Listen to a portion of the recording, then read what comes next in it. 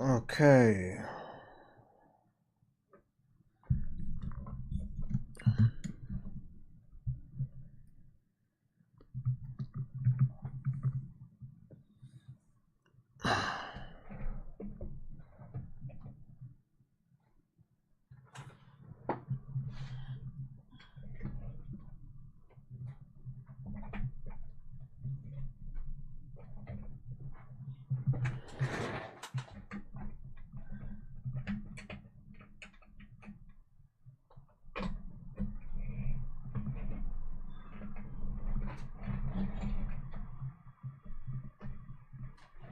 Okay.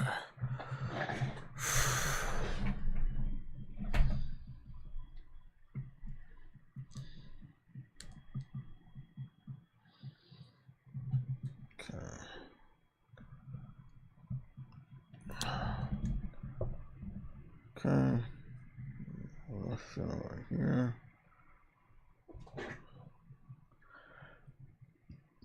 What's going on, Ice Queen and Never Red?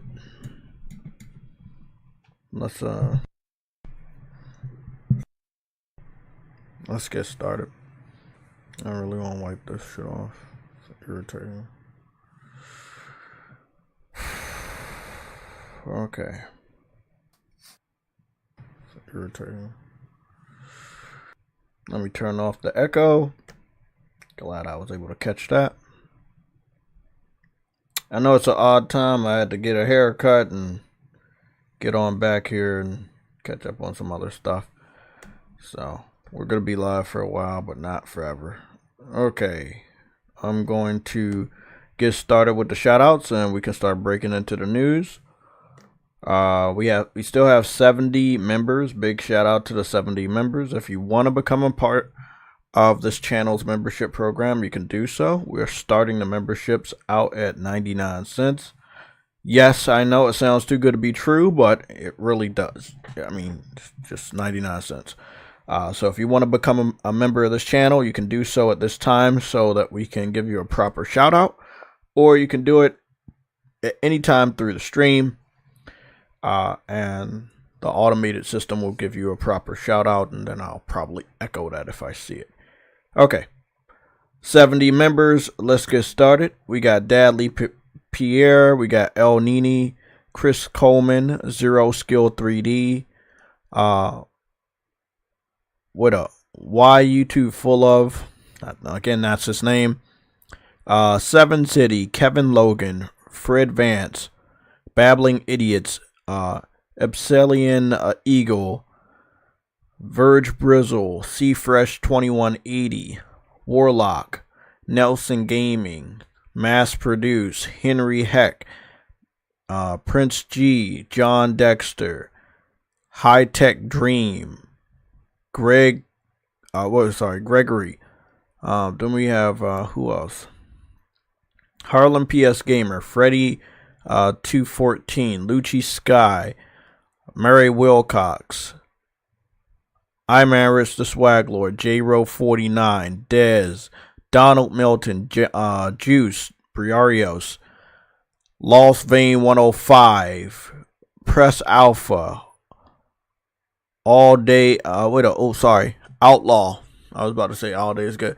Outlaw 2120, Good Lord Hungry, Quan Emerson, Fishy Queefs, Quest 444, Gamergoon 53, Ice Queen Gaming, Dynamite J, Uncompetitive, True Witty, Dejon Thompson, Zavari, DJ D, Mike Johnson, Lost Vein 104, BMO Kelfel, Caution, DJ Clark, No Name, Renal Blakely, All Day is Good, Sub 24, D True 49, Shadow Master, Sick Nick Mondo 16, Rebel Rick Gaming, Lorenzo Carlson, OC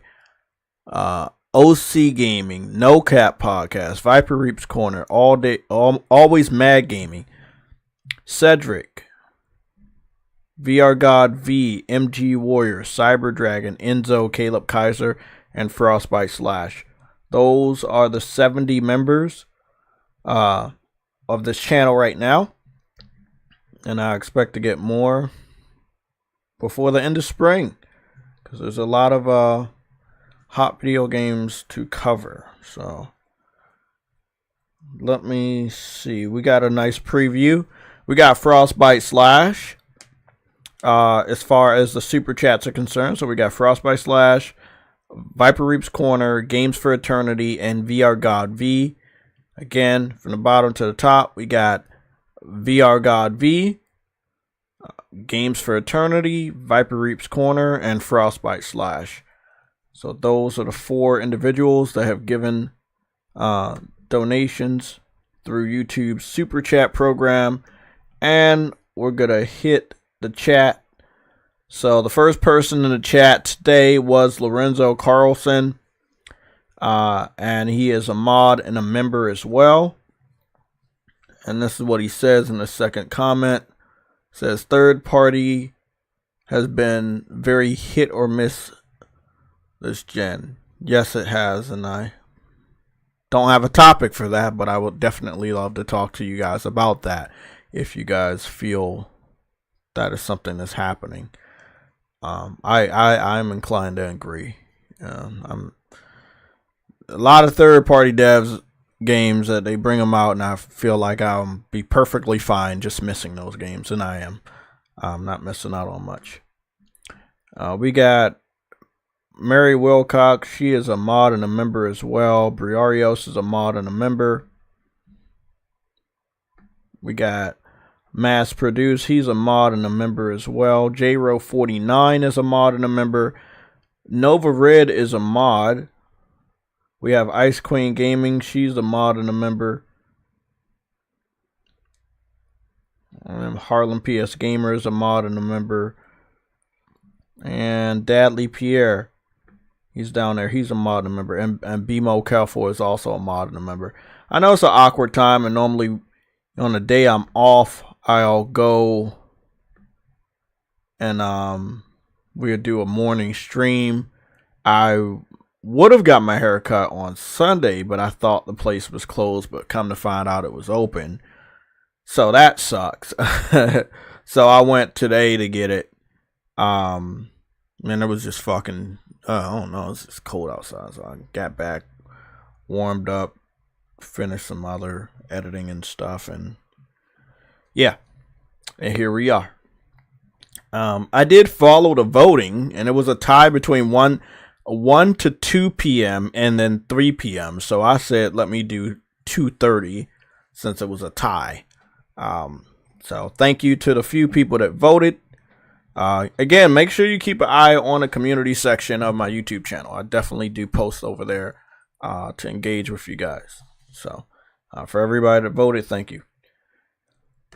Okay, we should be done. I don't see anybody else. I see Lucci Sky, he's in the chat.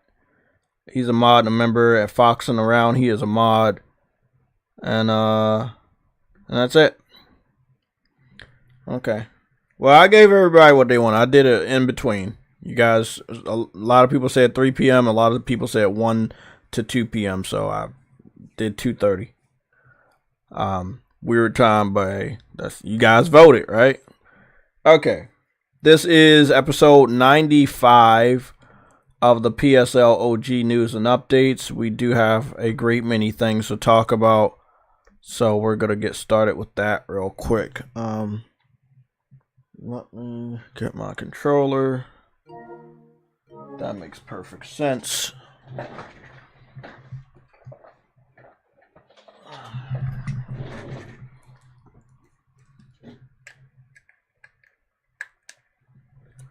Okay, let's see what we're doing here.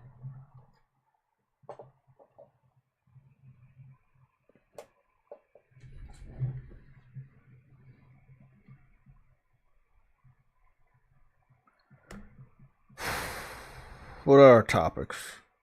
Helldivers 2 big updates, Stellar Blade reviews. Well, that should be nice. That should be real nice. Let's start out with a topic that I saw first over on Twitter, and then we'll talk about some other stuff. By the way, Guardians of the Galaxy is joining Fortnite. I feel like they could have did much better on some of the characters' faces, especially Mantis and Drax. Yeah.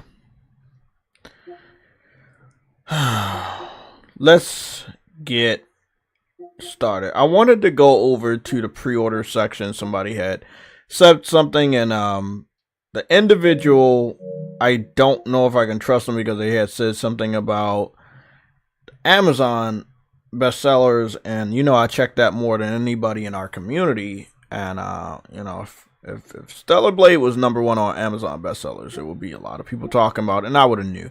And I did not know because that was not true. So I'm just heading over here to the pre-orders and see what's going on. So Stellar Blade is, as of right now, as of recording, on April 2nd, 2024 at 2:44 p.m. Eastern Standard Time. Stellar Blade Digital Deluxe Edition on the PlayStation 5 PlayStation Store is currently the #1 pre-ordered game in the United States branch of the PlayStation Store. I know that's a lot, but I have to say that for our timestamp, especially when people are going to look around and say, oh, it's not. Well, at this specific time of recording, it is. The standard edition of Stellar Blade is #4. #3 is Sea of Thieves, and #2 is Final Fantasy 14 DLC, the Dawn Trail. So, and then #5 is Elden Ring, which is interesting because so many people were hyping up Elden Ring when it first came out. And I don't see as many people picking up the DLC. However, the DLC doesn't come out until June, so it being #5 is still pretty fucking impressive. Since let me make sure, when in June does it come out? It comes out towards the end of June. So it is what it is, man. Like, look, I'm gonna put it this way. Some people think Elden Ring is the best game ever, and you guys got new DLC. So, I mean, at this point in time, just enjoy it. Just enjoy it. That's what you guys want. You guys have it, and hopefully it looks a lot better. These are glamour shots. I highly doubt the game is going to look this artistically impressive all the time. I've played over 80-something hours of the original game, and I wish that, they would have chose a new engine. But again, other people just seem to don't give a fuck. So, and this is, again, this whole different topic, but the Dark Souls games don't really upgrade their visual engine enough. Then when you have a game like Rise of the Ronin, it kind of gets like shitted on for having an outdated engine and difficult gameplay, even though Elden Ring has an outdated engine and difficult gameplay. I mean, I feel like the journalists kind of shoot themselves in the foot with the type of reviews they write on games that are very similar, and they have a problem with one game, but they don't have a problem with another. And obviously, we're going to talk about the Stellar Blade review predictions, but as of right now, just not yet.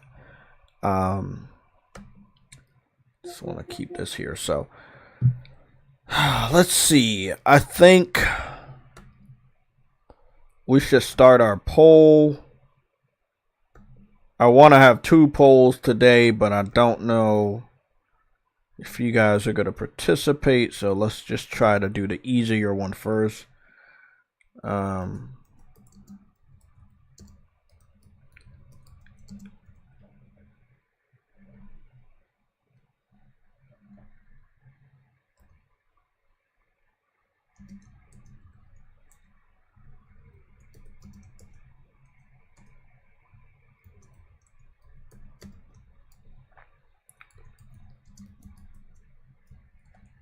Okay.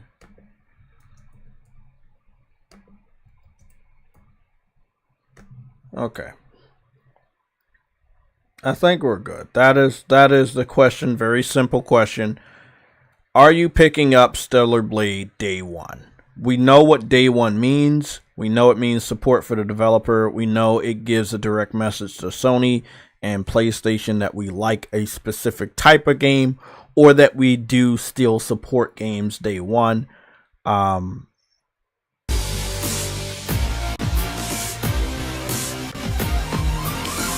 Thrifty PS Gamer Reviews has subscribed. Thank you, man. I know that me and you follow each other on Twitter. Thank you for subscribing.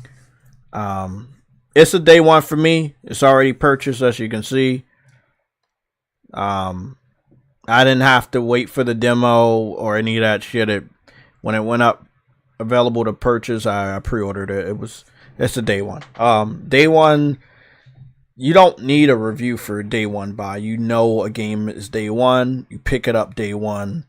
You know, that's just how it is. Yeah, that's just how it is. Mary Wilcox says you haven't pre-ordered it yet. Gonna wait till the week of launch. Okay. Lucci Sky is laughing. Okay. Let me see. Yes, enjoying Ronin as well. Getting used to the combat and trying to get through some missions, but it's good. Yeah, I've been playing a fuckload of that. And you expect some gameplay through this live stream. Not Final Fantasy, but Helldivers and Rise of the Ronin. One of them or both will get played today. Depends. During the stream, I mean. Rise of the Ronin. Nova Red, you said I pre-ordered the standard edition. Okay. Samuel Thompson, what's going on, man?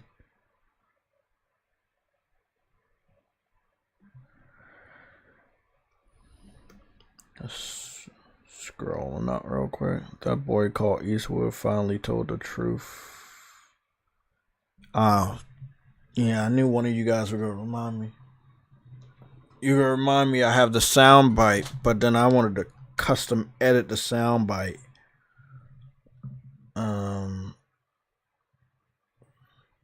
So I think Lucci Sky. I think it was Lucci Sky that sent me the soundbite of Clint Eastwood telling the truth. And then I wanted the video for myself so I could properly cut it. So that's what I'm about to go do right now. Because I have it.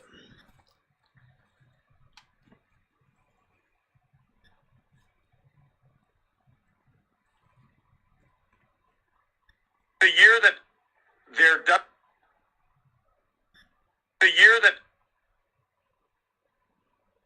I think it's right here.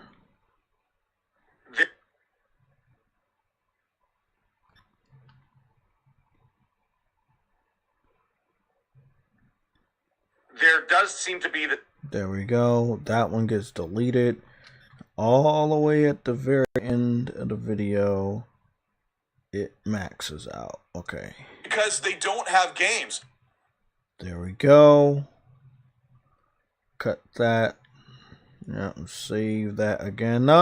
I'm good at 1080p. Want to create a tattoo based on Don't need to your save life? that shit at 4K. It's not that important. I just need the audio. Okay. Well, that's rendering right now on my phone.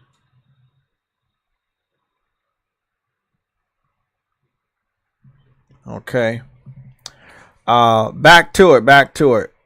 Stellar Blade is currently #1 digitally on the PlayStation Store for the United States of America. What we're going to do is go head on over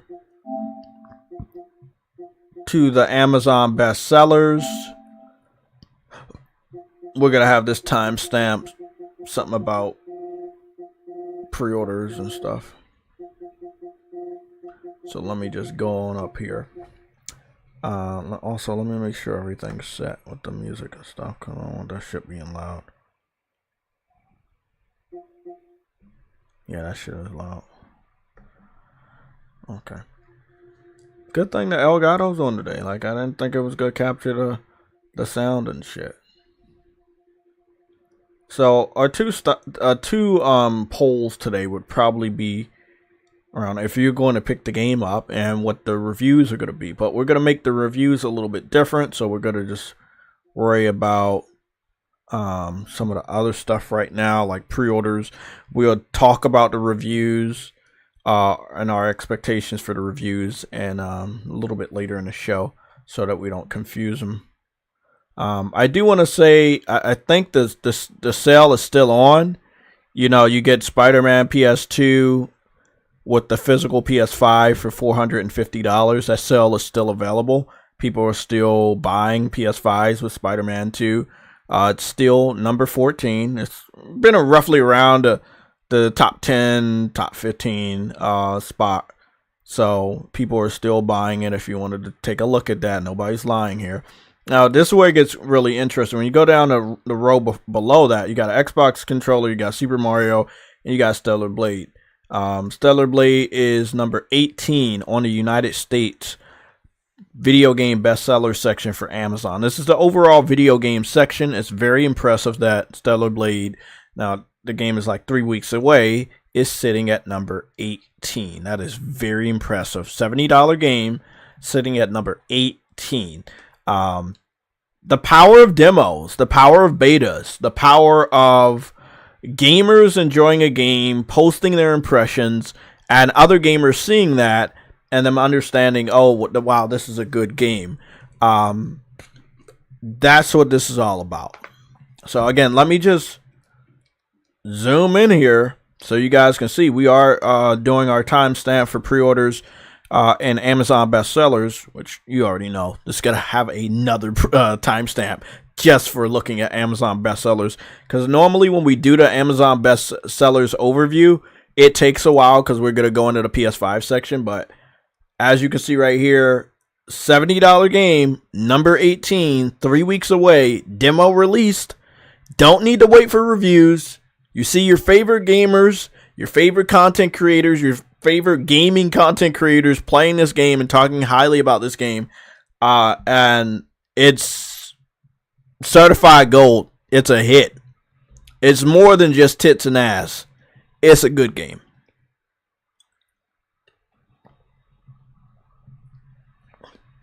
It's a really good game.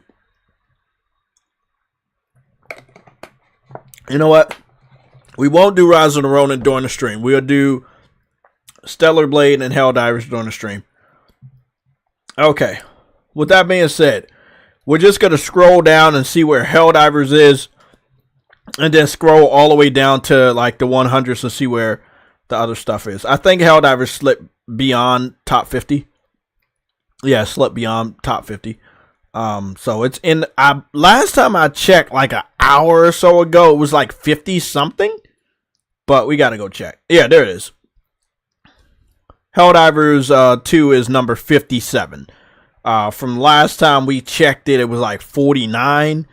And it's now at 57. Still $40. They're not going low. I mean, they took a couple cents off from their initial price. It was $39.99. It's $39.88 now. People are picking it up. People are loving it. There's so much cosplay for Helldivers. We're going to see if we can find any videos on Twitter. I know I saw a funny video, and I'm going to see if it's still there. It's fucking hilarious. Helldivers, number 57. It's not a new game. The game is going to be 2 months old on the 8th of this month. 2 months, and it's still number 57. You know, this is what, again, gameplay from gamers. That's what it's all about. Content creators have not been paid, not all of them, not been paid to promote this game in any way, shape, or form. I know that when it came to the the Twitch streams in the beginning, remember you watch a Twitch stream and you get like an armor drop, item drop. Those people were contracted with PlayStation to do that type of event. But as far as like people playing it because they don't like it, but they're being paid to pretend to like it, like Sea of Thieves, None of that type of situation went down with Helldivers. Overall, all gamers loved and enjoy Helldivers. And that love and enjoyment is contagious, and it spreads to other gamers and makes them want to pick the game up. Now we're going to go over to the PS5 specific section. And because this section is a little short today, we're going to make it longer. So we're going to go to the Xbox section and see what they buy. I'm just seeing something right here. I don't know. I can't fucking see your name, bro. I see your name, but I don't want to like get it wrong. Somebody in the chat said that Stellar Blade should have had a collector's edition. Reese, what's going on, bro? I haven't seen you in a while. Yeah. They're just like Helldivers. Helldivers didn't have a collector's edition, and it's more or less like they don't really know how these games are going to go anymore or do, and they're not spending like a lot of money for some of that type of stuff that they normally would. The gaming industry is definitely cautious, and we're seeing it firsthand that they're more cautious with their spending. And I don't think PlayStation expected Stellar Blade or Helldivers to blow up the way it's blowing up right now. So yeah, they were very cautious. So maybe they'll do a collector's edition or statues later on, but yeah, at launch, it's a missed opportunity, but I understand why they missed that opportunity, because they just didn't know that you guys are going to like it that much. It's sad, but you know, this is something that's going to continue to happen. Now, when we go to the PS5 specific section of the best sellers in PlayStation 5 consoles, games, and accessories, you have Stellar Blade in the top 5. Stellar Blade is number 5, being a $70 game, and it's being 3 weeks away. Number 4 is the PlayStation 5 physical slim model that's bundled with Spider-Man 2. That is number 4. So number 4 and 5 are Stellar Blade. When people talk about system sellers, this is what we're talking about. A system is selling, but a hot new game is selling along with the system. That means that the buying habits of people in the United States, they are buying a fucking system, and it might not just be for Spider-Man. They're buying it for another game. So you're going to see the purchasing history of like, okay, I brought a PS5, but I also picked up Stellar Blade. Or if we just scroll down here to number 12, I brought a PS5, but I also picked up Helldivers. You know, True Woody told me his cousin finally got a PS5. He upgraded from PS4. He wanted to get Helldivers, but he didn't pick it up day one. He picked it up like 2 days or 3 days later. He couldn't hold off on the hype anymore, so he went to pick the game up. So it might have not been at day one, but when he picked up the system, there was one other game that he picked up later on, and that was Helldivers. That is what we call a system seller. We don't see a lot of those for Xbox. Yes, we don't see a lot of that. Number 16, you see Final Fantasy VII Rebirth. Again, game's been out for a while, still selling hot. But when you look at the hardware right here, after the Spider-Man PS5 bundle, the 3 other pieces of software are probably what people pick up next to the hardware. And that would be Stellar Blade, that would be Helldivers 2, and that would be Final Fantasy VII Rebirth. This is system sellers. We'll go over to Xbox and see what the fuck they're buying, but these are system sellers. I can tell you for a fact, and we got the sales today, that Dragon's Dogma has not sold as well as like a PlayStation exclusive, and that is something very important to say, since some PlayStation, the hottest ones, sell like 3 million in a weekend, and I think it took 2 weeks. I want to be 100% sure when I say what I'm about to say now. Sorry. Before I do that, let me go send this video over to the console war folder, because we gotta have to listen to Clint Eastwood make a fool of himself. Is that it? Put this in the console war folder. Dragon's Dogma 2 release date.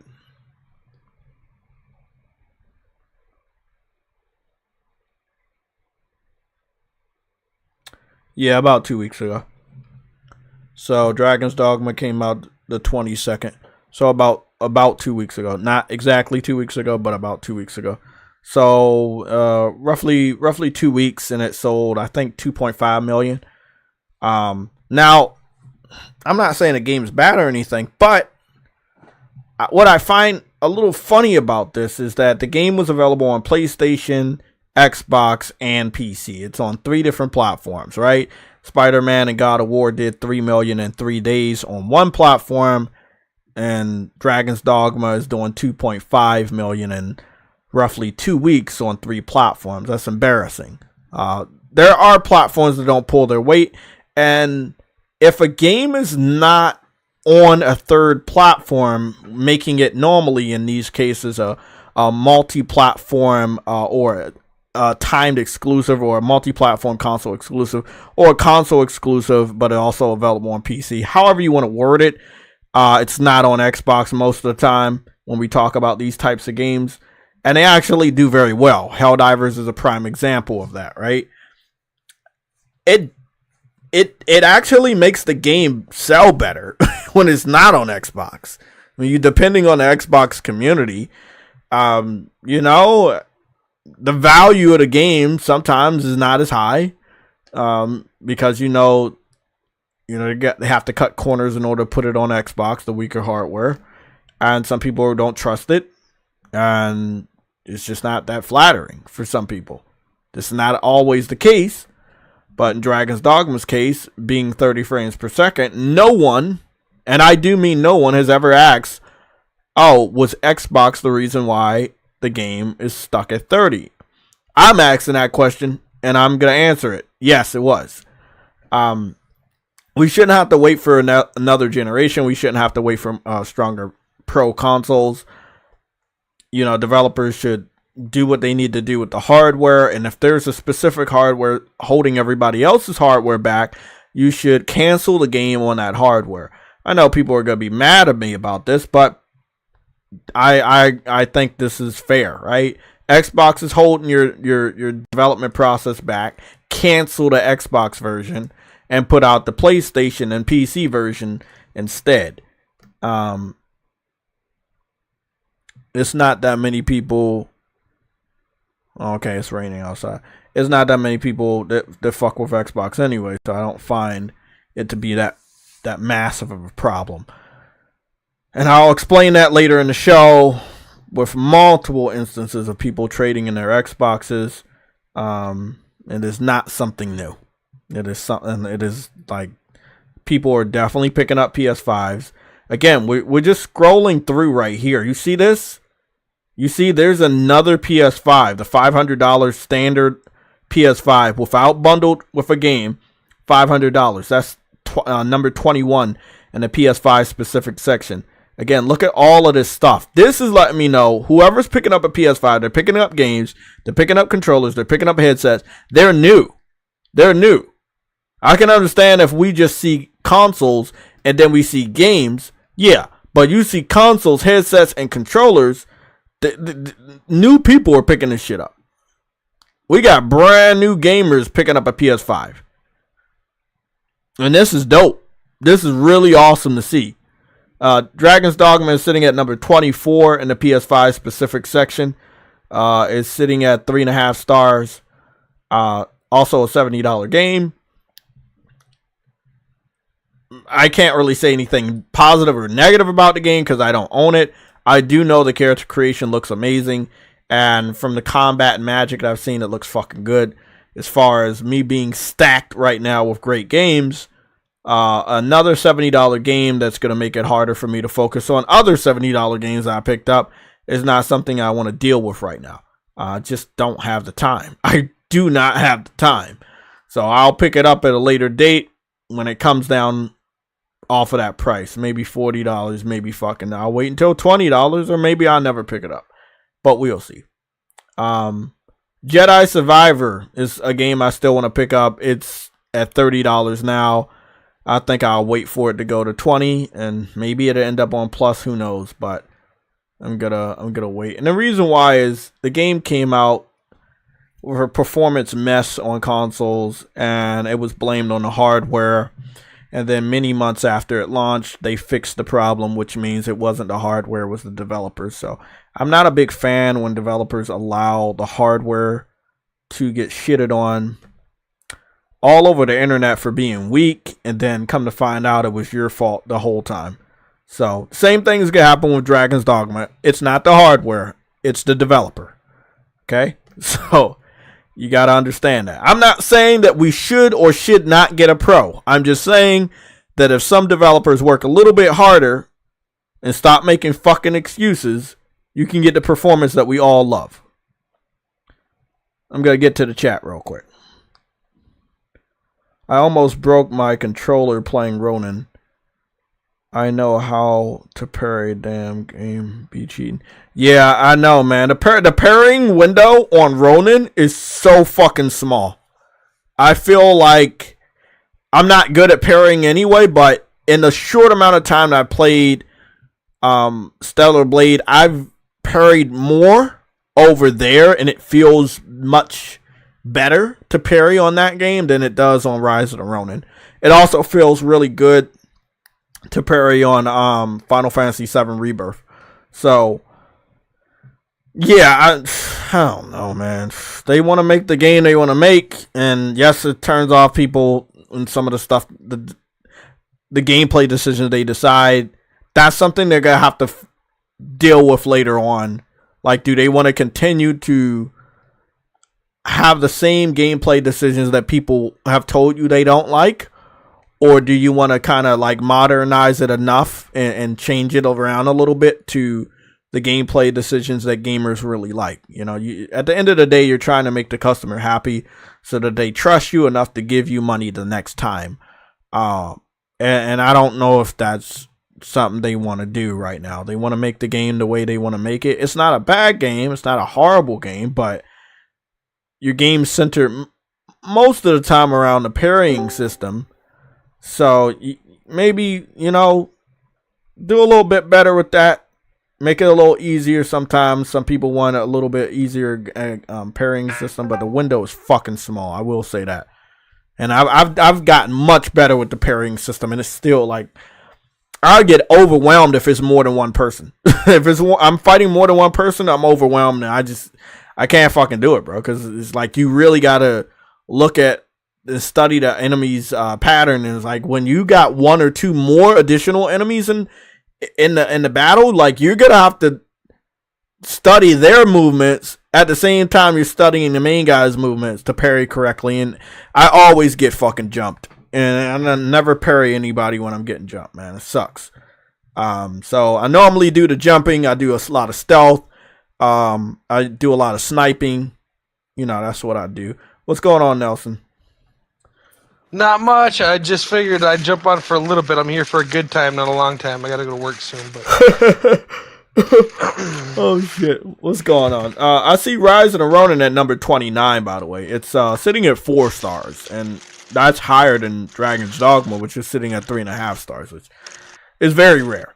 Like I said, I'm enjoying Rise of the Ronin, but it has some rough edges that I haven't played it, but I'm gonna go ahead and guess it's like, if you ever played Strangers of Paradise, like, which is also made by Team Ninja, that game's combat is fucking solid as shit. Mm-hmm. In some places, the game looks like it's a pretty good looking game. In some games, you see like the textures and stuff on some of this shit, it looks like a PS2 game. Yeah, it's just the way it is. Yeah, that's it. That's just because of their engine, and I feel like let me put it this way, and I know the devs are not gonna like this, but you're not paying me to say shit nice about you, right? You're not paying me at all. This is what I'm gonna say. If you can't afford to make your game look good, right, and also have great gameplay, then maybe you need to partner up with PlayStation or allow them to acquire you so that they can give you the resources to make your game look good, because you already got the gameplay. The publisher, they can afford to help them upgrade their engine, but they don't. Koei Tecmo is not broke. Okay, okay. If you're not broke, then they need to do better with the gameplay and the graphics.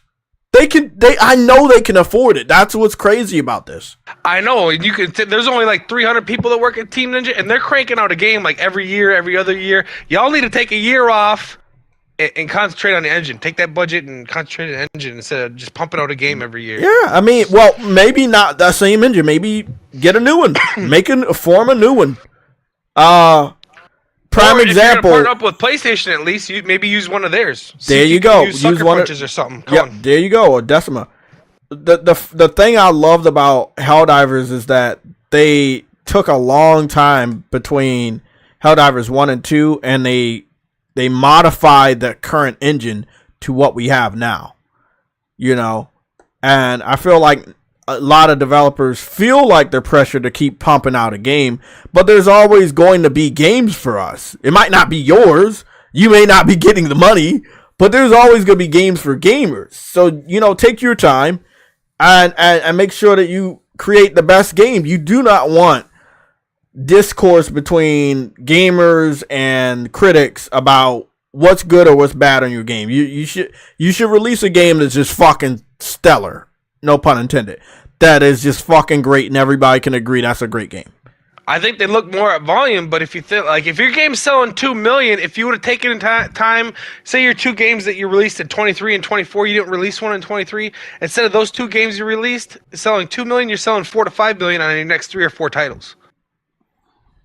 You're increasing by 100% on your sales, selling twice as much because your game's more appealing. There you go. By taking that year, you know. And I think that's the key word.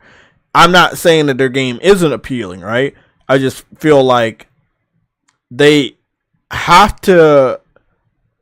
I notice people are not gonna like this. They might need to have a special game difficulty option for casuals, because, and not for me, because I'm always gonna either play my game on normal, or if I need to get the platinum, and I do want to get a platinum for a specific game, then I'll do hard.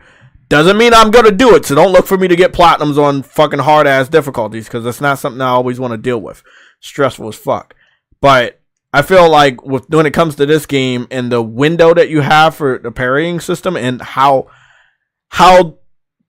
the action and gameplay is focused so much around this parrying system and how difficult it is to get it right, even when you've been playing for me over 20, 30, 40 hours, you gotta come to a compromise. Obviously, the game journalists were gonna suck at this game, and all the fucking reviewers that don't play games, they were gonna suck ass, and they actually did, and they marked the game down because of that. You know, now it's weird because Dark Souls whoops your ass all the time, and they give that shit 9s and 10s, and I can't understand it, and it also works on an older engine. It is what it is, but they got to do a little bit better. I know what they got to do, but I don't think they're going to do it. You know, I think that after this game, you got to take a break, though. If you're getting the same complaints that you've been getting on your other games, you have to take a break. So I'm going over to the best sellers in the Xbox Series X and S console and games and accessories section, and this is what we got. We got Xbox gift card, Fortnite microtransactions, Game Pass, controller, Game Pass, controller, analog stick covers, Game Pass, headset, analog covers, headset, Game Pass, console. So you get the console at number 15. The console is also $450, but it's not bundled with Spider-Man. Headset, controller, controller accessory, microtransactions, headset, controller, charging unit, charging batteries, controller, headset,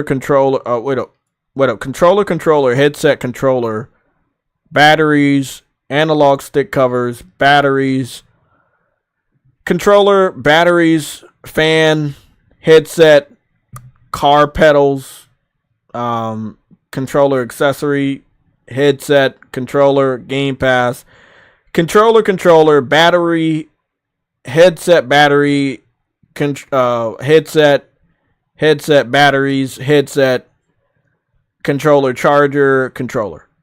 So this is, you remember how I was showing off on the PlayStation 5 specific section of the Amazon bestsellers.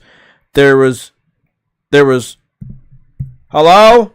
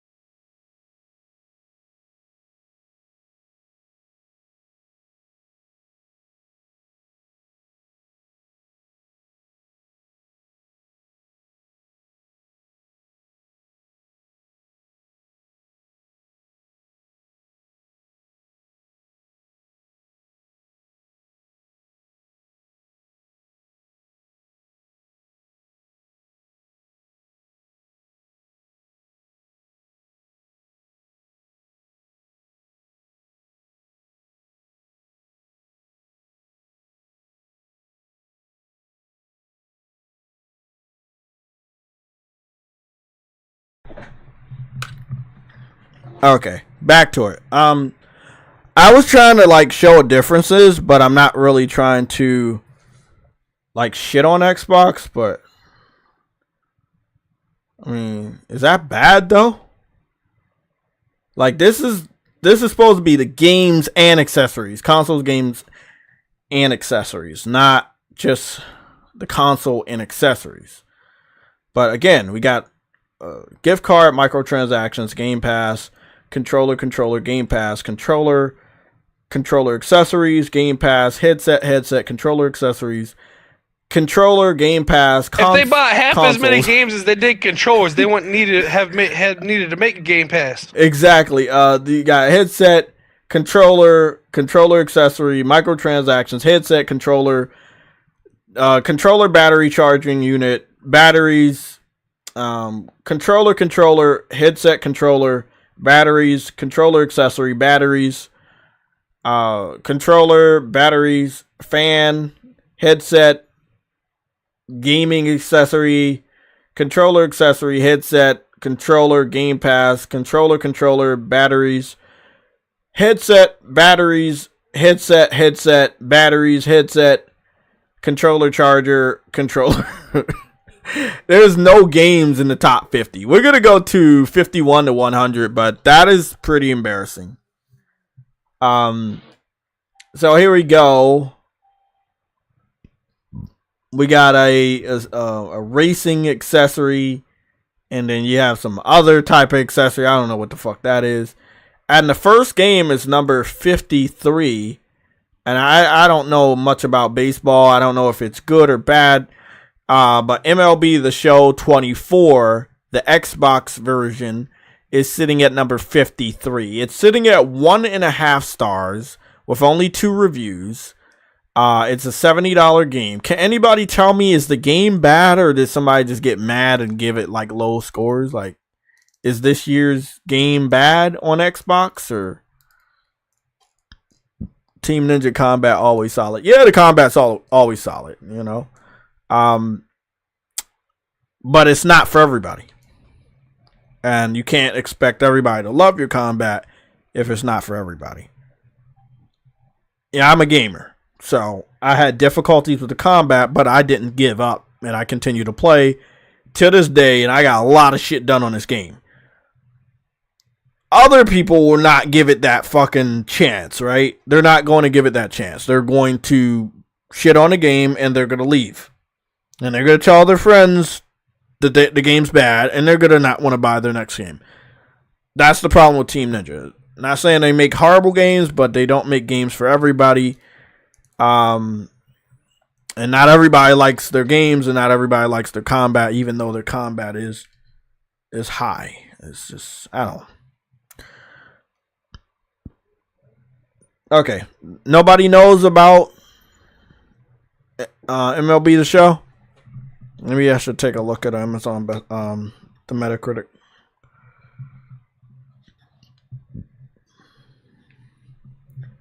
MLB The Show 24 Metacritic.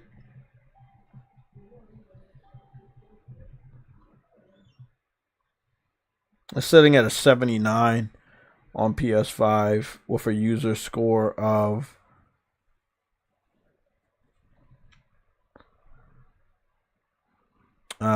user score in the red. MLB The Show 24 Metacritic.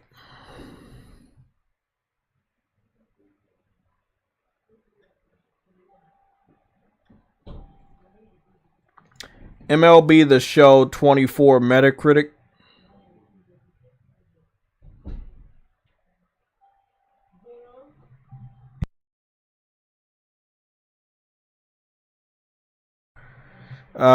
It's 4.7. Is there a reason why the score is so low? I don't play these games either, so I don't know. Let me go check. They are competing with EA Sports for sure. Reskin, rinse and repeat, add more microtransactions. Don't get me started on the RTTS, the most popular feature, so let's do nothing with it. So it's a rinse and repeat. That's what you expect. If it wasn't for Game Pass, I wouldn't play this game. I've been playing since MLB The Show 2017, and not much has changed. I will not be spending another dime until the major changes are made. And this is what happened. When you put games on Game Pass, you start to take a dive and you giving a fuck. People are going to keep buying it. You hype it up. You hype it up enough. It's a popular sport. Whether the game is bad, people are buying it. So, hey. So, yeah. I look, I don't know much about it, but the people that playing it, they're saying it's lacking. And that's what happened when you come out with a game every fucking year, you know. Gregory, happy birthday.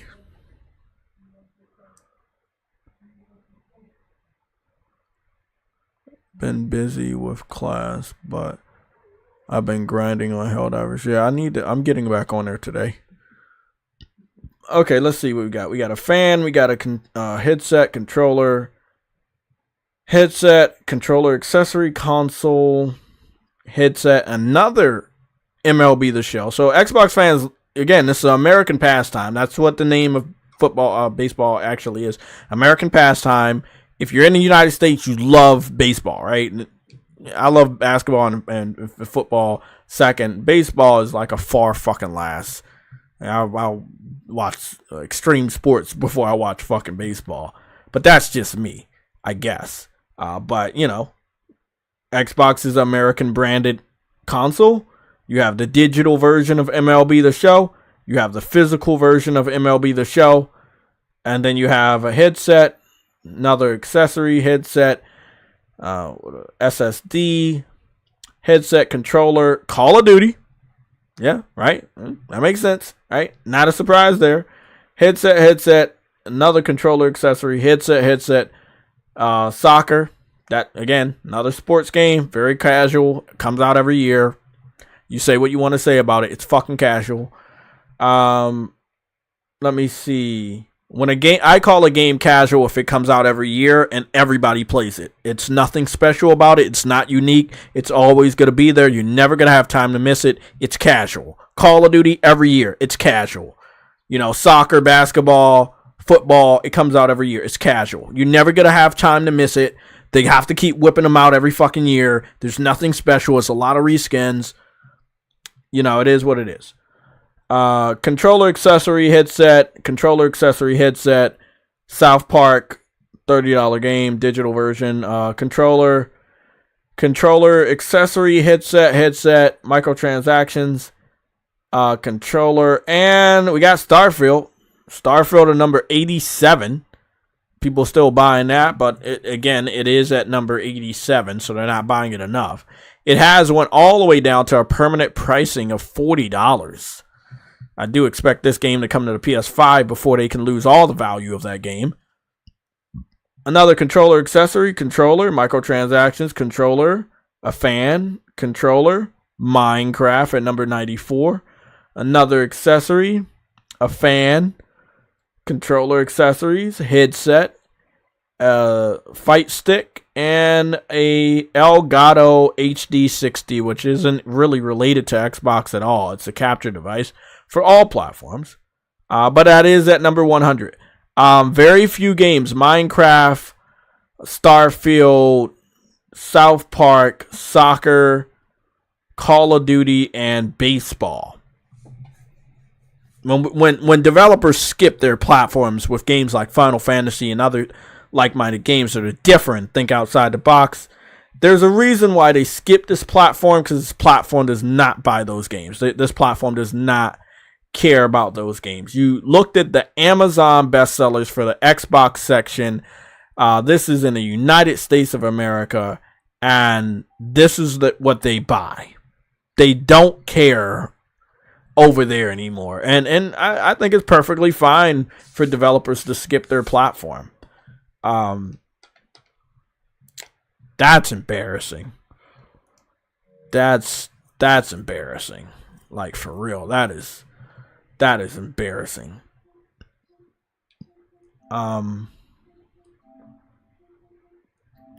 I'm gonna play a little bit of Stellar Blade. And the reason why I'm gonna play Stellar Blade is because we're about to go into a second phase or third phase or the 8th phase of the stream. And the question, did you tell him yet that if you're capped out on Helldivers that it will take your XP and launch you into whatever XP you would be if you were still collecting? No. Once you capped? I was just playing with a level 88. Oh, okay. So if you play Helldivers and you maxed out at 50, but you kept playing the game, and this is for anybody that needs to know in the chat, please listen up. I don't want to have to repeat this because I'm not level 50. So, you know, you're not going to see me boost. But if you've been playing Helldivers and you've already maxed out at level 50, all that experience that you've been getting after you hit level 50, it will automatically be accumulated and boost you to the proper rank. Helldivers has now boosted its rank from 50 to 150. So if you want to get back on Helldivers and you want to like level up a little bit more till you're 150, you can do that. They did that. There's also some special monsters. We're not at the Helldivers spot yet for the stream, but I'm gonna be getting on Helldivers. I just wanted to insert that because I gotta go to work. So I know, yeah. We're gonna be getting on Helldivers right after Stellar Blade to go check out some stuff and probably run a I'll be game. listening. I gotta get out the door because I gotta stop and get an energy drink on my way to work. Okay, man. Well, when let me know what energy drink you take. Oh, by the way, I don't know what time your show is Thursday. I got a couple errands to run, but I am off Thursday because my grandpa passed and I'm off. I have bereavement time, so okay. So this is the thing. Unless I have my eye appointment to get these new glasses, then I should do the 11 o'clock stream. If I do the eye appointment, I'll probably like try to do it at like 1 or something around this time. So yeah, I'll probably run and get groceries. So if you do the 1 too, I'll probably be there for most of the show. Okay, cool. So, okay, right, man, you have a good day at work. I'll try. So yeah, this is Stellar Blade. And I just wanted to go take a look at our poll real quick. We had 82 people that voted. Anybody else want to get their vote in? So 56% of the people said they're going to pick up Stellar Blade day one. And 44% of the people said you're not going to pick up Stellar Blade day one. That's perfectly right. It's not a game for everybody. It is a Souls type, but not 100%. But not 50% either. But, you know, you die, you don't lose your souls. That's the one thing I kind of do like. So you can kind of grind on that shit if you want. At least in the demo. I don't know the final game. If you die, you lose your souls. You got to get them back. I know Rise of the Ronin keeps that. If you die, you do lose your experience. You got to go fight and get that shit back. That's why it's best to go to one of the little campfire things and replenish your experience to get the skill points so that you can be stronger and stuff like that.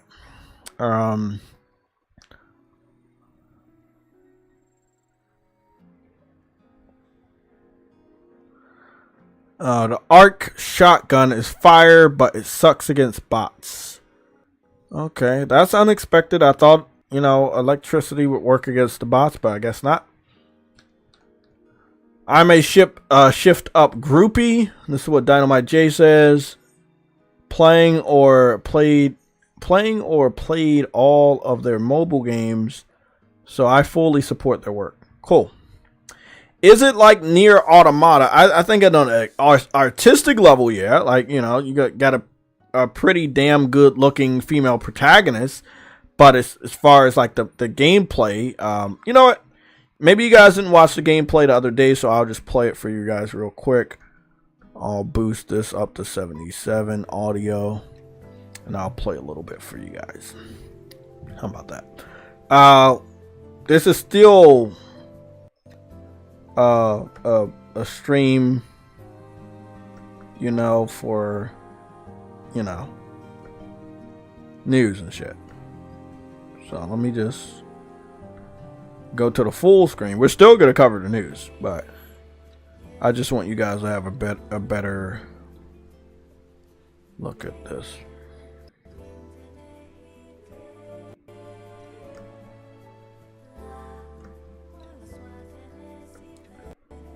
Okay, did we do good there? Cool. That looks perfect. Okay, so with that being said, let me take the screen off real quick. Okay, so this is Stellar Blade. Alright.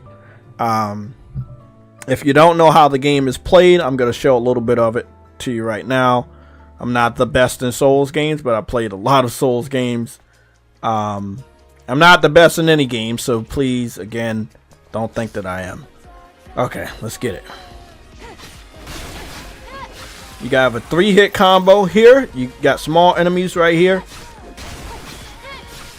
If you're good enough, you won't get hit at any of these motherfuckers if you know that they take 3 normal hits to kill, and they do have this little pokey thing, right? They little poke you with this little fucking their tail, and it will stun you. So you know that's just how that is.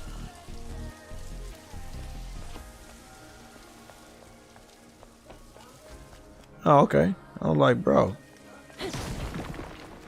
So it's got a bit of exploration similar to what you would expect.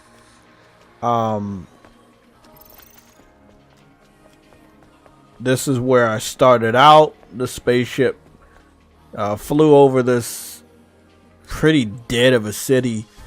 Then I got out of the spaceship on this ladder thing, and then I started my journey, right? So this is where I'm at. So I don't believe there was any enemies in this area, but they popped back up, and I didn't see them there before, so now I gotta go against these fucking 3. Good, good, good. You get experience from all the enemies. You can grind on them, but they're weak, so they're not doing that much of a damage or anything like that.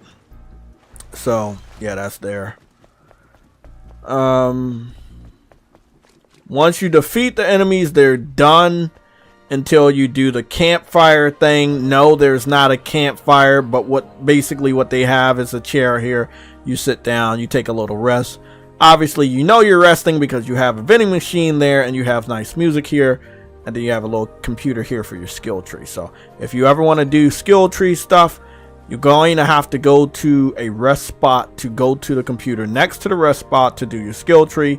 And yes, it does have a pretty impressive skill tree, and there are 2 skills trees that are locked. I don't know if there will be other ones beyond the 2 that are locked in the game. So if you're gonna ask me that question, I don't know. I don't even know what those 2 are. But we have 3 skill trees. We have beta, which are basically the special moves, the little small special moves, and then we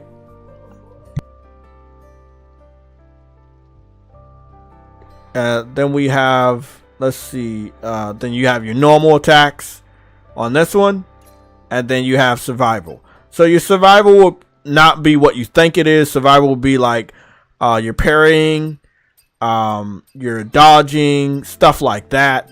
I've increased some of the skills so it'll make it easier for me to parry, easier for you to dodge.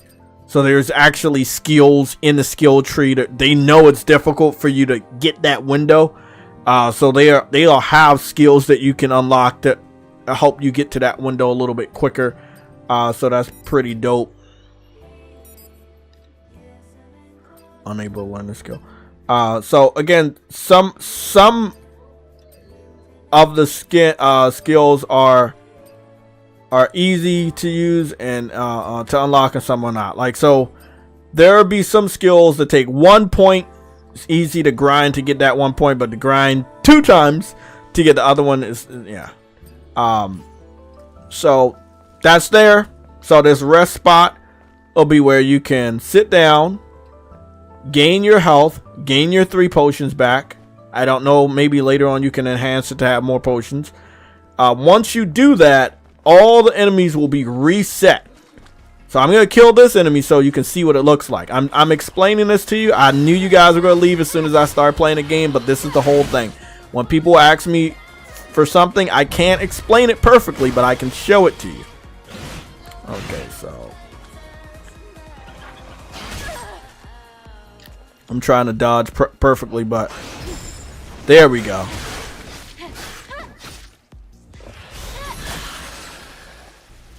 So you have the perfect dodge on here, like on other games. All right, I've taken a couple of hits, and that's that's just how it is. So I cleared this whole little section. I'm gonna go sit in a chair so you guys can see what it looks like, because I know people ask me all types of crazy obvious questions, so it's best for me to show you. So you sit in the chair, you regain your health, everybody comes back, just like on a Souls game. The difference is, from what I saw from the demo, that if you get killed by one of them, they don't take your experience that you've been earning. Your experience that you've earned are similar to any other video game where you earn experience and you just keep it. You don't drop it. On like Premier Souls games, from Software or Team Ninja, their Souls types, every time you die, you got to drop the experience that you got in the form of a souls or whatever they call it, and then you have to go fight all the way back to kill that one individual that has your souls, or go pick up your souls wherever it may land it.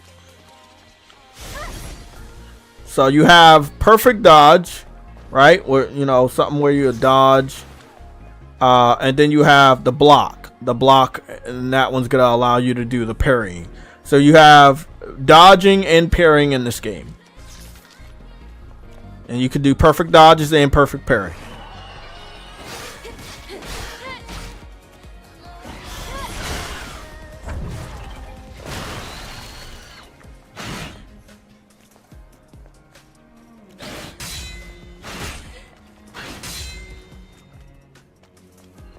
I'm gonna try to do a perfect one. Fuck, I'm trying. It's not easy. Damn, man. I thought I got that one. There we go. I got one of them. He's not like telegraphing this shit. Goodness. I'm trying. It's not working. I don't want to kill myself trying to learn, show you guys that I can do it, because I can't. Sometimes you're good at that stuff and sometimes you're not. I mean, this is not a playthrough where I'm actually good at it. So, and I would find that it would be much more difficult to parry the smaller ones, because the attacks they do are much quicker. But I can try. I just, at the sacrifice of me dying, I would be trying to show off, but I'm not that good at it. Oh, I got him. Okay, I got him on the first try that time. Oh, I got him too. Okay, fuck. I got both of them now. Okay, I got both of them that time. Some of them are easier than others. Not everybody's easy.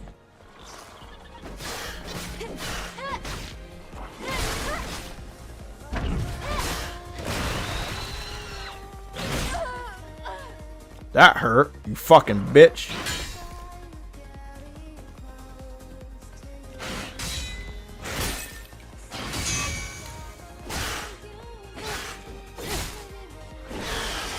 Okay.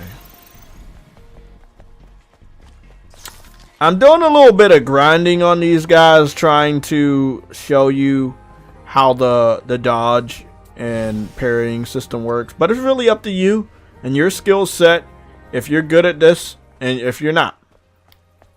So I'm gonna kill these dudes again real quick.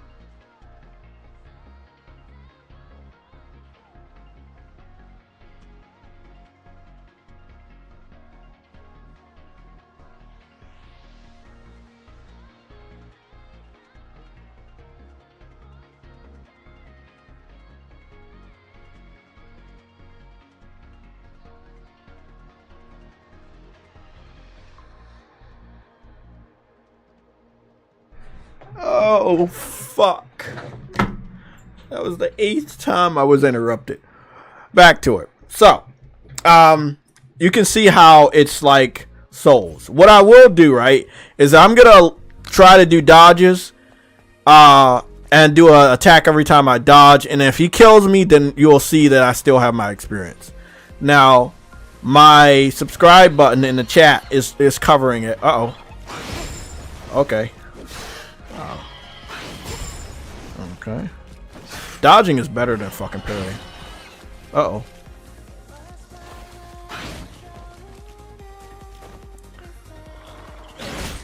Uh-oh. I didn't get that one. Got him that time.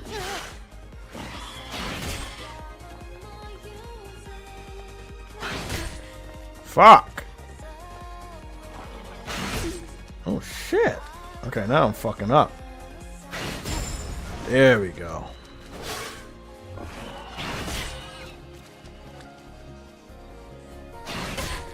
Fuck, man. Hell, he definitely gonna kill me before he goes to second form. Did he? Okay, I'm trying, man. You little fucking. There you go.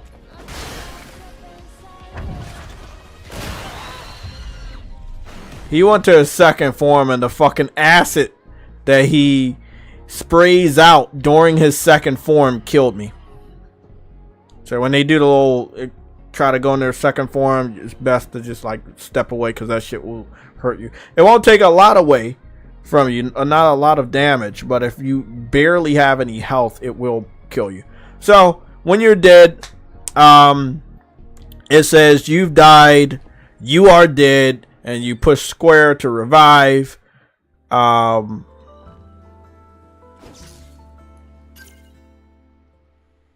And let's see.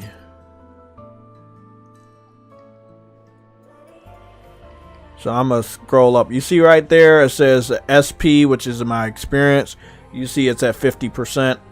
You see it's still at 50%. I didn't drop the multitude of experience that I've been gaining. So that's the major difference from this game compared to other games, you know, that are Souls types. So yeah, you can die fairly easy if you choose to, but you're not dropping your experience. And unlike other Souls games, you have a pretty damn good skill tree.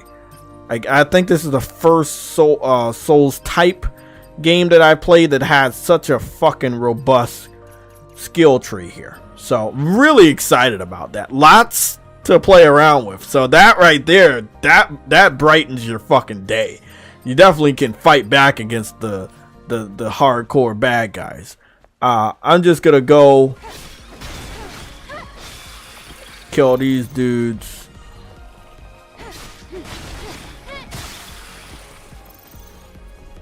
Where's the third one?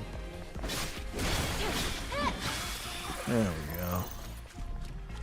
I got 56 experience, and I'm going to kill him like nobody's business. There's a stealth attack that you can learn too here.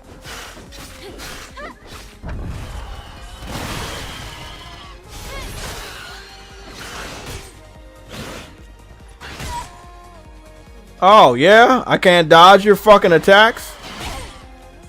Okay, I'm not even gonna worry about it. Nope. I ain't gonna pretend to dodge that shit, because I know I can't. I mean, I can, I'm just not focused enough to do it. So, again, very different from your average Souls type. You got a skill tree. When you die, you don't drop your souls. You have some pretty good exploration. You have a dedicated jump button. You know, the visuals look really good. Most Souls games don't have the best visuals like this.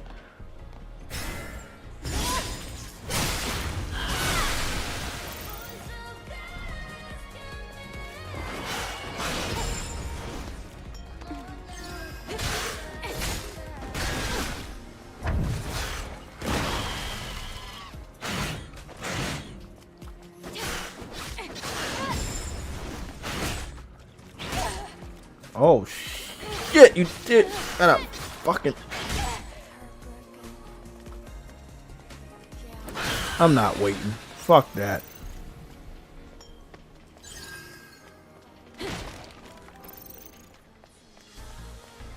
Should be another bad guy around here. Wasn't there another bad dude over there? Oh, okay. I fought him already.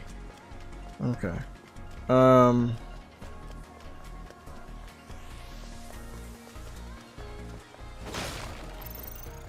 These crates, they have materials in them. I'm not 100% sure what all the materials do.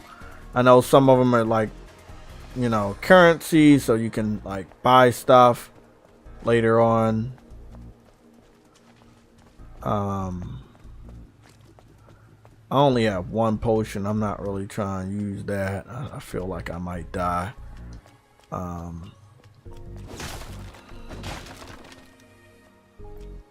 If I go to, okay, let me see. I know if I go up there, I'm gonna trigger something. If I go over there, then okay. Can I go through this door? Yeah.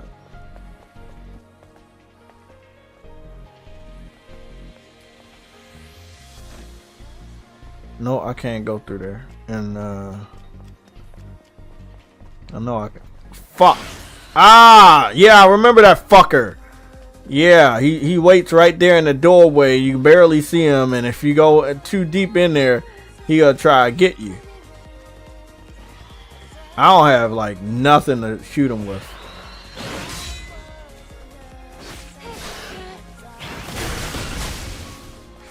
Fuck out of here, buddy. Nope. I'm not even gonna let you transform, you little fucker. Where's the other one?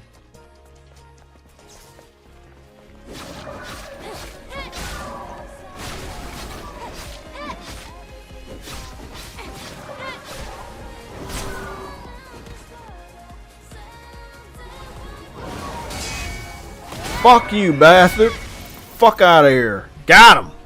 That was a nice dodge. That's very... It feels good dodging on this game. The haptic feedbacks, the sound effects, feels good. There's a special treasure chest right here, but I don't know how to open it. I don't have the passcode at all. I didn't unlock it at all, so I can't even like get it from the internet or nah. I can't do that. You have to actually find it in this game, and if you don't find it in the game, you won't be able to put it in there. So I mean, the good thing is, again, knock this little set out. I got 86% of the experience that I need to get to my new skill point. Again, like, it has some Souls elements, but it's not a Souls game. Doesn't necessarily feel like one. It's definitely a higher production value in graphics. Okay.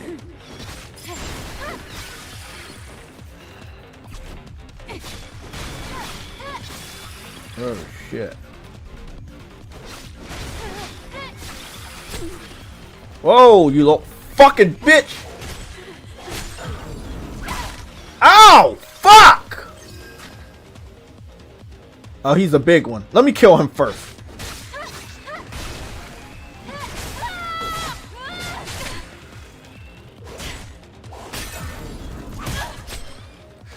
Bro, I was doing the damn thing, bro. I was doing it. I was dodging.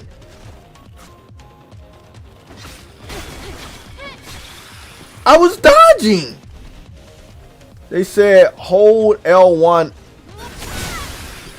Oh, that's how you do beta skills. Okay. I've been holding R1 to do the beta skills. In reality, it's L1. That's my fault. Oh. Yeah, you were gonna kill me anyway. Yeah, I was gonna die. I had no health left. I like, it's still a Souls type because they put enough enemies in your way and a distance before you get to the next progression phase to weaken you enough to make it difficult for you to progress.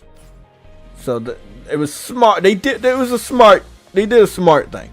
Now, unlike other Souls games, they also don't start you at the last checkpoint, like the last save point. So I got started over here, and I still have my 3 souls. Because that was an enemy, but I'll just say because it was an enemy that's not normally out here yet, I have to go do that segment over again. So they can't get my souls because that's just not the way they set up the enemies in this, at least in the demo. I'm gonna fast forward all this. I'm gonna kill these dudes. These dudes are here to weaken me. Okay.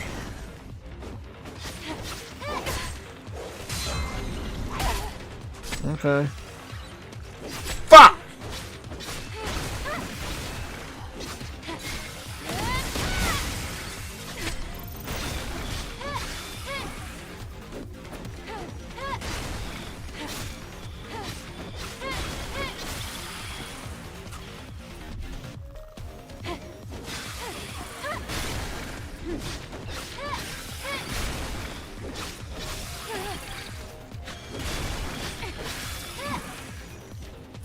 My drone is not doing anything. He's like analyzing fucking stuff, bro. I gotta kill this dude and any of the other ones to start spawning, which would be good for me because I need to.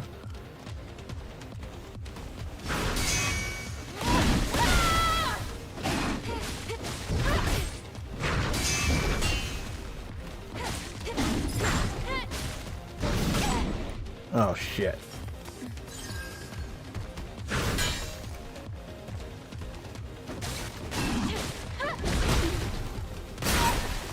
Whoa, what the fuck was that?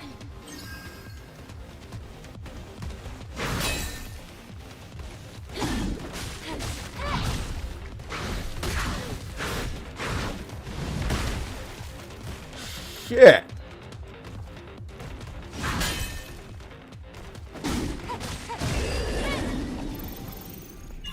Heavy Guardian. We're in the clear. Where do we go now? This way. There are traces of markers left behind by the Legion. I'm glad I got through that. He's not like they're not impossible, but god damn, he was annoying. Okay, let's go see what's this. Whoa, whoa, whoa.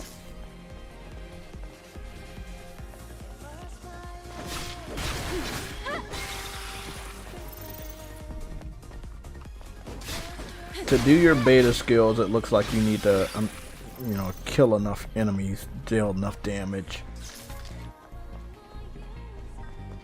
This looks oddly suspicious. This looks suspicious. This looks suspicious.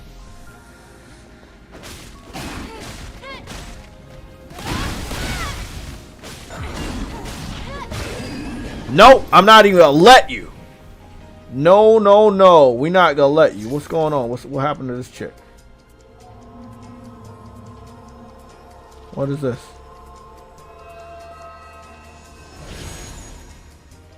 What did I do? Beta core. Number of beta cores required for max beta energy increased by 2. Okay. I guess that's good. I guess that's good. Okay. It's increasing some stuff. Okay. That's nice. Okay, so we went the back way of this. There was no other way to get through that door over there. Just wondering if there was like maybe, just maybe. Oh, okay. I feel like the animations are fucking just lovely.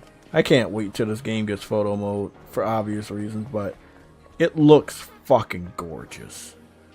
Like it looks fucking lovely, man. It's a lovely game. It truly is a lovely game. Dope ass game. Okay, so they want me to go that way, but I'm not gonna do that. Okay. Now I'm gonna be paranoid.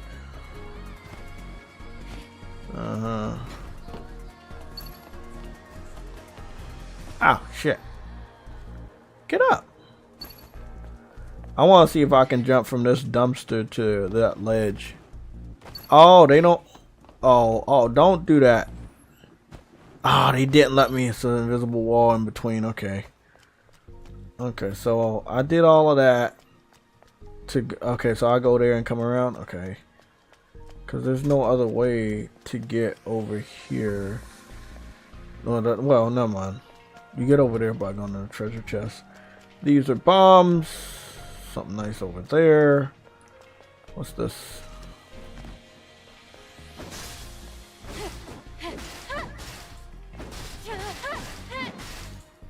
I already know this dude's gonna come alive, bro. And something about it. It's got some item next to him. It's like, it's that soul shit. You kind of like know he looks oddly suspicious in an area where he has to like fuck with you. I fucks with this game heavy. Okay, I got 1 skill point and 17%.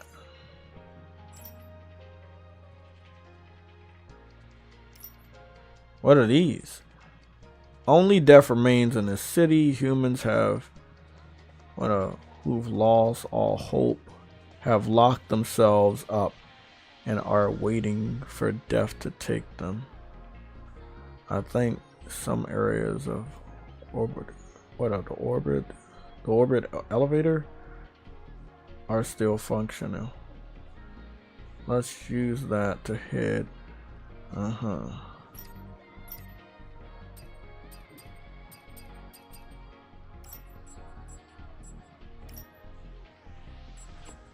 Yeah, where is this? This the dude, the Guardian. That looked like a scary piece of shit. He's like mixed with like some statues, heads and shit. Look like some shit you will see on Souls. Yeah, he looks Souls. This one look. Oh, okay, so that's a normal one. Oh, that's the big one I fought. This is a darker one. Ooh, look at that. That's interesting. Nice designs though. Can't lie. Definitely some creepy ass designs. This ugly piece of shit right here kept hitting me too, and these pieces of shit right there. Whoa, okay. I fucks with it, man. Nice designs, nice graphics. Let me see. Is it? Whoa. Is it a point of no return?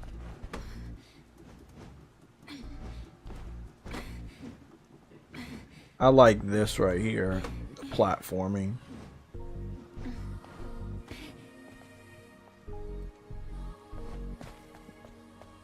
It looks like it'll be a way to get over there. What am I going over? Oh, you want me to go over here? Fuck that. I'll go over here. Give me all of that.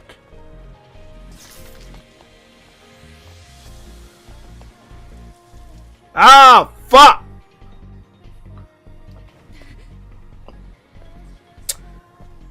Okay, what was I doing? You don't want to go over there.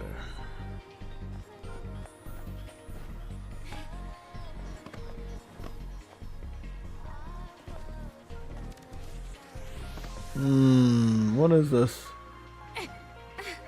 What's going on here?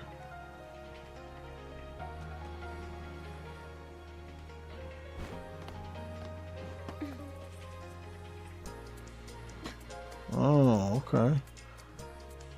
Okay, I see. I think I see, bro. Game of the year. Just give it to him. Game of the fucking year.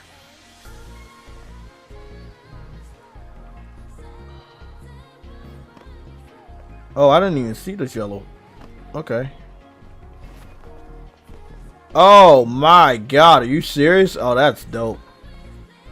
That's dope. That's awesome. This is game of the year.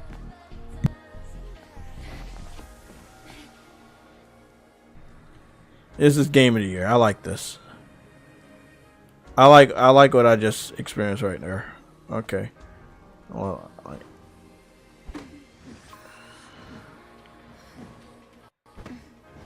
oh my god, that's dope. Oh, that's so dope. If she stands in the water, does it splash on her? Oh, it does.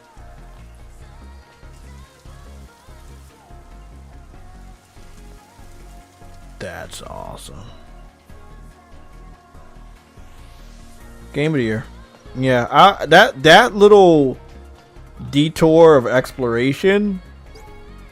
Yeah, you got that in Souls games. Okay, I got a passcode here. I'm gonna keep that because I'm gonna need that later. Still has the security code registered. It also has record of a message. Oh no! Scan complete. Damn it.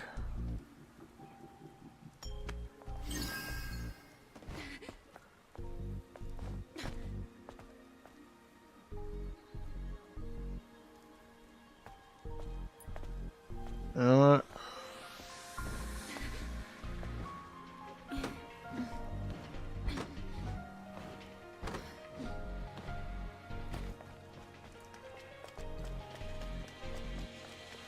I knew I was gonna like get hurt over there.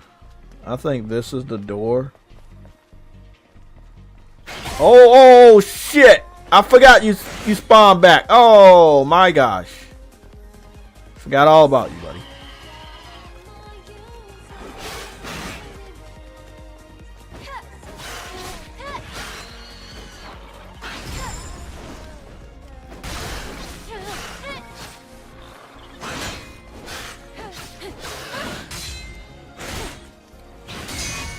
God, you bitch.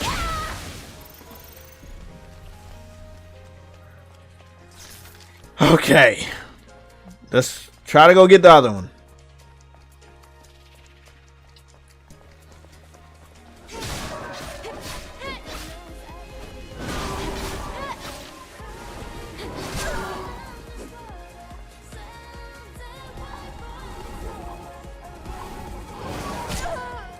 Oh, fuck you, man. Get out of my way. I hope this was the password for this. It was not the password for this. I came back all the way thinking this was the password for this. This was not the password for this. Ugh.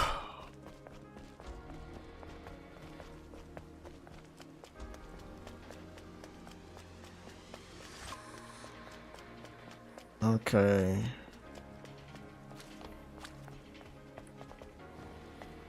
So I'm...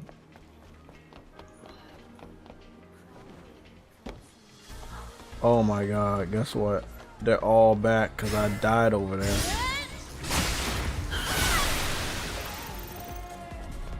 You didn't see me, shut up. You didn't see me.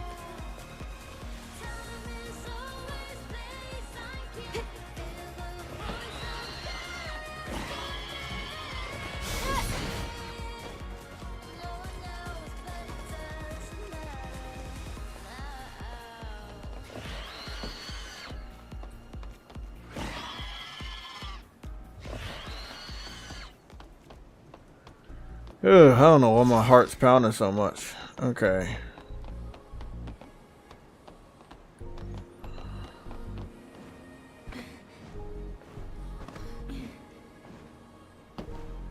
Ow! You make it simple for me? Yeah, you did. Thank you. No, you suck at it.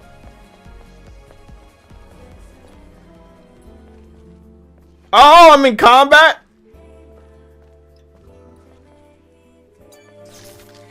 Ooh, I'm about to say, they was like, you're in combat, you can't rest. Give me that, heal me. Fuck. I had to run to a fucking safe space like tag and shit.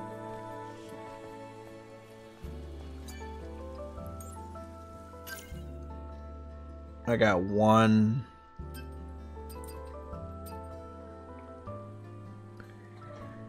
Hits the enemy in the air. And, okay. Oh, I can do an air attack now. Okay, if I do that one. What's this one? Increases the charging distance. Attack power charge. No, I don't really care about that one that much. Executes an enemy from behind. Can only be used on enemies that aren't in combat. Well, you know, I'll just get that out the way. Because there's that one enemy over there that's his back is always turned, so.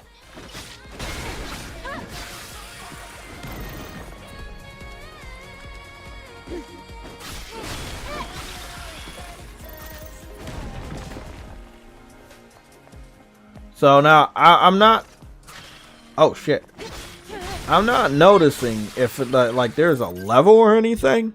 There's skills, and definitely skills, but I'm not seeing like, hey, what level, you know, like the level you are.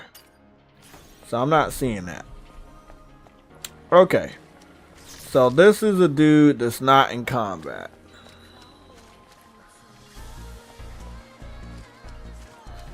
So when his back is turned again, I'm gonna try to sneak up on him and see if this stealth shit works. I don't know why I unlocked it, because most of the enemies are always facing me. Oh shit. Oh fuck. That is nice. Okay. Well, it'll work for you. It'll work for him, so.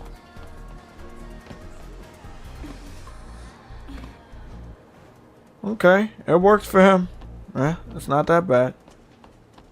Okay, there's enemies underneath. Okay, I need to kill those dudes too.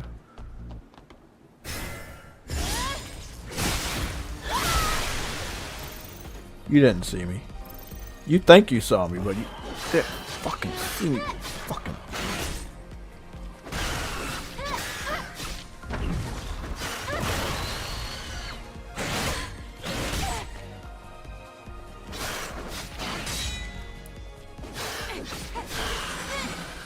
Fuck out of here. Where's the small fuckers? They were, oh, they're over here in the grass. I can barely see them.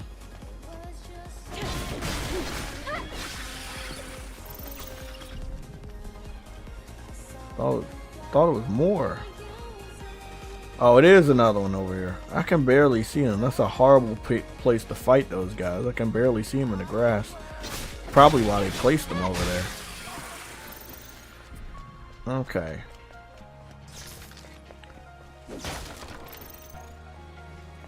Okay, remember to destroy these boxes. I know most gamers, when they see boxes, they destroy them, but there are definitely some materials in there. I just don't know what they do yet.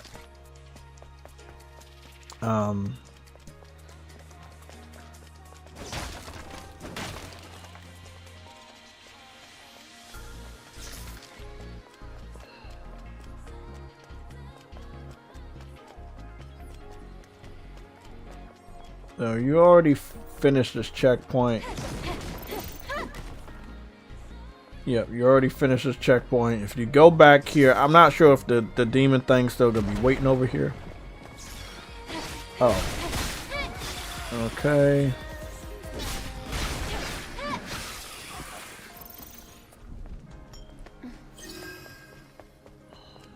Yeah, he's still over here.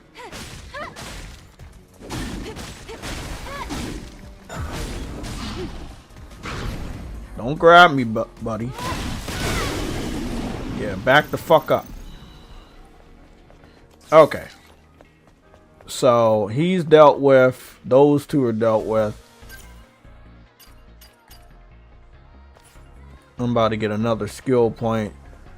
So, as far as the grind, not that difficult. But I don't know if that's just going to be how it is in the final game or not. This is a really good demo. A lot of people say they finished it in an hour. I probably didn't. Because I didn't. Oh, shit. Ah, no. It's not robotic. Like, you can really move around and shit. So, gotta be a little slow on some of these ledges. Because you'll slip the fuck off.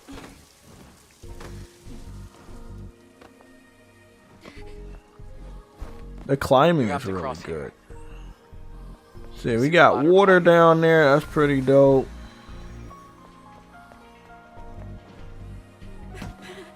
Oh shit. Was there a safer way to get down there, or should I just dived in the water? I probably should have just dived in the water.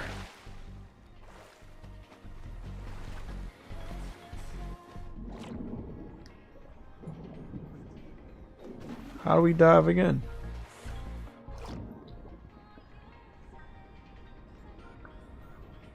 Oh shit, how do I get over there?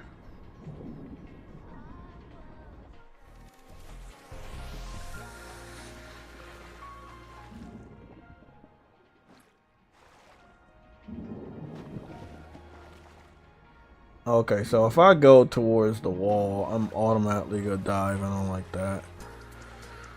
Okay, let's see.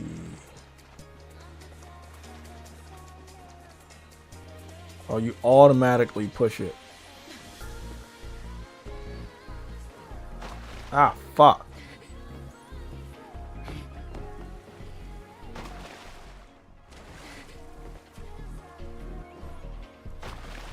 Well, shit. At least I got over here, so that's not that bad. Let's see what's in this treasure chest. Extreme nano element. Okay. So you just go up to a piece of wood in the water and just jump onto it. That's pretty nice. I think that's pretty cool. It's not like Last of Us or shit. You have to like get it to a certain point. You can just jump on there anytime you want. Okay.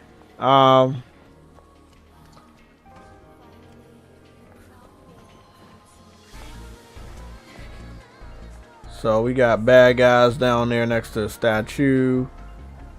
You know, got another save point. Some boxes and stuff over here. Not bad, not bad. At least I got to the new section over here this playthrough. That was pretty dope. Let me activate this.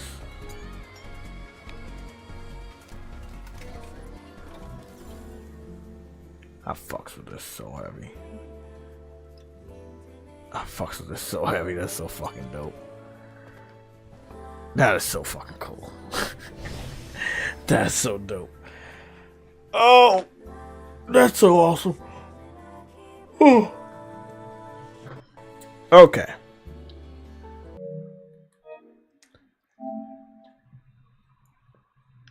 Stellar Blade is definitely game of the year, bro. It's going to be somebody's game of the year, definitely. Let's see.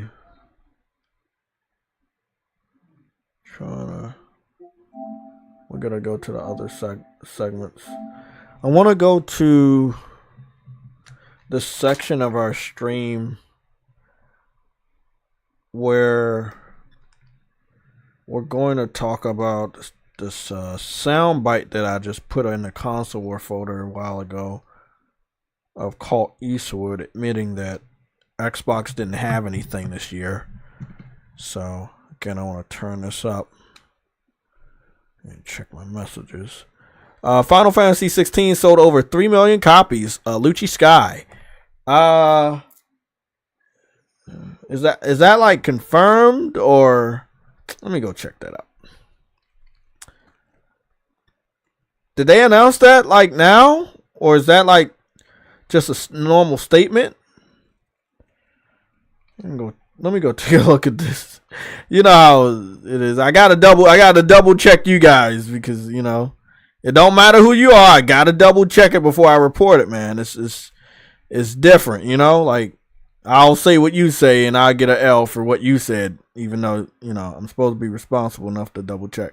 Shinobi didn't say anything. I'm just gonna refresh my stuff. Did you send me a link? Nah, he sent me a thumbs up. Send me a link on that. For you. Following. Maybe I'll just do for you. Something ain't right here. Okay.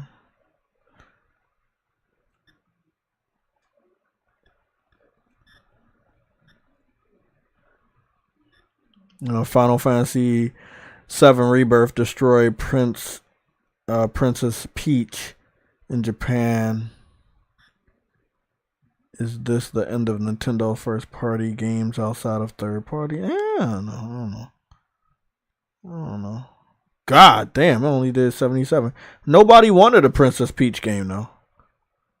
Okay, Final Fantasy 16 sold 3 million in 5 days, PS5 only. Dragon's Dogma 2 sold 2.5 million as per Capcom. I don't know. Was you replying to somebody, or you like saying something that happened? Like, I don't know.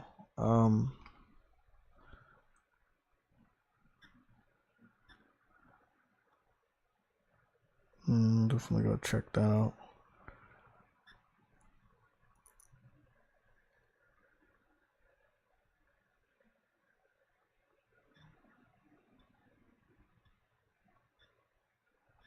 I think you were just replying to somebody. I wasn't paying attention. I was gaming.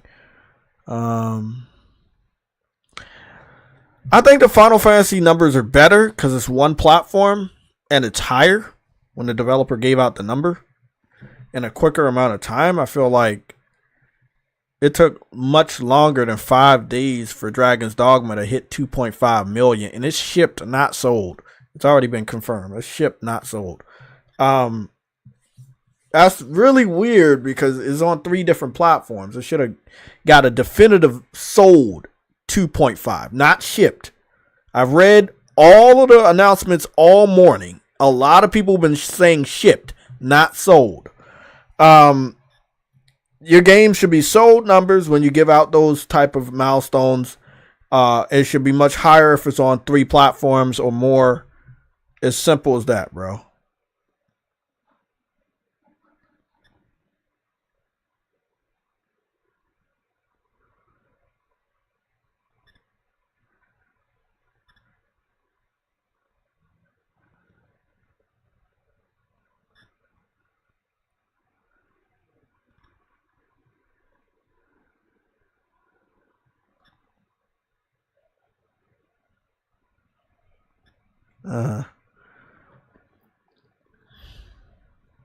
Yeah, that's not good.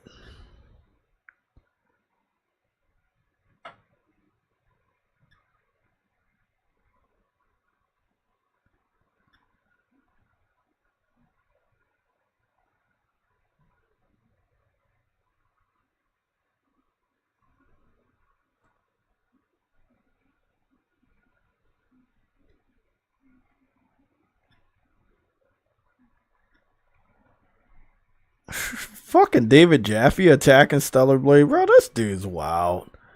I'm sorry, bro. You wild, bro. He's wild, bro.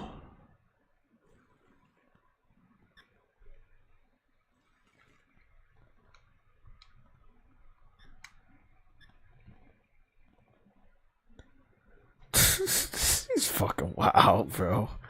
He gotta stop. He gotta stop, bro. Only Good Games on Twitter. Thank you for the video. Lucci, I'm sending you the video. And I'm gonna just retweet that. But I'm gonna play it. Because I got a version of it. So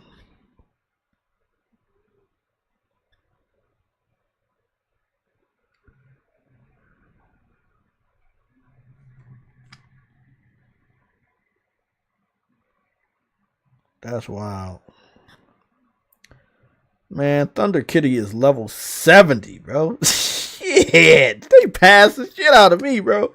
They level 70 on Helldivers. Shit. You level 70.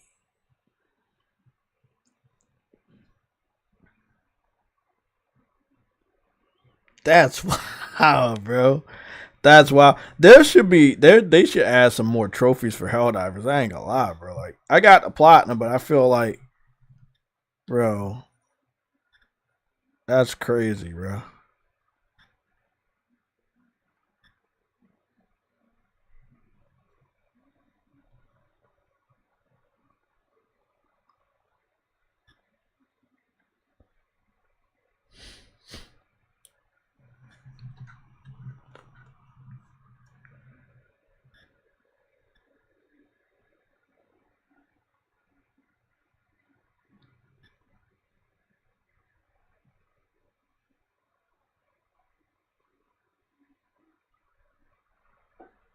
That dude, wow, bro.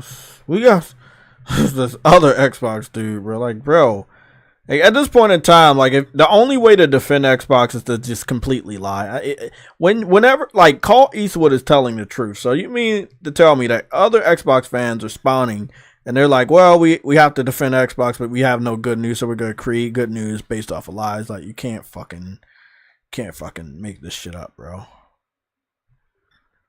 You can't make this shit up at all. He's just lying for the sake of lying. Like, you talking about people begging for Starfield. The petition was 4,000. The Helldivers petition to go to Xbox is 100,000. Like, why even bring up the Starfield petition when the Helldivers petition for Xbox fans looks so damning? Helldiverschange.org petition.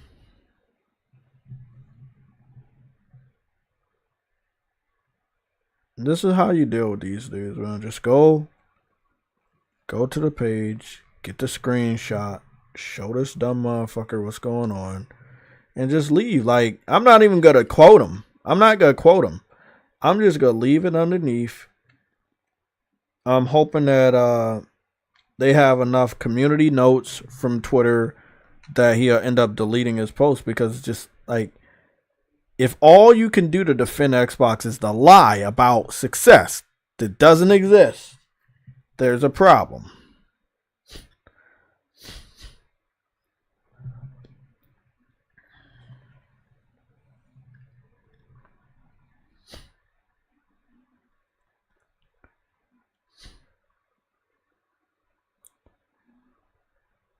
This dude is, wow, he's literally lying. He's lying for no reason. Like, I don't get it.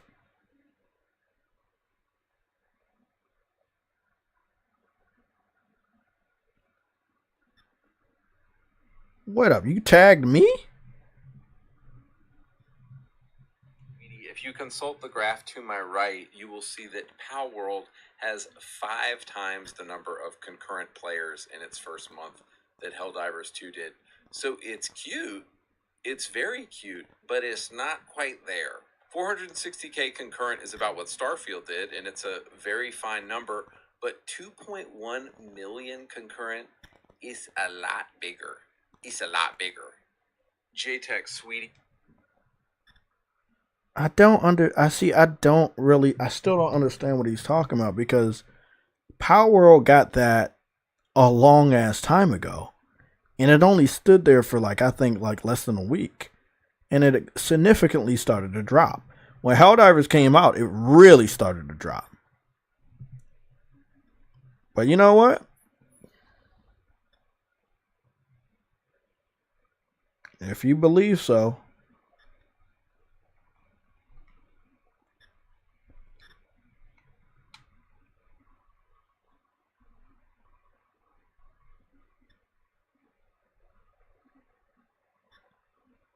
This shit wild, bro.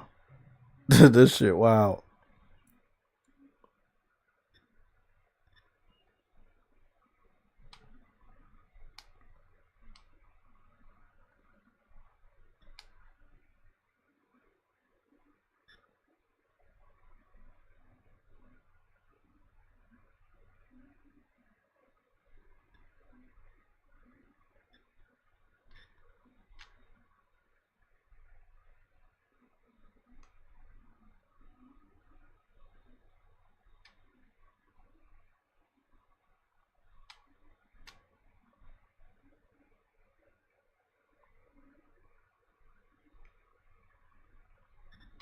Stop port begging for Helldivers 2.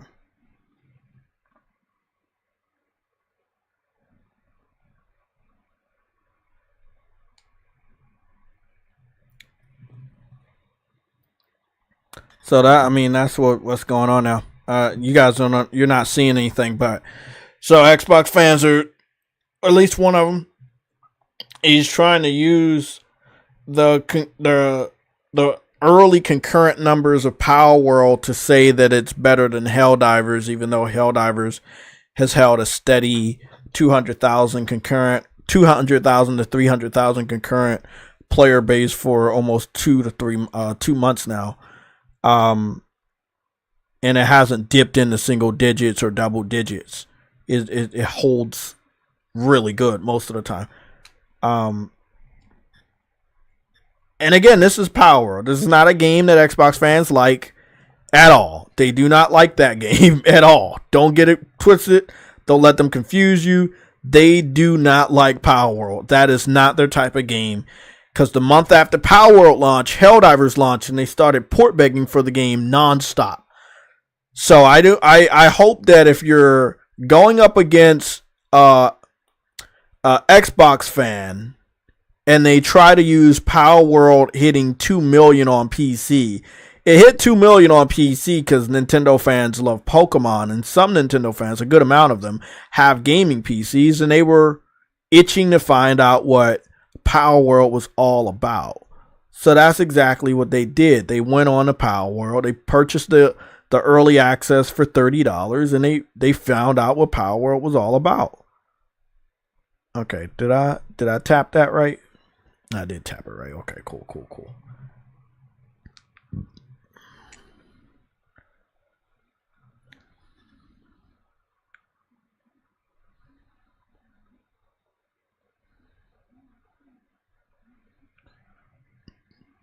Just want to make sure I get the numbers right. Take a new screenshot. Share with him that he's completely...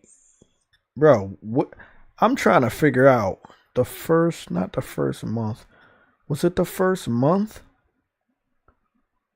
No. Then was it the first 3 months? It was the first 3 months. Okay.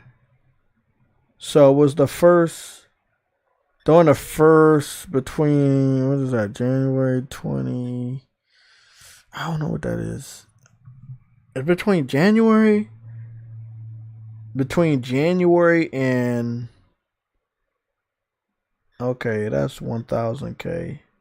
So between January and what?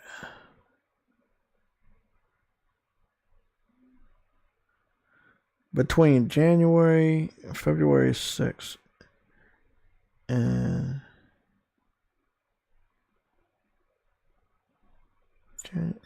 January 25th and February 6th. January 25th and February 6th that it was able to stay at the 1 million or the 2 million mark. But it hit, well, I mean, and that was January 26th. And then January 28th. So between January 26th and January 28th, it was able to stay at 2 million. So between like Friday, Saturday, and Sunday of that weekend. And then it went back down to 1 million and started to fall off. That's why they call it the peak. That's why they call it the peak, because it wasn't able to stay there that long. That's wild, bro. Like, if you go over the last month, Helldivers has whooped its ass over the last month. Even if we was to do the 2 month period, it's not in their favor. Like, I mean, it was a fad. That whole thing was a troll, a big troll attempt to troll Nintendo to get some fucking attention from Nintendo. And after they got the attention from Nintendo, they stopped supporting the game. They stopped playing it. They stopped getting on it.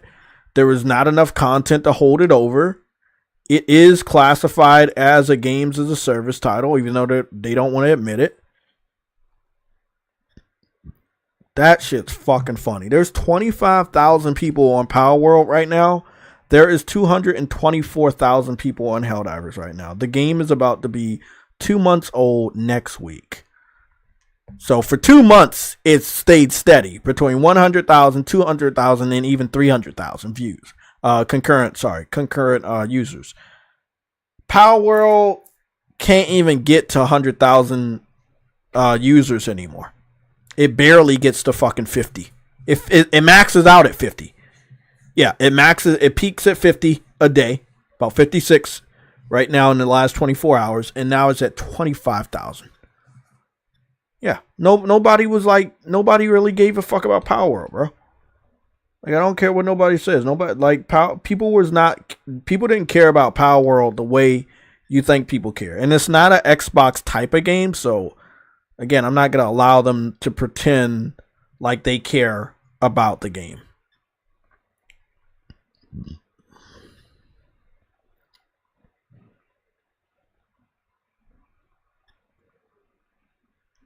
Power World is dropping, even though it already dropped. Like, it's dropping for the third fucking time. Like, it's been out for 3 months. It's dropping again. Like, it can't even get 100,000 anymore.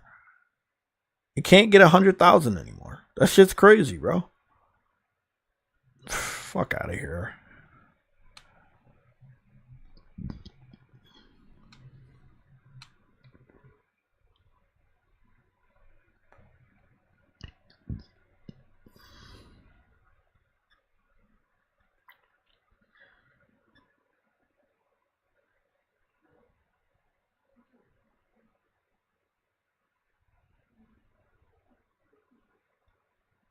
That shit wild, bro.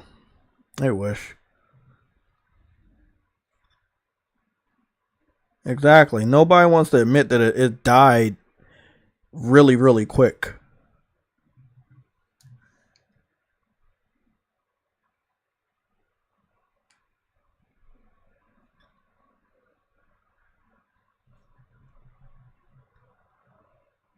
Bro, you gotta get that dumb shit out of here. Gotta get that shit out of here, bro. Fuck out of here. Fuck out of here. It's like, don't even pretend like you guys give a fuck. Don't even do that, bro. What the fuck? What, like, bro, let me stop, man. These dudes don't believe in fucking reality. You up here fighting over Power World. You don't even own the game. It's not even an Xbox. That's not even an Xbox fucking company game. How are you using that? How am I even asking you to use that shit in a fucking console war? Helldivers passed Xbox owned titles, which were Starfield. What was it? Halo Infinite, Gears of War 5, Forza Motorsport 8, Forza Motorsport, Forza Horizon 5, Redfall. Like, any game that came out that was a certified games as a service title or multiplayer, Helldivers smashed through all their active users. You know? There was one thing I wanted to show to you guys, and I did this yesterday. I was on Helldivers, and the active users was there, and we had just did something big. It was right here. So basically, we successfully defended Malevelon Creek. We beat that shit, so we don't gotta deal with that bullshit no more. So this is what I'm gonna do. I'm gonna zoom all the way over here, because this could be used as ammo. Trust and believe. And I used it this morning as ammo. I don't know why I didn't use it again for this dude. Let me see. Let me zoom in a little bit more right here.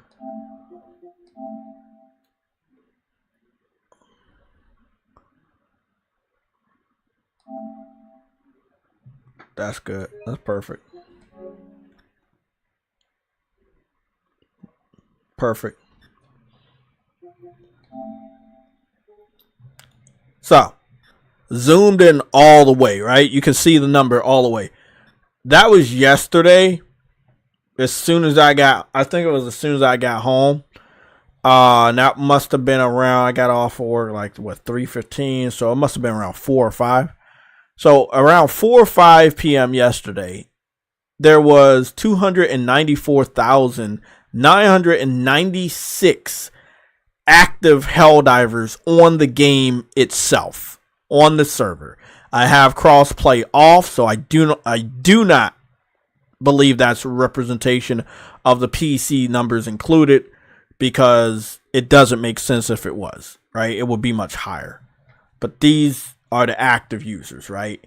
That's a lot. That's almost 300,000. From what I understand, with Power World being most of the people that play that game to this day, 3 months later, are all PC. There's no Xbox people playing that game. They have the worst version, and they don't like those types of games, so don't let them fool you. It had like 20-something thousand, right? They're not fucking with Helldivers. I know, bro. They love Helldivers. Xbox fans love Helldivers, but they're using Power World's peak to attack Helldivers, which is the game they just were begging for a whole month to go to their platform. Like, come on, man. It's just like this shit with the console. It doesn't really make sense to them because they're not playing. They're not even playing by the rules. You lost. You can't come back after begging for our game to attack the game you were begging. You can't. That's not how it works, bro. Like, that's not how it works. Stellar Blade is hot fire, though, by the way. Wow. Stellar Blade is hot fire. Everybody's talking about this fucking game. Stellar Blade explodes. Pre-orders hit #1. Yeah, shit. And this just the demo. This just the demo. The demo came out and it's got the pre-orders going crazy. Just the demo. Wait until the game comes out and people showing off stuff. Boy, it's Helldivers all over again for a single player game. Underrated title. You didn't see it coming. You didn't think it was a threat. It comes out, does numbers. Gotta fucking love it, bro. Gotta fucking love it. Oh, Mighty Keith was playing it. Am I following this? Am I following this account? I'm not following this account. What is this? This is Mighty Keith EXP. So I think this is his gaming. Yeah, that's his game. This is his gaming account.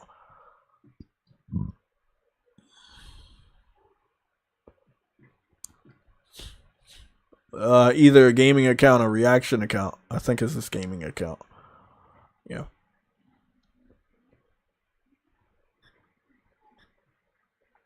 Yeah, I fucks with Mighty Keith. I know he said something about Stellar Blade, so I can't wait to see what his reaction is. Yeah, that shit could be funny. Yeah, everybody's talking about it. Xbox fans are in their feelings right now, bro. They're in their feelings right now. Yeah, they're definitely in their feelings because they're not gonna get a game like this. It's gonna hurt them that they're never gonna get a game like this. So I just want y'all to know, like, they're not getting a Stellar Blade, they're not getting a Helldivers, and it's gonna hurt them. It's gonna hurt them really bad, and I don't care. They deserve everything they're getting right now, man. Oh, Snoop Dogg coming back to Call of Duty. Yeah, that makes sense. Okay. It looks like we got another Souls game. Let me go see what this one's all about. Awaken Astral Blade. Wasn't it a game called Astral Chain on Switch a while back? Yeah. Let me go. Product not yet rated. Take a look at this. China Joy Project. It was supposed to be a routine mission. It's Metroidvania type. But something went terribly wrong. Okay. You know, I love me some of these. Nice palette cleanser. Oh, this is nice. I fucks with it.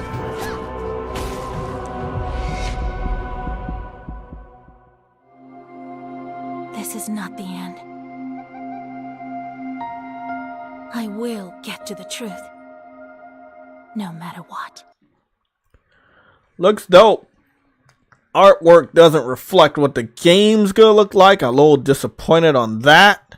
However, it looks alright. I might pick it up. Comes out third quarter 2024, so towards the very end of the year. We'll see. We'll see.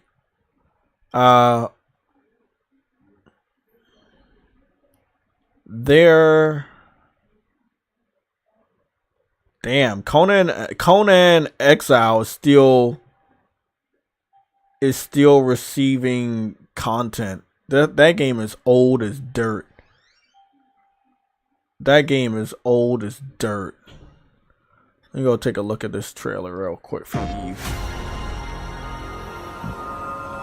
Eve, what are you going to do after you defeat the Alpha Nativa?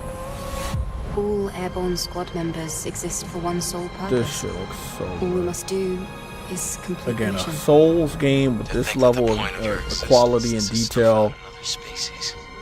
This is No you fun don't in get that. a lot of that. I wish more Souls games would focus on visuals, you know? Give you some good gameplay. Oh, look at that. They hate this shit. They hate this shit. They don't like that. They do not like seeing that. They don't like seeing that.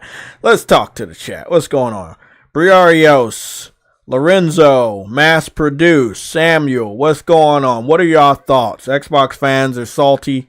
They're not a big fan of Helldivers and Stellar Blade doing these numbers. So now one individual is attacking Helldivers using PC Power World peak numbers. Interesting. Very, very interesting.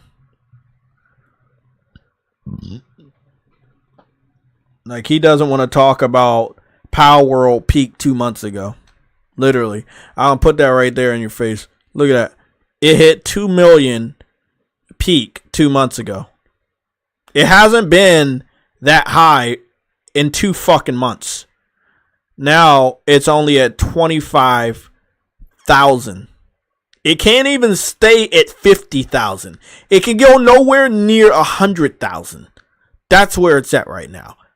And then Helldivers, currently on PC right now, 224,000. The peak, 230,000. The all-time peak last month, 458,000. Like, bro, come on, bro. Helldivers is staying at a more consistent active user count than fucking Power World, which dropped tremendously since the last 2 months when it peaked at 2 million. Fuck out of here. Harlem, you say Harlem, never pre-order a EA or Ubisoft games. They will burn you. Yes, they fucking will. I've learned my fucking lesson. And no, they don't make the worst games, but they definitely make you, you know, wonder why the fuck did I buy this shit so early. I know PlayStation been trying to get me to get Wild Hearts. It's been going like low.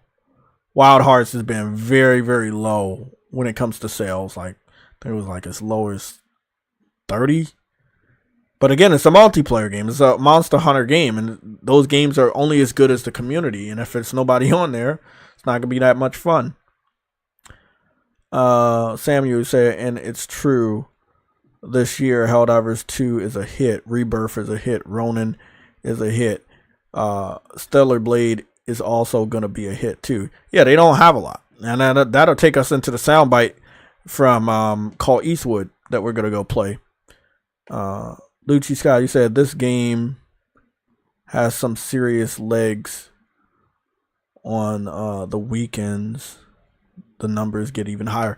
Yeah, and Helldivers has a brand new update, which they're going to bring snow blizzards and sandstorms on certain maps. So we've already saw like heavy rain. Now we're going to get sandstorms on the desert maps. We're going to get snowstorms on the snow maps.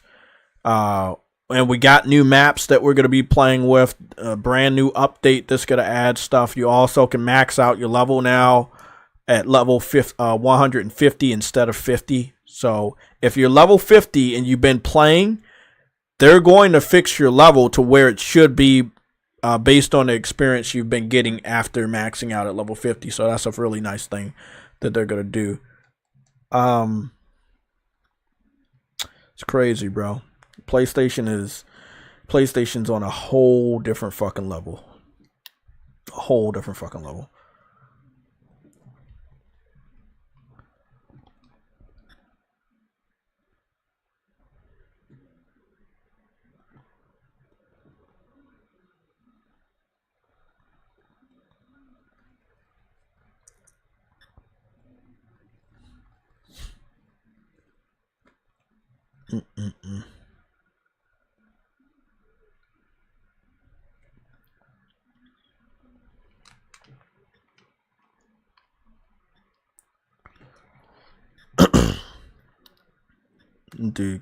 These dudes got problems for real, man. This dude got problems. Get completely shitted on.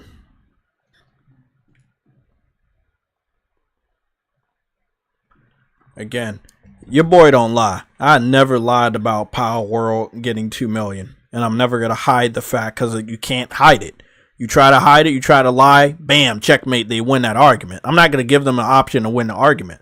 However, what you do need to do is be honest about how long it stayed at 2 million. Shit, how long did it even stay at 1 million? It was a fucking weekend. 3 fucking days, Friday, Saturday, and Sunday. Between the 26th of January to the 26th of January to the 28th of January. And then all of February, it was not in 1 million. All of March, it wasn't in 1 million. Now we're in April. Okay, it met the peak at the end of January. 2 months have passed. We're now in the 3rd month after this game came out, and it cannot even get 50,000 people to stay on it. Come on, bro. Stop playing with me, man. That game was not what it cracked up to be, man. It was not what it cracked up to be. Fuck out of here. Nobody plays that shit, let alone talks about it, man. That's just, ugh. Okay. Let's go play the soundbite because this dude doesn't matter. At least Colt Eastwood knows what's going on, man.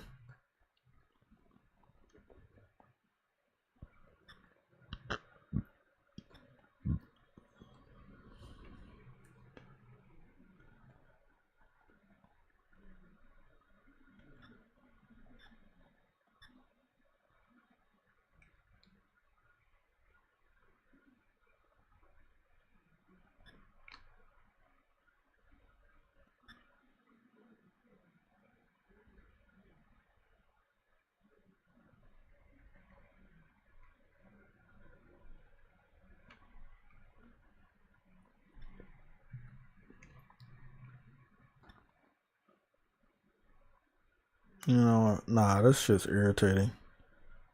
Cause see, every Xbox fan got the memo that you cannot use Power World as evidence, right? You cannot use it, right? We should not be seeing any Xbox fan using Power World to claim any type of a fucking W. And this is two to fucking 3 months after it came out. Who owns the rights?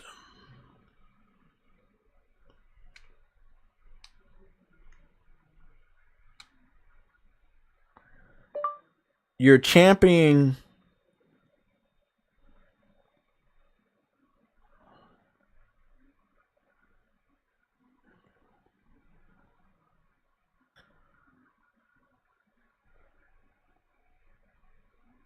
nah, bro, fuck that shit.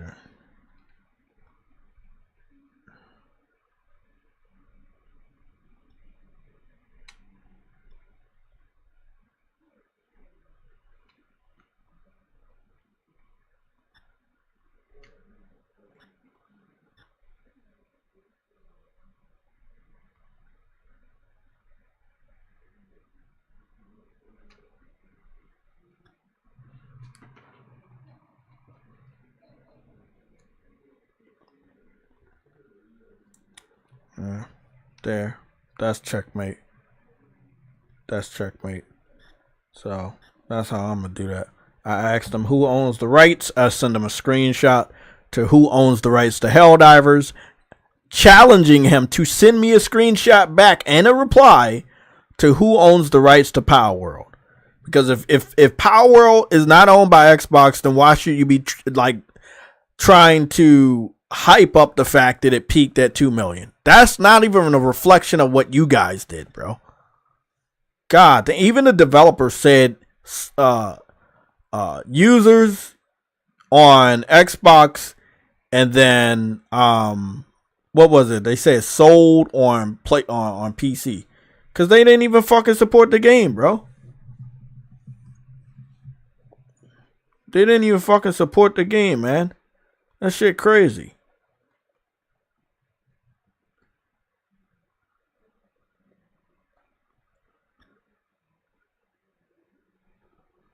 Nope, they did not support the fucking game, man. I can understand if they supported the fucking game, but no, they didn't support the fucking game.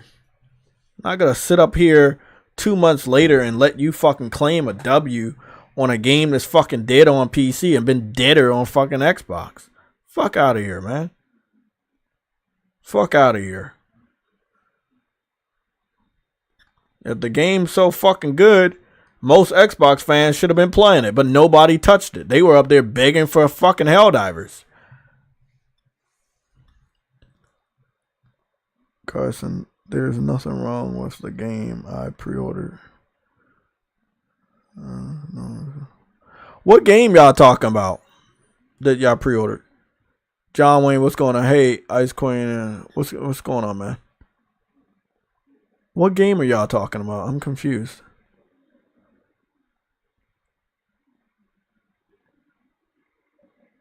Yeah, again, yeah. Starfield got destroyed by No Man's Sky.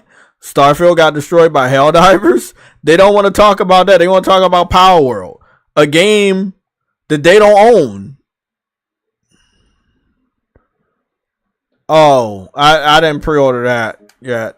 And well, I mean, I meant to pre-order it, and then they told me that it was going to go to PlayStation Plus today, which I didn't expect. So I'm not going to be pre-ordering it. So when it comes out, I'll be playing it through Plus.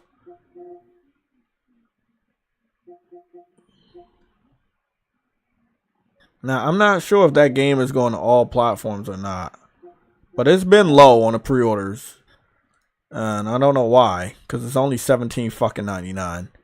But since they're going to put it on Plus, I'll be playing it on Plus.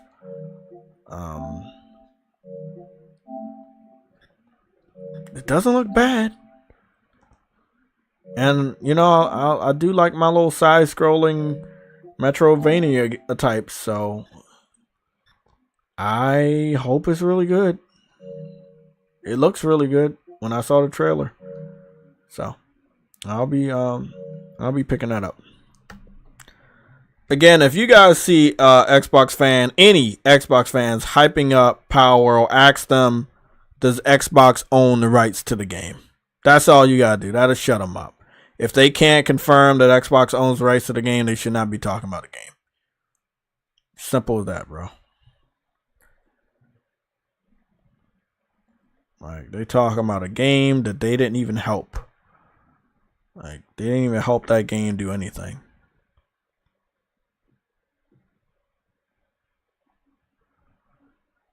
Big PlayStation exclusive coming to Xbox Series X. Bro, Predator Hunting Grounds is not a bit. Bro, these dudes are fucking wild. Are you serious? These dudes are wild, bro.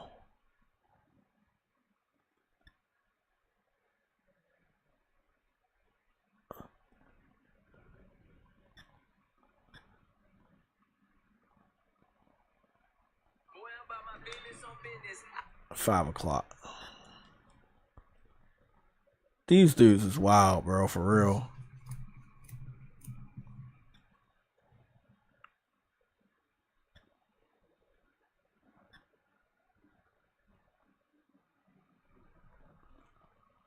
I'm done, bro. If you have a 7, I'm done. These dudes are wild, bro. We gotta, that's not even in our topic. We're gonna make some fucking room for that. Let's go get the audio for a soundbite.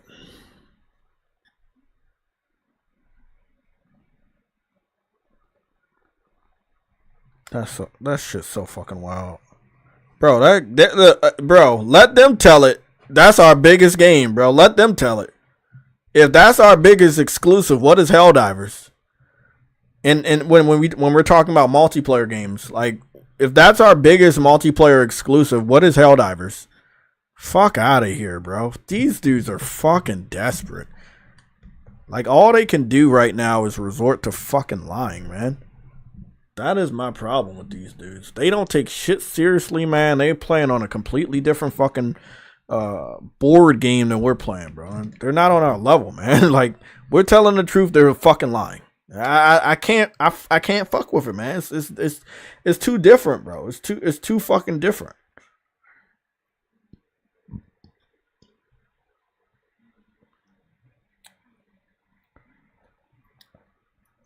By the way, Lucci Sky, I sent you the video of the person that made the video, the original video. I follow him, so yeah. But I don't know. Oh, but the video came from this dude.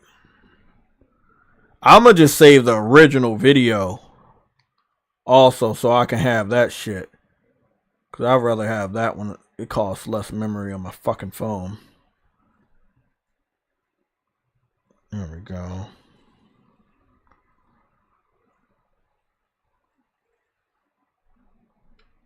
Good. Let me play this one and see how it sounds.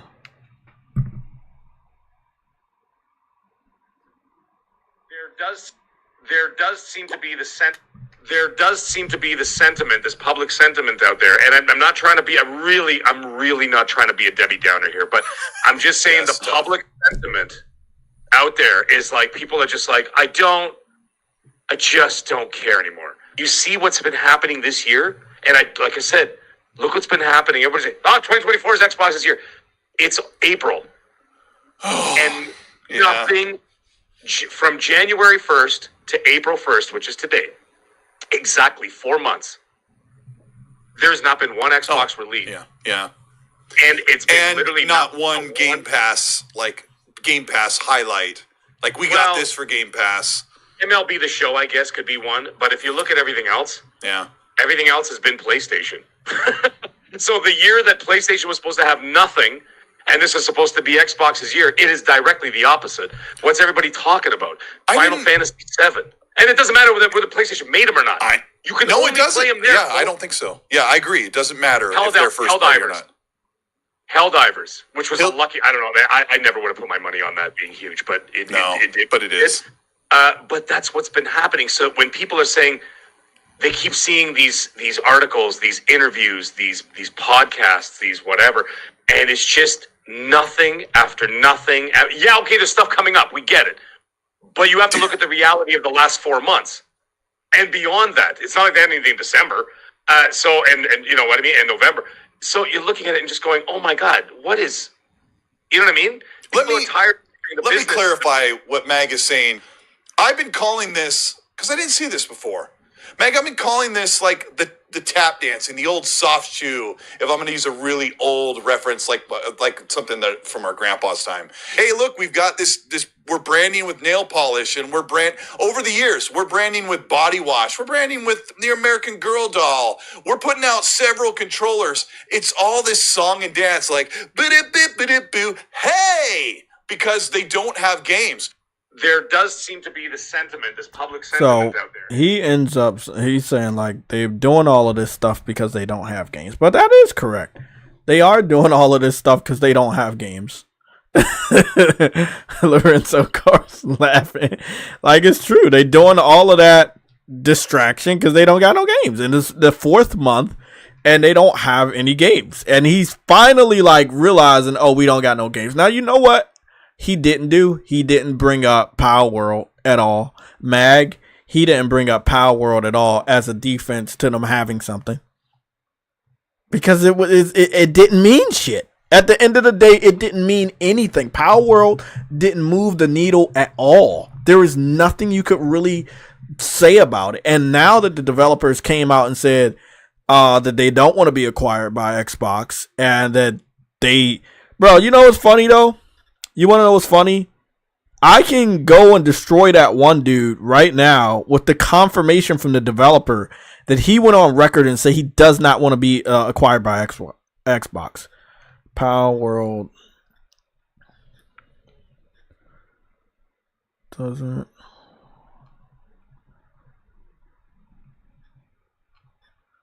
Acquired by Microsoft. There we go. I'm telling you, bro.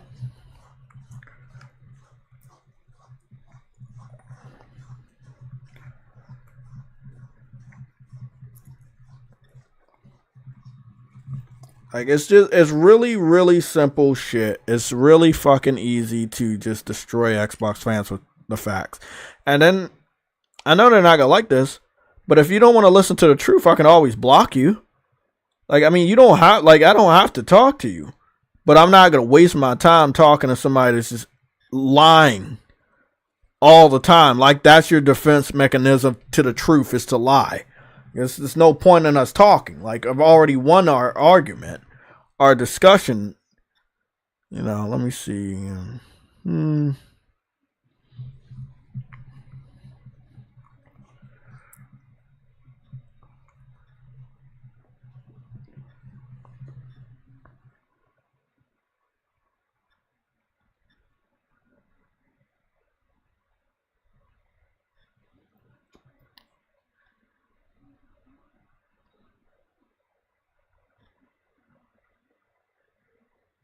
No, they won't. That was a month ago. They got that shit so wrong. They did not want to be acquired, bro. They did not want to be acquired. And they said that they don't want to be acquired. They said they do not want to be acquired. Nope, they don't want to be acquired. They were successful without being acquired, so they don't need to be acquired. And Microsoft didn't help. It's different than the Helldivers situation.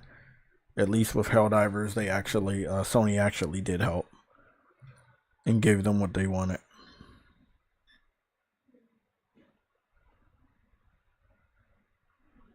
Yep. There were articles in February where American media basically made it seem like they were open to acquisition, and then the following month in March they said, no, we don't want to be acquired.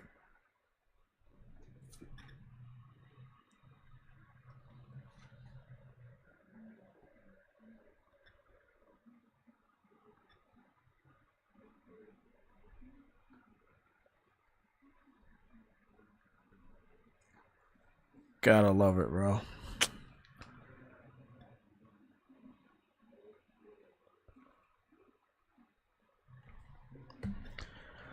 That shit makes no sense, bro. I mean, Samuel said, I mean, a Google search would prove it. Rebirth, Last of Us Part 2 Remaster, Helldivers 2, Ronin, Stellar Blade.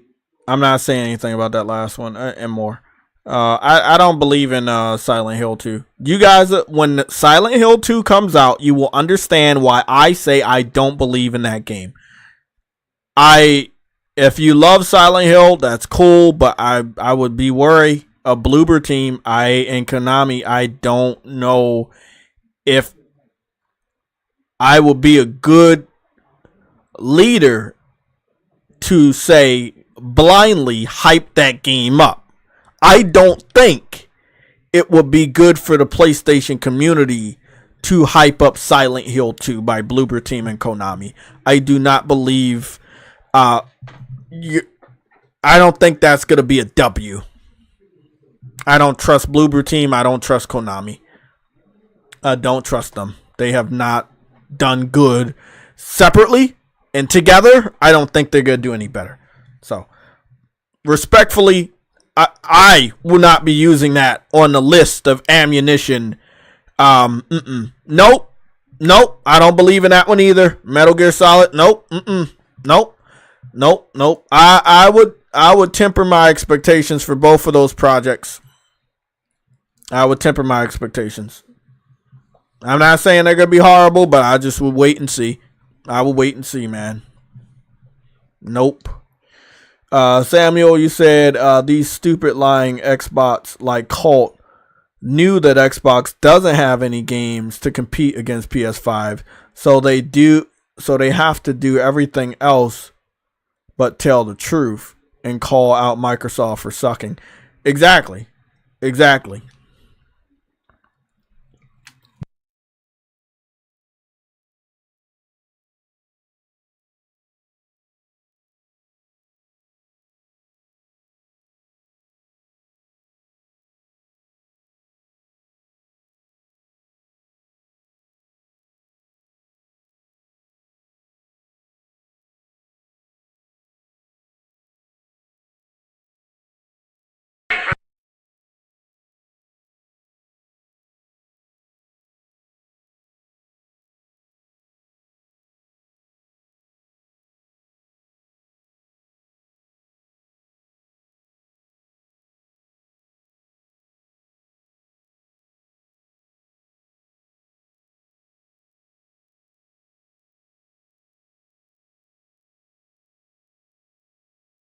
That's a lot of Game Pass here, bro. It's a lot of Game Pass here. What is going on?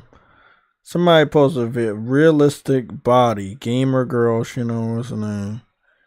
Tears up the world with her figure. Oh, she's on Maxim. She's on that Maxim Korea. 9 hours ago, 1 million views. 9 hours. Oh no, 9 hours goes 10,000 views. 1 million subscribers. Right? Really?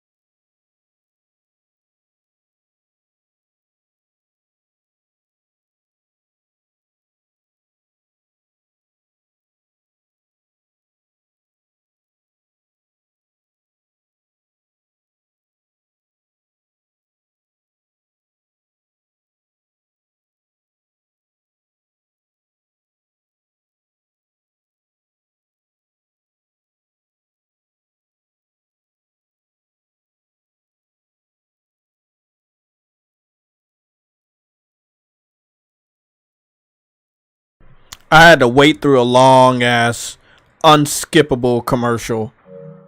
Like really lengthy ass commercial. I'm gonna get one of those. I already got one. I was like, bro, what the fuck? I'm already sitting on a cushion. I might need to get a new cushion.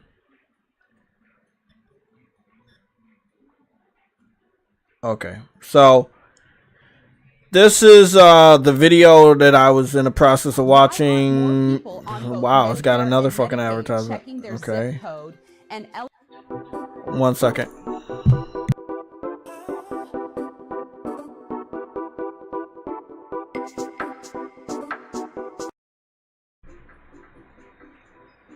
So I'm not trying to like copyright this. I'm just showing this for evidence. So she's a model. She's on Maxim. This is the model for Eve. This is the body model for Eve, not the face model. This is the body model for Eve.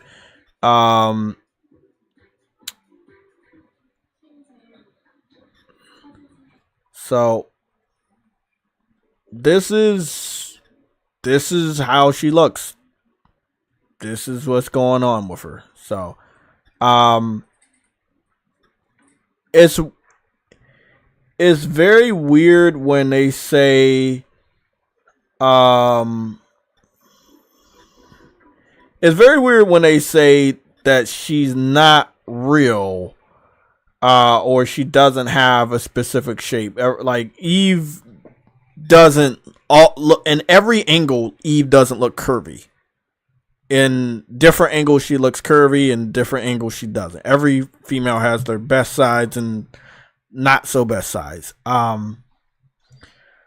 Hey, I mean, it's normal. I mean, but again, you let the American journalists tell you, they were like, hey, this is not normal.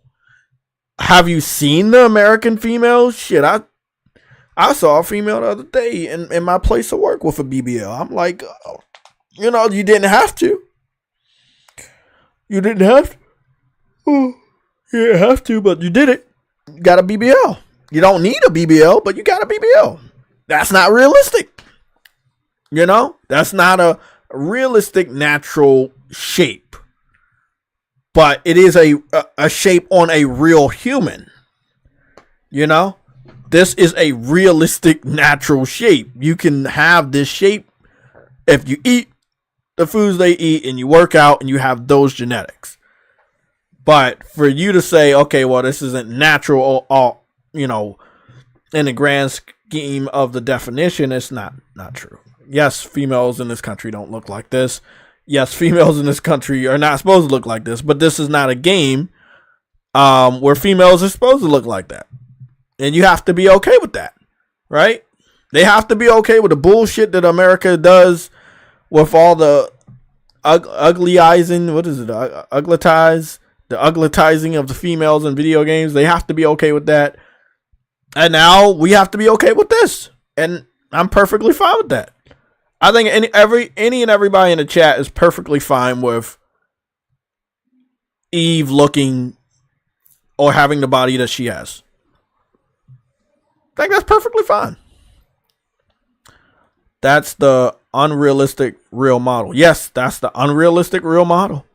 Shit, I've seen American models from the 90s and early 2000s, the stick figures that had no curves. They were fucking skinny as fucking bones. Like, nah, they're not realistic. They're not attractive at all. And like you're slim, but you have some shape in the right spots. And they're like, nah, that's not real. That's not real. Fuck out of here, man.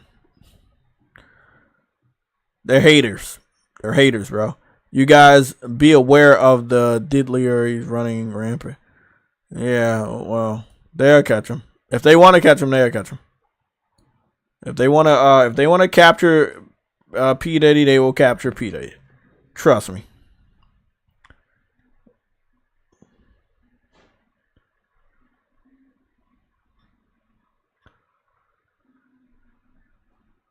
That's dope. Watch that later. Okay, so we've seen enough. This is the body model. This is the model that people are they're not upset with her, they're upset with Eve and her shape, and they're saying that the shape of the video game character does not reflect a real person, although the shape of the video game character was based on this model, which is a real person. She's very fucking popular over there, like super fucking famous.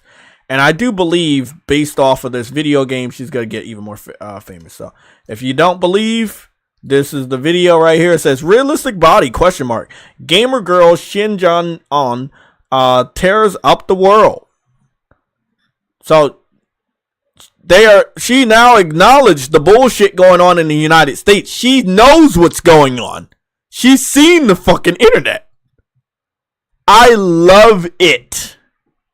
Like, the American journalism think that we're not seeing this. They think they're not seeing it. They think the devs not seeing it. They don't think the models are seeing it. We see what you're trying to do, bro. You're trying to make it okay to make everybody ugly. That's weird, bro. That's straight up weird. Again, thank you guys for allowing me to deal with the Stellar Blade segment of the stream. Because I do play my games, and I gotta play my games. You know, I got to. Thank you, man. Thank you.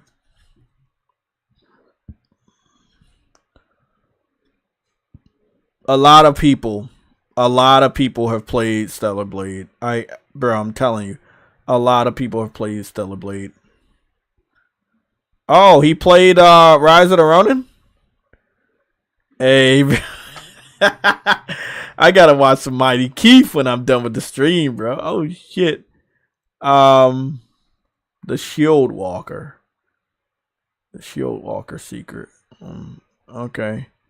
Dead Spicy. The Goddess of Victory, Nikki. New Shooter Masterpiece sequel. What's this? Let's see what's going on. Oh, this is by the people that do Shift the Stellar Blade. This is one of the, I think Nikki was one of their earlier games. And they always made their female characters with shape, you know, hips and tits and stuff.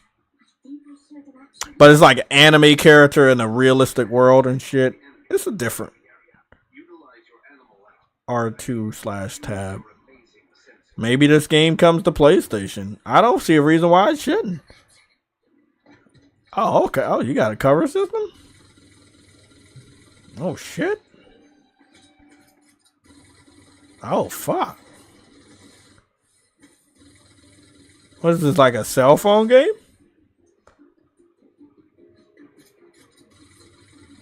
Oh, he's about to kill you, bro. Oh, no, he didn't kill you.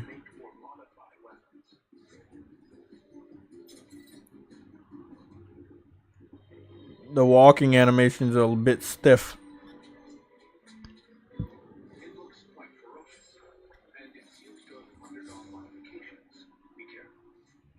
I think it's gonna be on cell phones or maybe PlayStation. Oh, you're hiding in the box like Metal Gear. I like this. Hey, that's pretty fucking funny. It's like a Metal Gear game with an anime girl.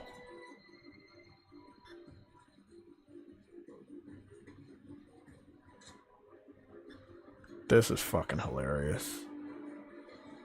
No way. No fucking way. Oh, you got a weapon? Oh, I'm about to say, you got a weapon table?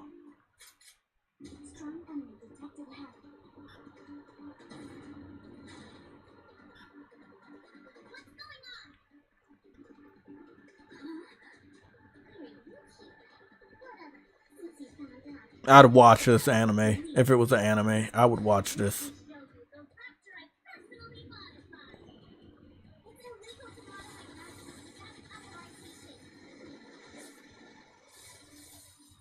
This shit, wow. Why this shit playing like it's a fucking full-on cutscene and you don't have no real control like it's on rails? What, the advancements of technology, I would expect this to be real. What the fuck? What the shit? Oh shit. Oh man, I'm done, bro. Oh shit. That whole thing was a fucking dream. Dead spicy. Okay. Okay. I mean, hey, it is what it is. More Tim the Tap, man. Our hardest Helldiver yet. 5 days ago. I'm gonna watch that.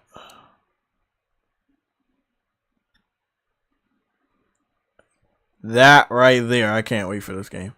This game is a day one. It's like Sifu mixed with guns. I've been waiting for this shit.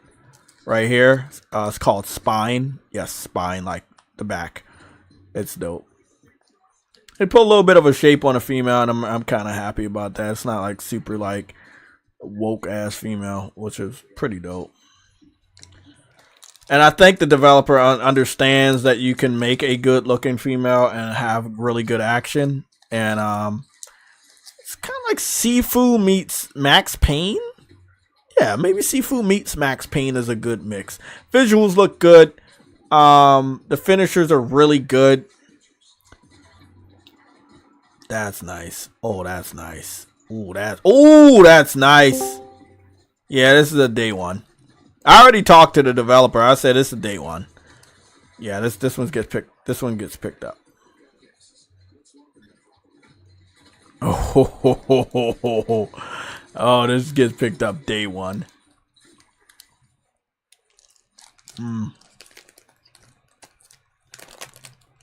Yep, that's day one.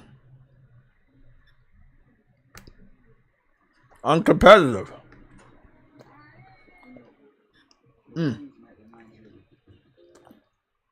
That's day one.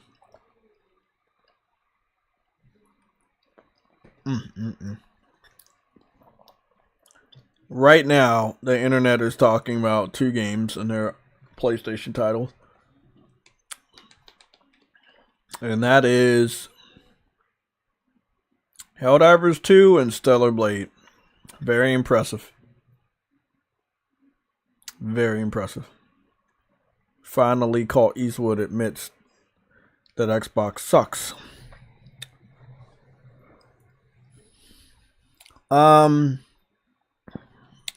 gonna end the poll. 65% of people said they're picking up Helldivers day 1. 35% said no. 127 votes were casted. I'm gonna switch on over to one of our last topics, not the last topic, but one of our last topics. And it's going to be in a poll form, and it'll be your predictions for the Stellar Blade reviews.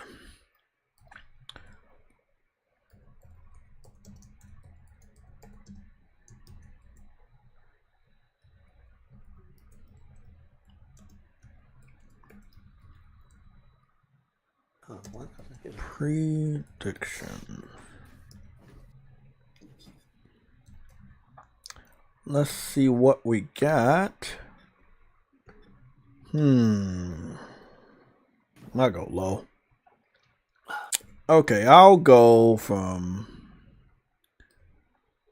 Should I go from this? I'll go from 60 to 70. No. I'll go. Oh, okay. I got it. 60 to 60. 70. What's going on, uncompetitors? 75. I'm fine, thank you. How are you? I'm doing great. 80 to 85. And 90 to 100. Okay. So that's what we're going to do. I got the poll. It's going up right now.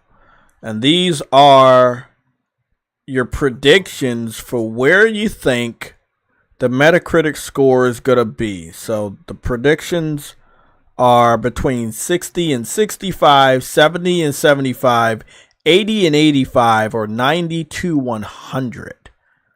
And try to be realistic. I went very low because I'm expecting a good amount of the journalists to fail this test. I just wanted to be publicly known that I expect a lot of the journalists to fail the test.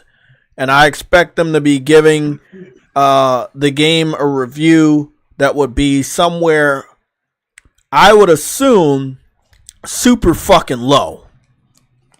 You know, if they're smart, they don't fall for the trap. But I think they're stupid. I think they're going to fall for the trap.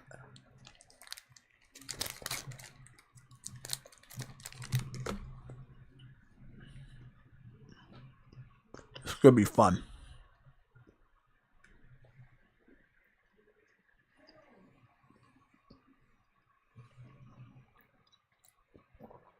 Now, you know what I see IGN doing? IGN is posting a whole bunch of Stellar Blade because of the algorithm, because of the views, but they don't like it. We know everybody in that office goes up against everything that Stellar Blade stands for, and we know they don't like it, but they have to cover it because they have to get views. They have to get clicks. Yeah. And it's the funniest thing I've ever seen. Oh, dear. Hypocrites. Yeah. Helldivers is the same thing. They did not believe in Helldivers. They didn't. Until it started to blow up with the views, then they were like, what's going on here? What is really going on here? Then they started believing in it.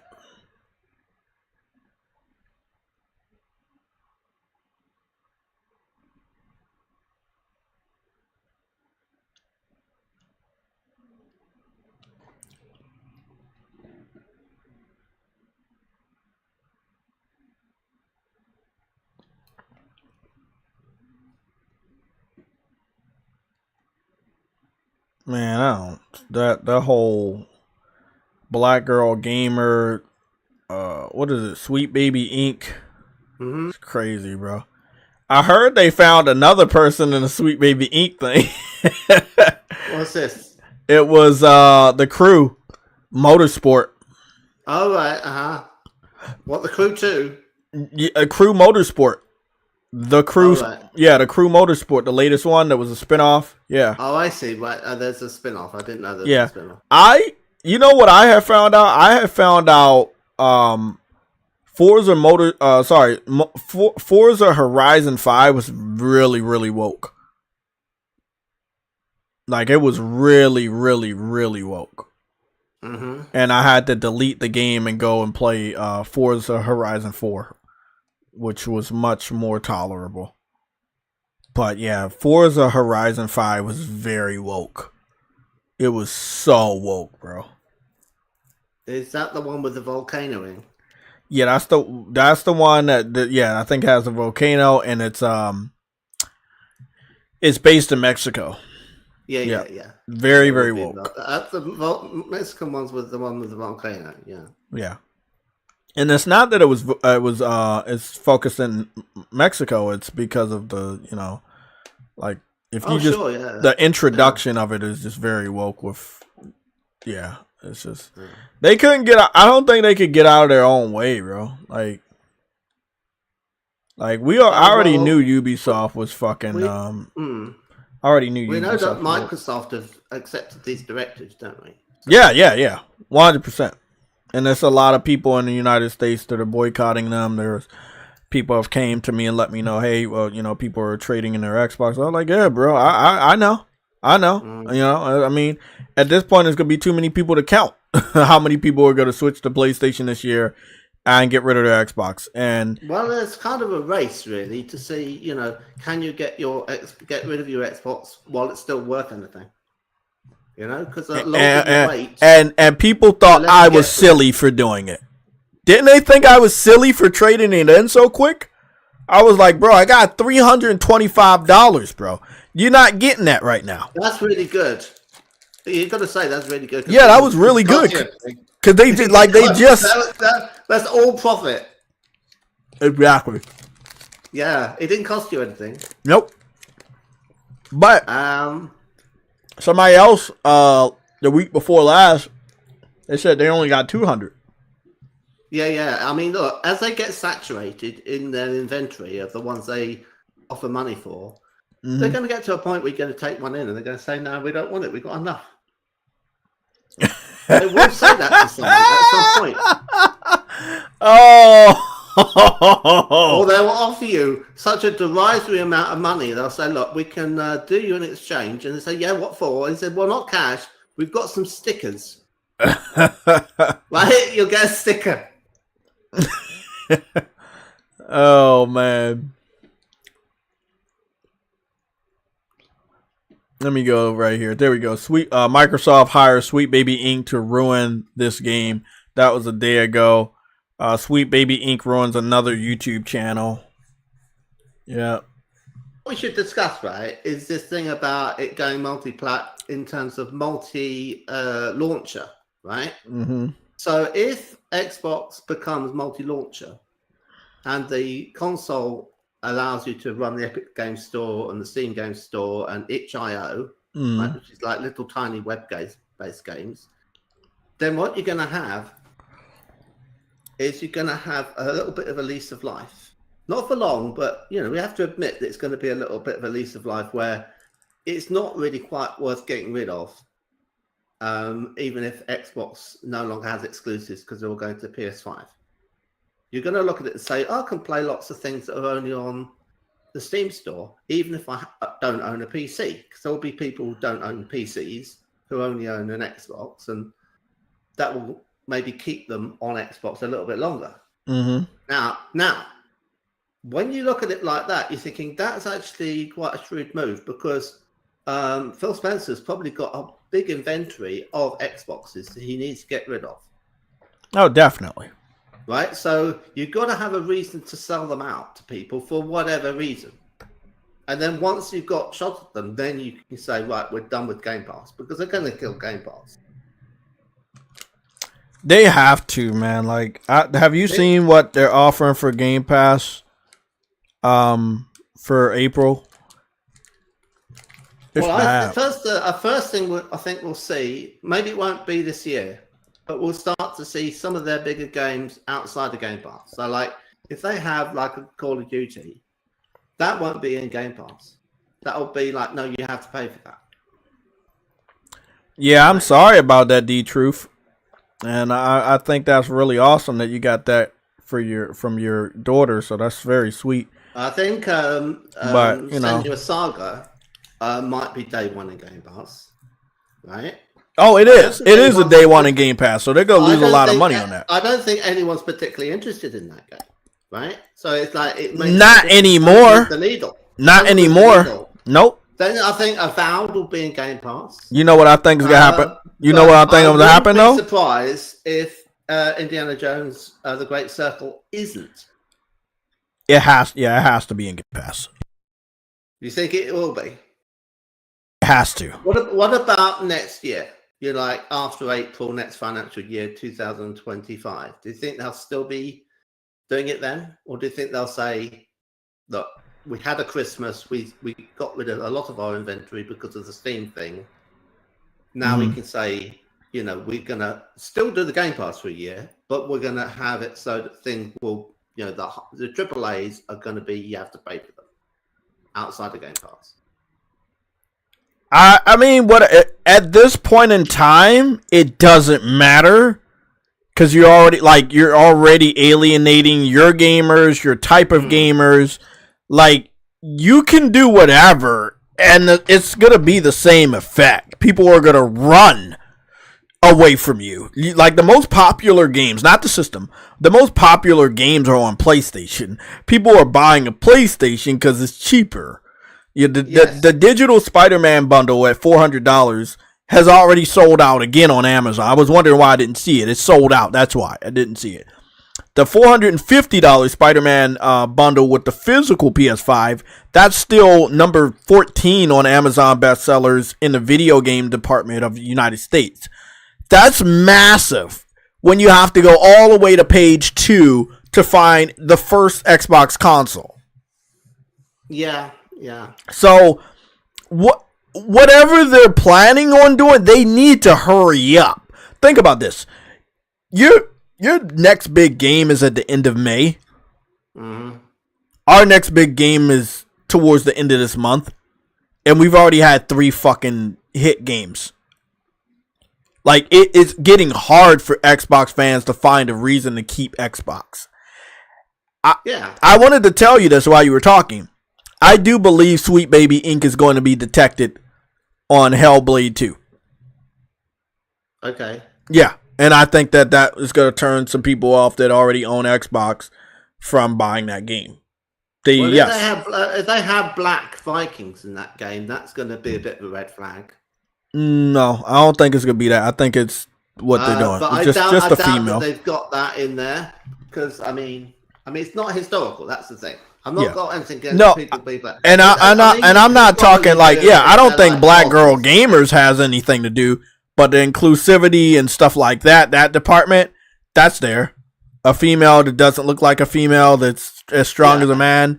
Yeah, all of that is still there from what Microsoft incorporates from their talks with Sweet Baby. Because they did it in the MCU with Heimdall. They had Idris Elba be the guardian of the Rainbow Bridge, right? Yeah. He's not actually black. He's white. Yeah, and it was weird because I was like, wait up, I'm fighting Heimdall and God of War? Yeah. I mean, Loki and Heimdall end up fighting in the myths, right? So it's like, you know, it's just silly. But I mean, you know, everyone complains about cultural appropriation and says, "Oh, you can't be wearing a sombrero. That's Mexican or something." You know, that's Cinco de Mayo. I was like, "You must not do that." And then other times it's like, "Oh well, you know, we're gonna take Norse mythology and we're just gonna stick a load of black people in it." And it's like, why is that not a problem going the other way? You know, that's cultural appropriation as well. Be consistent, you know. But what I wanted to say about Xbox is like, assume that it's like it's been wounded mortally on the battlefield, right? And it's bleeding out. What it can do is it can kind of apply a tourniquet because it's hemorrhaging blood, isn't it? And it's going to stop it from hemorrhaging blood a little bit, faster, right? So it can just slow that process down. It says, oh, we're going to do the Steam thing, the Epic thing, the itch.io thing. Maybe people will buy our consoles when they really, really shouldn't do. And they'll assume that we're going to keep up with the whole Game Pass indefinitely, even though it makes no economic sense to. So they'd be well advised, if they haven't bought an Xbox already, to not buy one, and if they own one, to sell it while it's still worth something. Because if they go and buy a PS5, it's going to get all the Xbox games on it anyway. And the only thing you could say about that is to say, if they own, say, like an Xbox 360 or an Xbox One X, let's say, keep it as a retro machine. Because it's got a disk drive and it's going to play all your backwards compatible games. And that has some utility.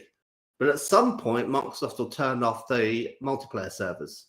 Because they won't be earning any money off that, and it'll cost them money to keep them going. So that's going to end up not ending up being worth anything after a while. So it'd be a bit like a Sega Dreamcast, But if you've still got an Xbox 360 or an Xbox One X, I'm over here laughing at the prospect of. There's no reason to trade that in. You're not gonna get any money for it. And any of your games that are on disc do still work on it. So play on that, and get yourself a PS5, and then have all the new games on the PS5 because they're going to end up there. Yeah, I mean, look, man, I would say what I said when I traded in the Xbox, it's now so long ago. Just do it. Get it out the way now. You want to continue to wait for this inevitable moment of Xbox releasing some hit game that turns everything around. It's not going to happen. Starfield was going to be that game. Every game up until Starfield was going to be that initial game that was going to turn everything around, and then we will just win, and we're going to beat PlayStation, and you're going to give up your PlayStation because we got this game and this game. Call of Duty was going to be that game because you acquired Activision. Starfield, again, was going to be that game because you acquired Bethesda. Like, the acquisitions themselves were going to be that moment. And it just didn't work. Like, they're waiting for this big moment to happen where you just get rid of your PlayStation because that moment's so impact. It's not gonna happen, bro. If you're an Xbox man holding for that moment to happen to validate your purchase, get rid of your shit now. Yeah. Trade it in now because every moment that you wait, the value's gonna go lower. GameStop knows what's happening. They know what's happening. They're not gonna give you much more than $200, and I do believe by the end of this year the value could drop all the way to something like $100-something for an Xbox. Let's be like really fair here. Like there'll be a few people who'll say, "Oh, but I want to not play on the DualSense controller because I don't like the position of the sticks." Right? It's incredibly trivial nitpick, but there are people who hold to that and they want them offset like they are on the Xbox controller. Okay, then get yourself a PC, right? Because it'll work there, and you could use either a DualSense or the Xbox controller on that, and you do get some Sony games to come over that. Not all of them. You're better off with the PS5, but you do get that. That will be for people who absolutely can't live without the Xbox controller. So there are options. But to stay on the Xbox console is stupid.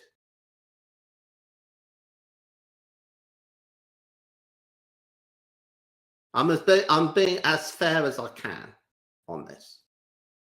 You shouldn't be fair. You should be unfair. I mean, they're going to miss out, even in the PlayStation games that have been ported to PC on the DualSense capability. You know what I think's going to hurt us? They're not supported. Even if you plug in a DualSense, they're not supported, apparently. That's true, isn't it? To what? If you have a DualSense on a PC playing Spider-Man 2 or something, you don't get the haptics. They released some updates for certain games to have features, but I don't know which games they are. I don't think they do it that much. I think no, they don't do it that much for a console. Yeah, but yeah, it is best to play these games on PS5 with full haptic support. Like slightly overstating that because I don't know in every single case, but you know that is the reason why those two are sort of put together. You know, the DualSense with the PS5. That is tricky, isn't it? But look, man. I mean, if you was going to say like, okay, can I buy a PS5 but keep my Xbox Elite controller? Maybe you could use it with a ZIM, which is an XIM adapter. But I don't know enough about it. I think you'd have to plug it in through USB or something through the ZIM, and then the ZIM makes it pretend to be a DualSense but without haptics. It doesn't magically give you haptics in the Xbox controller, which doesn't physically have the ability to give you haptics. Right? So, but at least the sticks are in the right place, you know? So there is a way around it, I think. But it's not like, it's a kludge, you know? It's not exactly recommended way of playing a game. I mean, there might be latency through the ZIM interface, which you might not want. So, I mean, investigate that. You have been warned, caveat emptor, and all of that, you know? I mean, if you could possibly bring yourself to adapt to the different controller and give it a go, you'd probably find it's okay, right? The one that's difficult to adjust to, in my mind, is the Nintendo Switch. That is horrific, right? To go from anything else to the Nintendo Switch. All the face buttons are in the wrong position. Now, and they're too small, and they make, you know, marks on your thumb, right? Everything digs into your hands and makes them hurt and everything, because it's all so small, right? It's made for tiny Japanese children. But if you get the Switch Pro controller, that's really quite nice, and it has a battery life. Yeah, I like the Switch Pro controller. Wait for it. The battery life is 40 hours. Wow, for the Pro controller? How the hell is it that long? How the fuck they get it that long? It barely vibrates. That's the thing. So yeah, that's why it has such an incredibly long battery life. So yeah. Damn. Well, back to it. Back to the main topic of this. Sure. This is not everything you're saying. You're being very nice to them, but it's not gonna work out. It's not gonna work like that. It's not gonna work like that. There's gonna be a lot of stubborn people that are gonna hold out and think that things are gonna get better. There are a couple games coming out. Well, there's 2 games coming out this year. I don't know about the third one.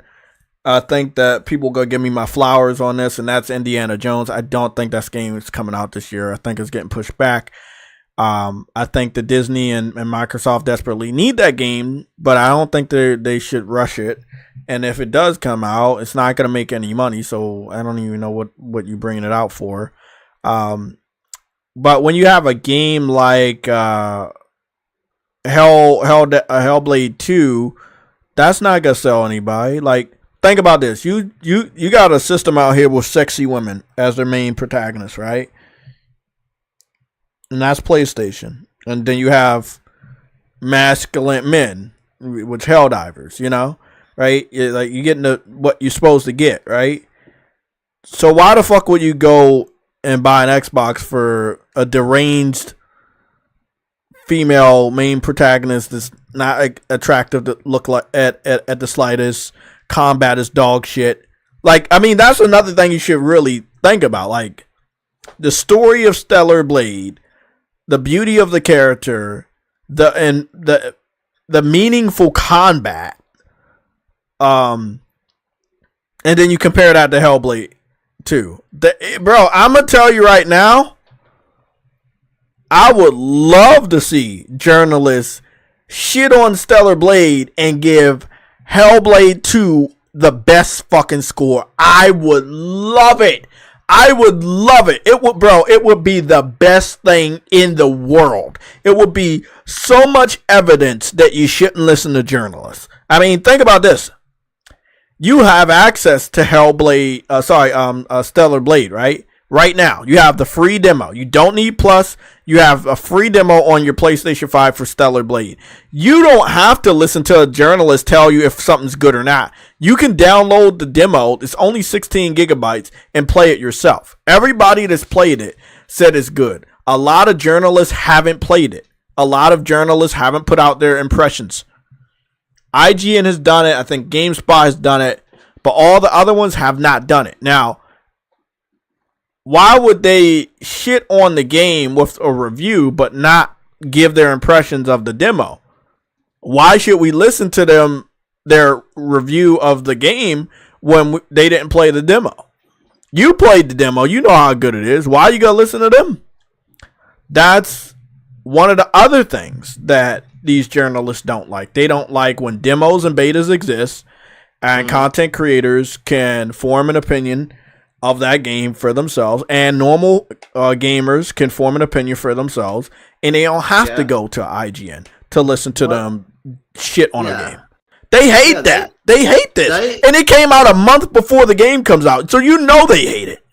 Well, they are adjunct to the mainstream news narrative, right? And they are activist journalists. Hold on. Dark Shamrock they managed to 57. Thank you for subscribing. They managed to stick in a whole lot of stuff, and you're thinking, what's the game like? It's that you're reading this stuff, and they're coming up with this polemic about a whole lot of stuff. You're thinking, yeah, okay, that's your opinion on stuff in the world and what's wrong with it, but what's the game like? You know, and it's just like, they have so many political opinions, and they're using their video game review as a vehicle for this. And this has been going on for about a decade. It's happened with Kotaku and Polygon and IGN to some extent, not quite so much. And it's been terrible. And what I thought when it first started, back in the first time we had Gamergate, was that it was these people who were writers were frustrated that the best job they could get was writing video game reviews, and they didn't really want to be doing that job. And they wanted to kind of create a body of work that they could then take to a newspaper and say, hey, look, I've written all of these columns, and look how, flying the flag for, the left I am. And then they'll go, oh, yes, we like what you're writing about this and how you managed to make a parallel between this and this. And yes, come work for us. So it's all an audition for a job that they'd like to have, which they can't get because someone's actually who's qualified got that job before them, right? Who's been to a proper Ivy League journalism college, but is actually even more indoctrinated than they are, So, yeah, I mean, the whole of journalism pretty much is non-objective and polarized, and even the stuff on the right that tends to be in opposition to the stuff on the left is a kind of corrective balance. So they can't easily get away and say, here's the news today, or here's a review objectively of a movie or a game, without getting into a whole pile of shit about what other people have been saying about it negatively in opposition to it that has nothing to do with whether the game or film is any good. Right? So, that's why I made a 12-hour review of Zack Snyder's Justice League. And I managed to review the film in the space of 3 minutes at the beginning, which is like basically go see it, it's really good. Right? And then the rest of it was like, why we can't have, a nice review of any media without everyone sort of miring it in politics and what that politics was and unpacking it. And that took the rest of the time. And it's just insane. The amount I had to talk about in that video. But it's like, I did that because I didn't want to have to keep doing it, But I was talking about Rags and Mauler and the Dishonored Wolf and Breitbart and all sorts of things. And it's so deep, the rabbit hole. and Gamergate and all of that, and it's all connected, you know, and it's all coming up again now. What with Gamergate 2 and this Sweet Baby and all of this. So, you know, I'm pretty much expert on it, but I don't feel like doing another video on it again. Endymion TV, Kyael, Cyael, and It's a Gundam have been doing quite good videos on all of this stuff. So, you know, watch them. They seem to be being objective, and they're not being racist or sexist, I don't think.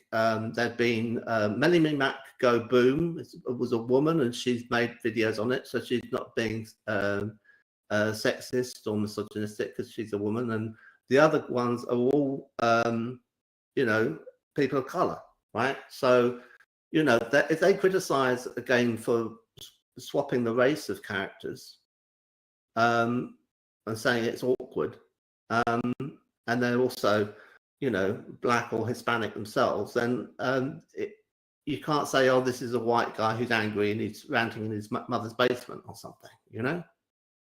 I know, we're so off topic. What the fuck is going on? Well, we were talking about Sweet Baby Inc. You see, I thought I'd just say something on it. Okay. I think, just to wrap that up, they're not good. If they continue to still be detected, a lot of game developers are going to be losing a lot of money. They're going to be losing a lot of profits.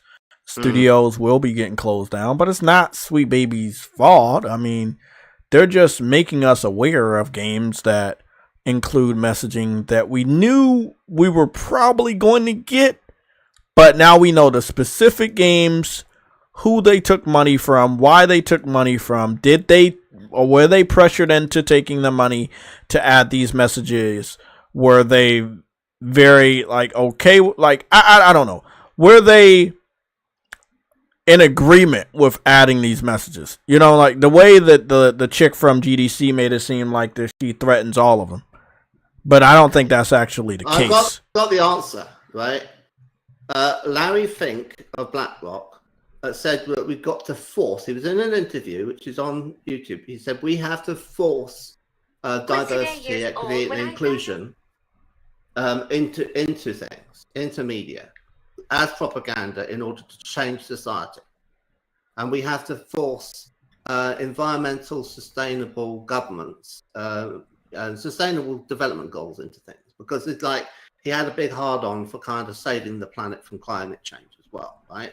So he has $10 million under his asset fund for management. So it's not directly his money. It's like people putting in their pensions and saying to him, please manage our pensions for us, right? Although it'll be unions who will have sent their money from the people who invest with the union through their union pension scheme to him at BlackRock, so they don't get to easily pull their money out of their pension to invest it somewhere else, right? So that complicates matters. Otherwise, it would have all fallen down like a house of cards already, right? When he started investing it into the wrong thing. So there is this guy who is called Larry Fink, and he is behind the whole thing because he's decided to change the way society is in order to have climate change. Good night, Ice Queen. Picked, and then he's also wants to have you know, all this diversity, equity, and inclusion thing, which I'm a bit puzzled about. Why? Like, what's the reason for that? Right? I don't see the angle. Okay, but that's still something he wants to do. Fine. I mean, it's not technically his money, but like he does it, right? And then he does it, and he gets this thing where a former trans charity, right? I can't remember what they're called, but they've got like a 4-letter acronym. They are used to administer something which is called Corporate Equality Index, which is a CEI points. And the more points you get, as awarded by this transgender charity in America, the more you are able to then say to Layfink, I've done really well in my CEI index. Can I please have you buy some of my stock? And he has an arrangement where he's like, yes, I will invest in Disney because Disney have got a really good CEI. I heard you, Quest. I'm trying to let Uncompetitive talk for as long as he wants, but we can't have that today because I'm not going to be staying here all day. So that is basically where this is all stemmed from, is that there is a mechanism which is allowed to be... let me just understand this. Can they say no? They don't get the money so easily to fund the development of their games, and they want to have cheap money. So if they don't get the money, they can't make the game. Larry Fink. I get where you're going. I've had to listen to this multiple times. I don't want to because it's too much. But can they say no? And yeah, they could say no. Then look, I know the outcome. Uncompetitive. The outcome is the game doesn't get made because you don't have enough funding. Yeah. Then fuck the game. If you don't have money to make the game in your way, then why would you make the game knowing that someone else is gonna change your vision? Well, okay. Insomniac took money, right, and compromised Spider-Man 2. Yep. And then they went and consulted with a firm that would give them a good CEI score to get the money, and that was Sweet Baby Inc. And then they put in the mission where you go off and try and help these two guys get together on a problem. I know. Okay? We all know. Yeah. That is the whole story. Mm. Now, what's happened is that Larry Fink has recently said, it hasn't really been working out for me financially. I'm going to reduce the amount of this that I do from 100% to 8%. But it's too fucking late. Of course, it's made a game development takes anywhere from 2 years to 8 years. That means if he's been doing this for let's assume he's been doing this for 10 to 15 years.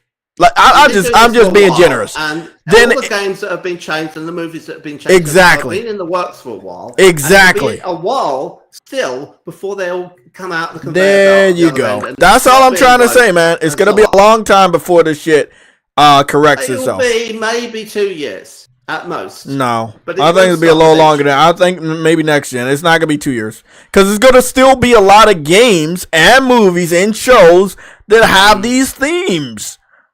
After 2 years, it's still going to be a lot of this bullshit, bro. I guarantee you.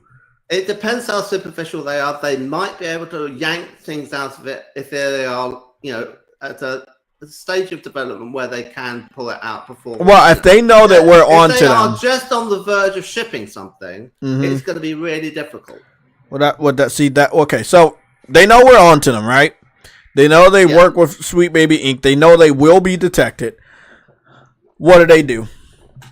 None of them have came out and said, fuck Sweet Baby Inc. We don't want to go down with the ship. We're going to change it back.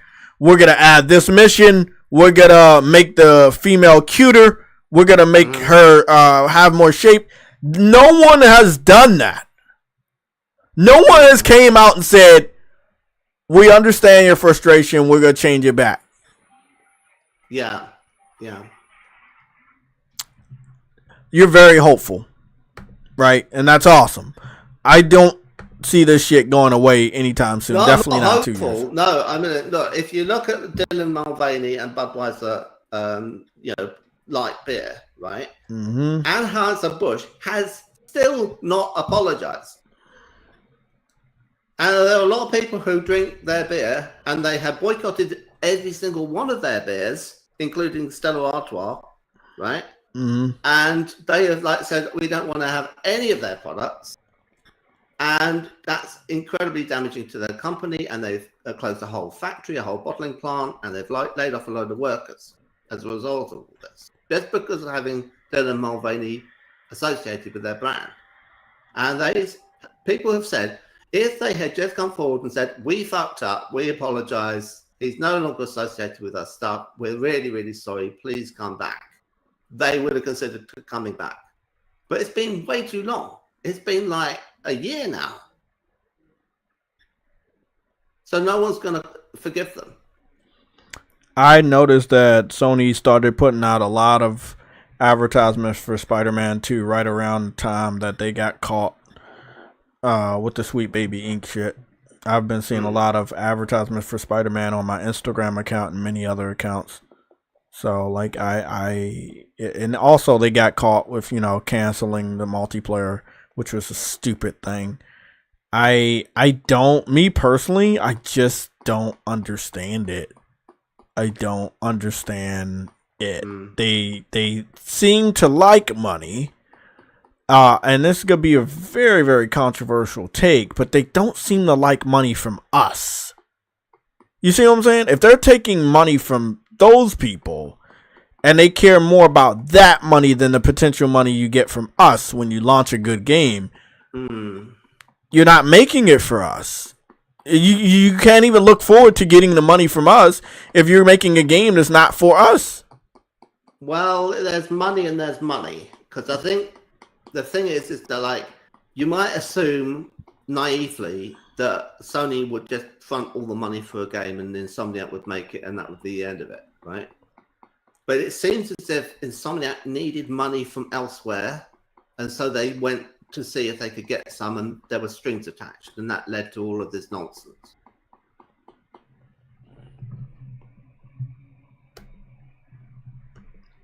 Quest 444. I'm trying to be respectful, but yeah. Let me just type. I mean, if you were prepared to pay even more for Spider-Man 2, then it'd be completely free of woke shit. But to kind of keep the price of the game at your end, the consumer's end, down, even though it's still expensive.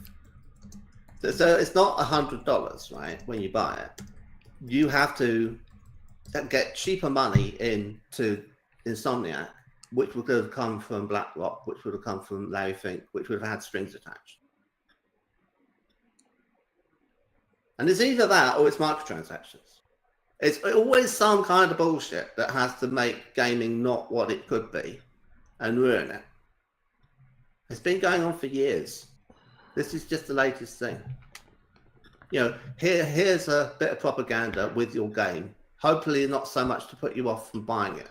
That's what it is. But now that we know transactions you don't really want. But but now that we know it's you can't hide shit that people know about. Yeah. It's stupid to try to hide it. Despite the microtransactions. And then you decide actually that the microtransactions are worse than you thought you could tolerate.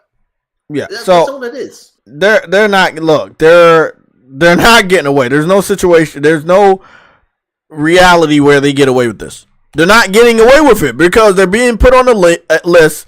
And one of the things I've noticed, most of the games that are on the list are obviously also going to PC. PC fans were already not going to buy your game and probably going to pirate your game. Now they're not going to pirate your game or buy your game. You're losing out on that money from that demographic you thought you could support, that would support you. Isn't that funny?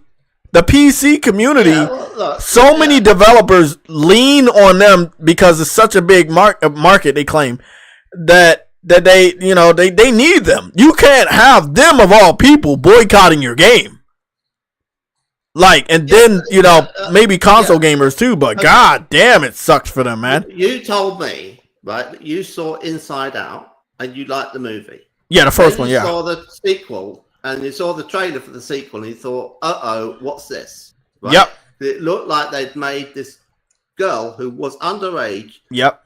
Lesbian. Into other girls. Yeah. Although it could be that she just has a crush on a friend at school, but it's. But we know what. Even if it is that, we know what it looks like. The thing is, you don't know until the film comes out. But I'm not saying you need to go see it. I'm just saying, look at a review. It's fucking Disney. And then see if they say what it's like, and if it's true that they've done something you don't like the look of, for whatever reason, don't go and support it with your money, because you're sending them the wrong message. How about this, right? I will not go to see the movie because it's Disney. They don't deserve my money anymore. They've done this too often. Okay. And even listen, hear me out. And even if it's not full blown on what we think we're seeing, they're still giving that type of message. Yeah. And there are lots of fucking children's movies that Disney brought out with similar messages, and American families as a whole stop going to see those movies. That's why Disney's losing money too. Yes. Well, the American family will take Strange World. Exactly. The American family will go to Disney World, in Florida. They will go to Disney World in California. They will go to the Disney cruise, but they will not go to these movies in the last 10 years. Now tell me, isn't there a problem? They don't want their kids to see that, and they have every right to do it. Oh, of course. So, and this has been for like 10 years, they've not trust Disney. So I believe it's going to be very hard for me or anybody else to trust that Disney is not going to do exactly what we've been seeing them do. Yeah. Like, there are boys in the school. She can have a crush on a boy. She should not have heart symbols on the screen when she's looking at a Tom girl that looks like the iconic lesbian with one hair shaved and the other hair not shaved. Yeah. You know the messaging they're sending just by the scene I'm describing right now. Yeah, like, yeah, I know what you're talking about. Yeah. We know what they're insinuating, bro. Like, no, bro. I mean, and again, they're so stubborn, or transactions have already transpired that they can't go back on it. They can't change it. They can't take the messaging out. There's like, hey, well, we already got the money from you. We have to keep this in. Or they could sue us, or they could not fund our next game. Yeah. And this is why I think that things like Kickstarter, I think I kind of like Kickstarter even more, because if you are having a problem funding your game, then you can't fund it the normal way, then I don't think you should even make that game. Maybe you take a fucking break until you get the money up, because it's not worth it, bro. You're going to fuck yourself over. Sony, of all companies, cannot afford to have people boycotting their biggest games. If the Disney brand as a whole can be damaged by like one film, let's say Strange World, having this gay boy character, and the Lightyear film, dodgy, because their children shouldn't be identified as. Listen, I know. We don't have to dive into it, but yes, it's not that. That's all I want to say. You have the Buzz Lightyear movie. We have the Buzz Lightyear movie. It's not just one movie on competitive. There's multiple movies. But like, if they had only done one that was like really blatant, which is what that one was, that might be enough to damage the brand of Disney as a whole, right? And then you go off and then say, we were talking about the other company. We're talking, Sony, right? If Sony go off and they do something similar, then people are like going to say, oh, I don't know that we can trust Sony because they did this, right? So it's kind of like, look, don't ruin the trust people having your brand if you're going to end up alienating sectors of the market,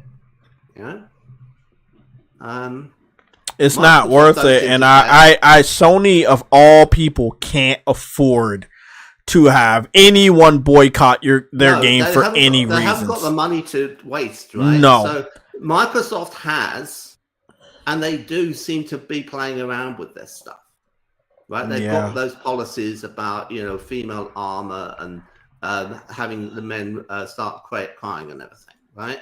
Mm-hmm. So that's all idiotic. But I mean, they're worth what, $2 to $3 trillion?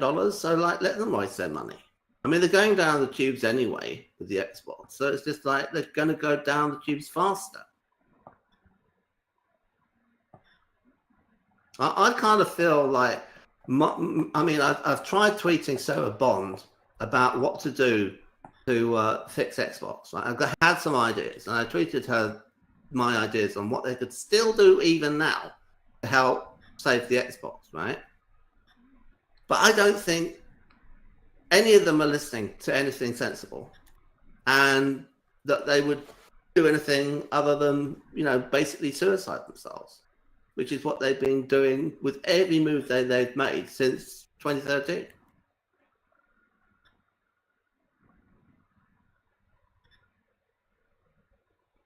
And the other people in the round table, like Thrash and even Sick Humor, have said it would be healthier for the gaming market to have a third platform. We're not here to say Xbox has got to die because it's a rival to PlayStation. No, we want to have competition, and otherwise there's a risk that Sony will end up becoming complacent. Now, personally, I don't think they will. They can't afford to, even if they're in isolation. Right? Exactly. And They know that even if they're the main person out there, people will still hurt them by first boycotting the software and not buying the software. If you do stupid software, people won't buy your shit. They already see that shit happening now.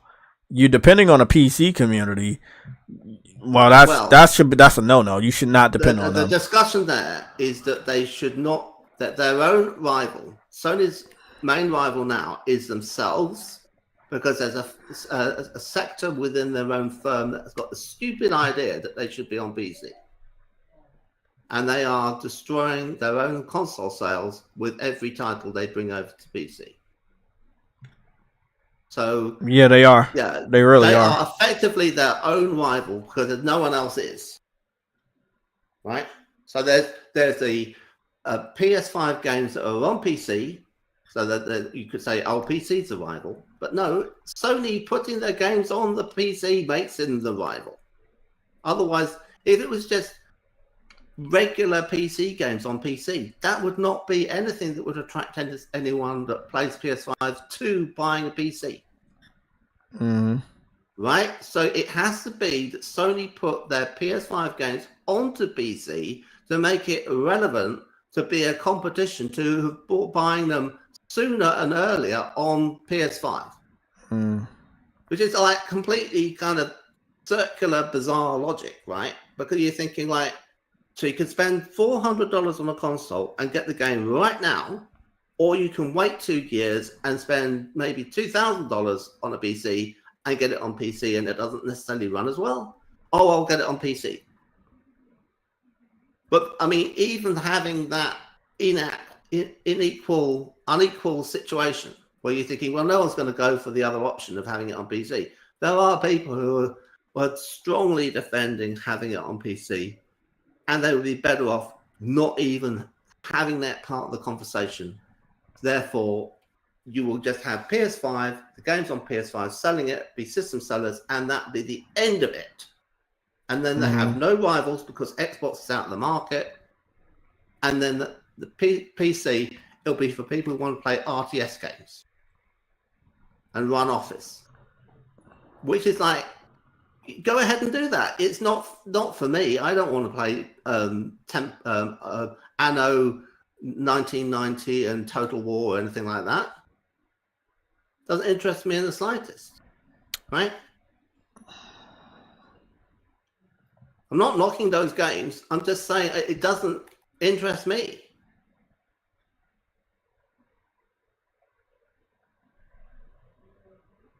Yeah. It's so yeah. I've said this for a long time. Just to wrap this up, if you guys, for years, but I suppose I'm just kind of trying to find a way of phrasing it. It's PC is a competitor to PlayStation. It's a third platform. We talked about this before. If it's considered another platform, it's a competitor. It wouldn't be look. Let's say there were no Sony games on PC. I would very much say it wouldn't be a rival. Yep. Right? But by making it having high quality AAA games, which they can't fund, because look, let's say Sony didn't exist and didn't make consoles. Would you have a game like Spider-Man 2 on PC? Having cost however much, what was it, $230 million to develop? Mm-hmm. How would that have ever come into being?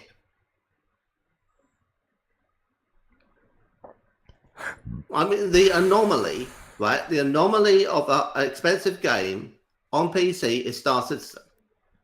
Mm-hmm. Okay, and that has been pushed through microtransactions.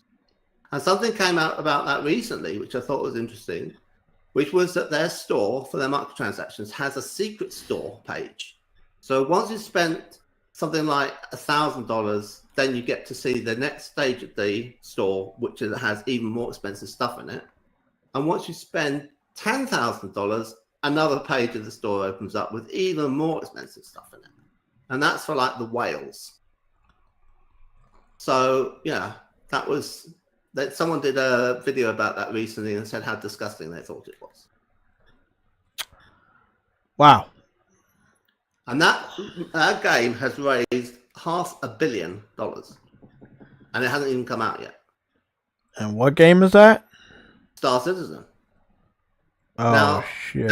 You can't be doing that too often, and you can't be saying, basically, over the course of 10 years, which is the amount of time they've been raising this money, please, buy all this extra stuff and skins and whatever because we're working on the Spider-Man game. And then eventually the Spider-Man game comes out and it's of the same quality as the ones that Sony made. Yeah? Mm-hmm.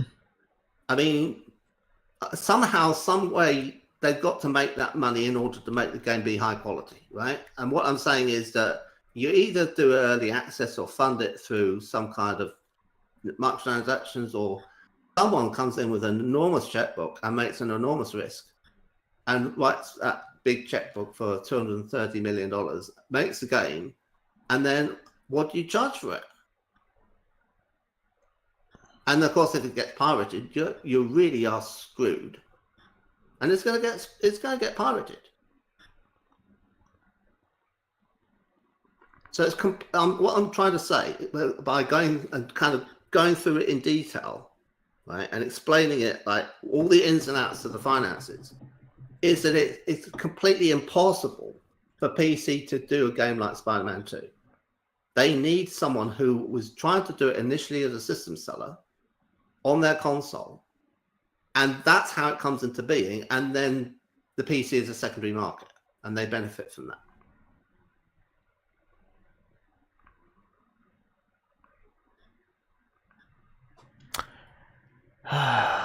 PC is a secondary market.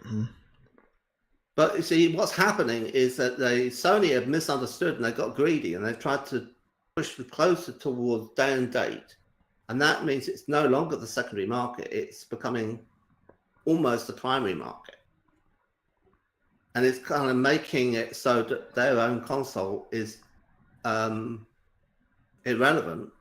And people are looking at it and thinking, well, I don't even need to buy a PS5 to get the games early because they're coming out right day and date on the PC. So they're going to not have these be system sellers, which was the whole point of investing lots of money and making them in the first place. And then you don't have to go more than a few years down that road before there's no rationale to be making them. And we've already got Hiroki Totoki at the earnings call that was this year saying we ought to think about how much money we're spending on making games because we're spending a lot and maybe we shouldn't be spending so much. And I'm thinking, well, you're the one who's putting the games on PC where they're getting pirated. How about doing that? I think of all people, while they say he's going to only be here for a year until they find a replacement, I don't know who they're waiting for to be the replacement because they already fucking know. If you already given a time stable, in a year we got to find a replacement, you already know who the fuck it is. Long story short, hopefully you can get shit done and reversed in the fucking year that you're sitting there. Because if you're just sitting there, and again, they've already announced that they're not going to put out any AAA games for this entire year. Where if you take up this entire year and then April 1st of next year, you announced your replacement, then you didn't do shit. I'm hoping that Totoki can reverse this PC shit. That's the one thing I need him to do. He needs to reverse that shit immediately. Yeah. I mean, I don't need any positive moves in terms of here's a new game, run away and, go kaloo-kalay about the new game. I don't need that. I just need him to not cannibalize the sales that he's already got by putting them on PC. But it's too late because Jim Ryan has already greenlit the majority of games that are going to PC this year, which would be... Well, turn that green light off. They're not physically on there right now. I like that. Turn the green light off. They have a logo saying PC or something. You don't have to go ahead with it. I mean, Phil Spencer said that there'll be high fidelity VR on Xbox One X. I don't have a VR headset for my Xbox One X. Oh, he lied. Oh, what a surprise. You're allowed to lie, are you? Oh, yes, apparently you are. So, yes. Yeah. Things change, right? I mean, the market changes, so they can go back on what they said. Listen, I am right there with you, and I hope that he has the balls to do that. Change it. Xbox and Phil Spencer, they change shit all the time, right? Then change it. Change that shit. Well, look, Hiroki Totoki, as far as I'm aware, has 3 jobs. And he's like, they were all really important jobs. It's not just Sony PlayStation division. It's like much more important jobs than that. The PlayStation division is like the least of his concerns. And it's like, how is he supposed to do 3 jobs that are all that important? And is there only like one person living in Japan right now? That's because you want to know why he has 3 jobs? He has 3 jobs because they trust him. He has that wisdom. He has that experience. And no one else has that wisdom or experience. And that's kind of like example. It's just an example. Take it how you want to. It's how American politics are. That's why some of the people in power are still in power, even though they should be in nursing homes and retired. You know, because they have that wisdom. They have that experience that is not matched by any of the younger people trying to get to that level. They're like 20, 30 years lower in experience than these old heads. And it's sad because, I mean, that's still their fault. You should have been training or molding your successor. Like, people was like, oh, put Herman in there. Bro, Herman literally just got his position like, what, a few years ago? Like, Herman's not ready to take over a Jim Ryan position. Plus, since you're the person that also believes games should be going on a PC, I definitely don't want you running PlayStation.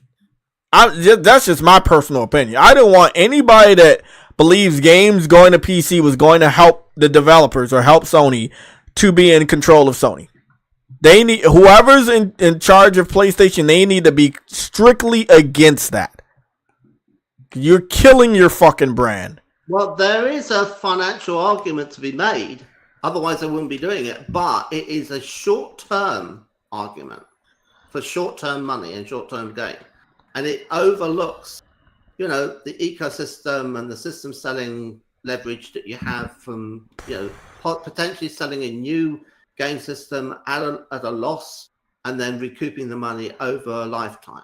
You lose all of that when you start doing day and day to a PC system where the whole burden of the component costs are borne by the person who assembles the system, right? That's why the PC is costing people $2,000 to do something similar to a PS5. Right? Because they've got to have a really nice SSD in it. I mean, Linus Tech Tips, when the PS5 came out, he said, I'm going to make myself a PC that's going to be as... He practically couldn't. Right?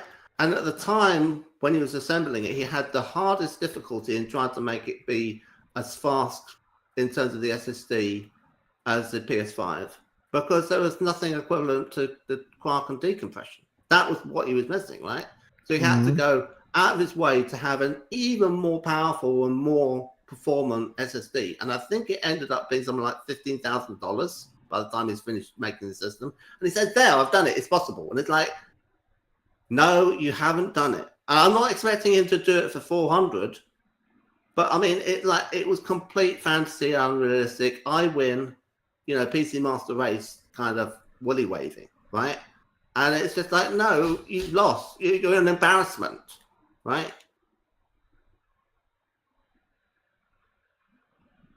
I love where this shit going, man.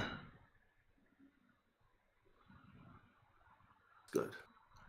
I love where this shit's going. You know why I love why this shit's going? Because Sony is really in a bad position, and again, don't want to be cocky about this. I told them don't do the PC shit, right? And they should have already known not to do the woke shit. They should have already known not to do the woke shit, man. They've been doing this woke shit, and nobody wanted them to do that stuff. Nobody want anybody to do it.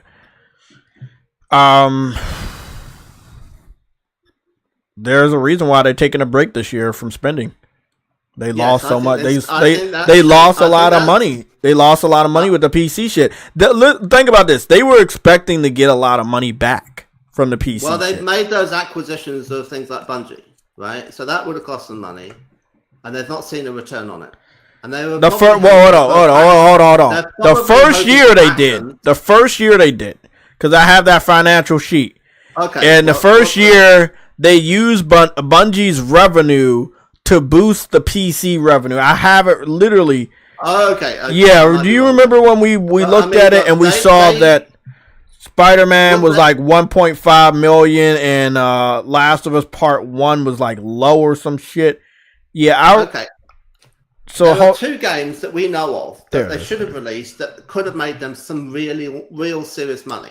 One of them is the Spider-Man multiplayer game, which we both said looked like it was finished and looked like we'd like to play it. Mm-hmm. The second one is The Last of Us Factions. Definitely. I think that could have did some real big numbers. A real money spinner. Yeah. And the last one they did of Factions, I think it's still being played, isn't it? Uh-huh. So it's like, it's not like people got bored of it or something, and it was like a flash in the pan. It's not like, has no legs, as they say. People are going to keep coming back to that game because it's got some serious depth, tactical depth.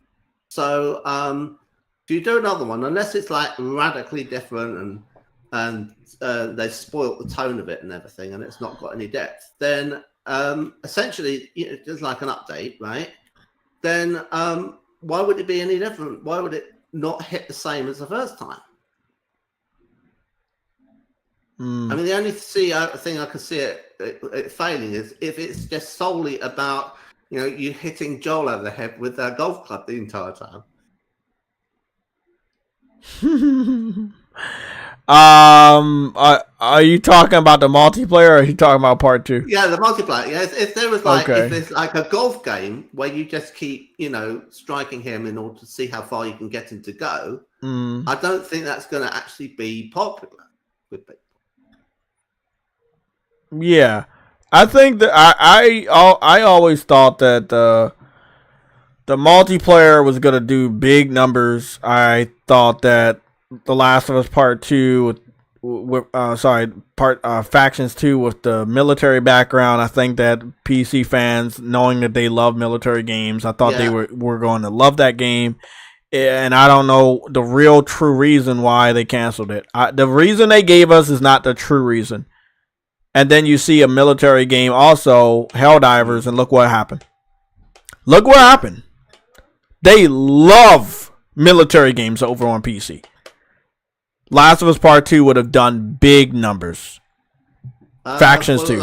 Factions 2. I don't believe it when they say, we don't want to be into live service, right? Because the thing is that you could have hired more people to take over the division. You fucking idiots. Right? And then you hand over administration of the servers and the, aftercare, microtransactions and all of that to another company. And then you go back to making single player games because that's what you specialize in. Yeah. Like you ensure the quality control and that the animation and the strategy and all of that works for the game that is involving your characters that you originated. But then when it comes to this is going to just be boring for us now because it's just going to be administering live service like Fortnite, that's when you go off and hand it off to someone else. They can do that. You don't have to be involved past the beginning part of doing it, So that is, I don't think that's a credible reason to say, we don't want to be involved. And also, it really doesn't make any sense to say that after you've already been working on it for so long. Are you telling me that you went and worked on it for years and years, and then at the end you said, this thing we're working on, we don't really want to be doing it because it's a thing that we did originally that was multiplayer. And it's like, you took it on as a multiplayer game, and now after years of doing it and lots of investment, you say, we don't really want to be doing multiplayer games. Are you shitting me? I would not accept that as an excuse if I was Sony. What if it was them?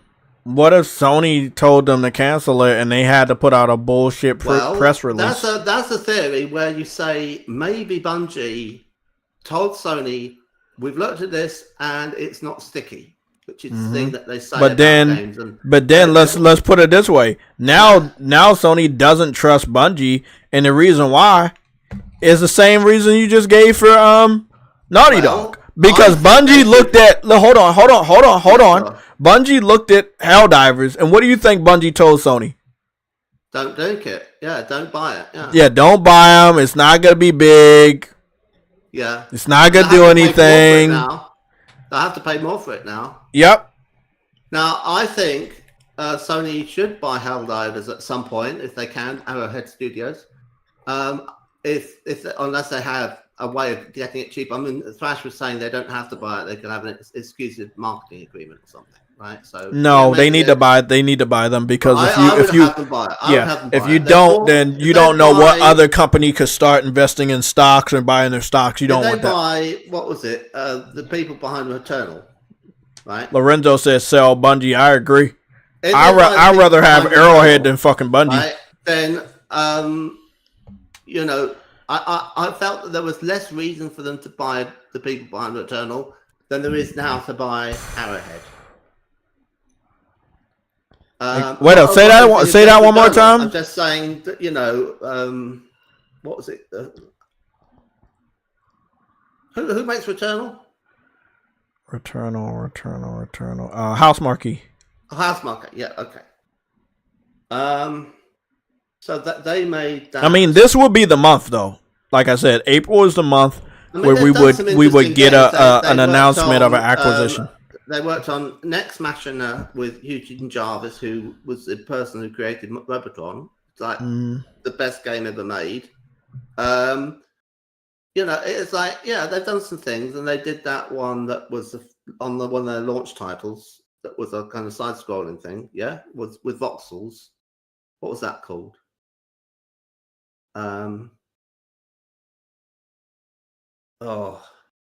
Everything you shot fell apart, didn't it? And then there was I think they made Matterfall as well.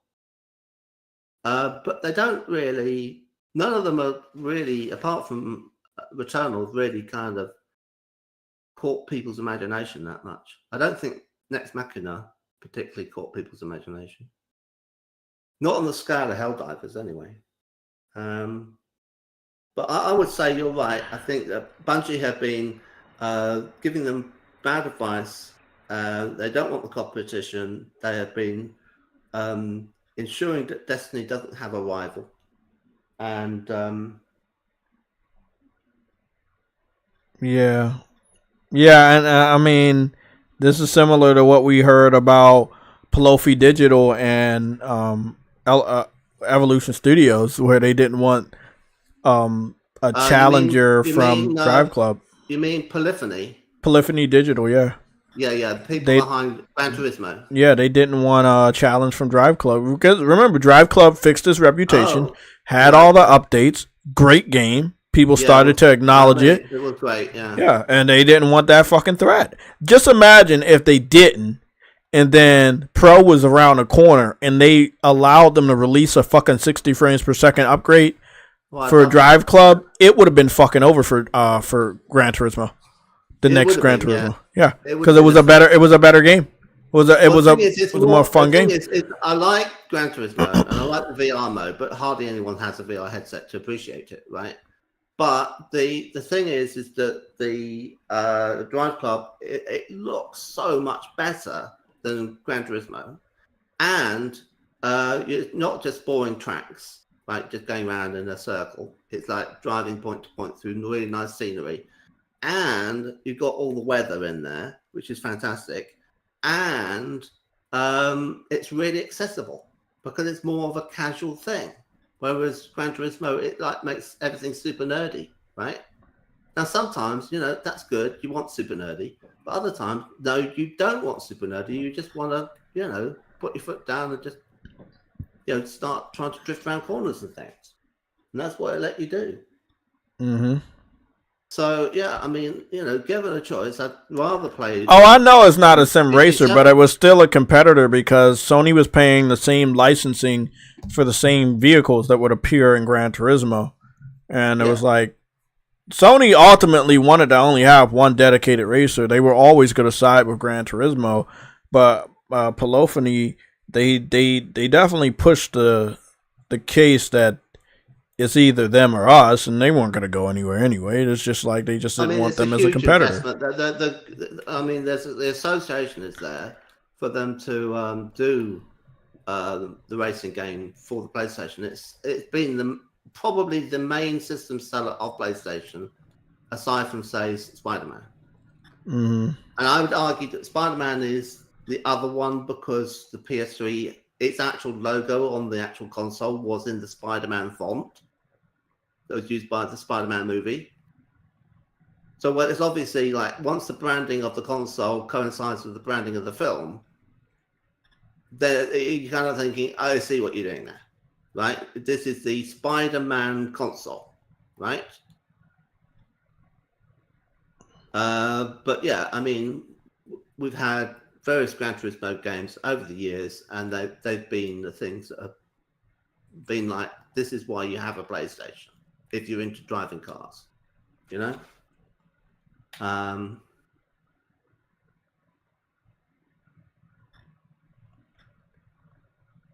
But I was talking about, what was I talking about? Returnal, Housemarque, and then Arrowhead, and we're talking about Bungie. So telling them probably, we were speculating that they probably said, don't buy Arrowhead, don't, because from their perspective, it would be a threat to sales of Destiny, and then they would, with the factions thing, they would make an argument that it's not sufficiently sticky, and there's no good way to therefore monetize it.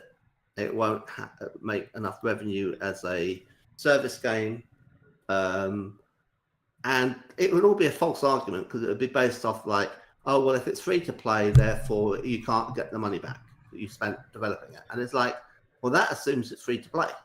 If you charge, $40 for it, let's say, like Helldivers, and you make your money that way, and you have a few things like different outfits that don't affect how you perform within the game, they're just cosmetic, right? Because I never like it when you buy a costume and it affects how you, what your abilities are, and then the way that it's no longer a level playing field within the game.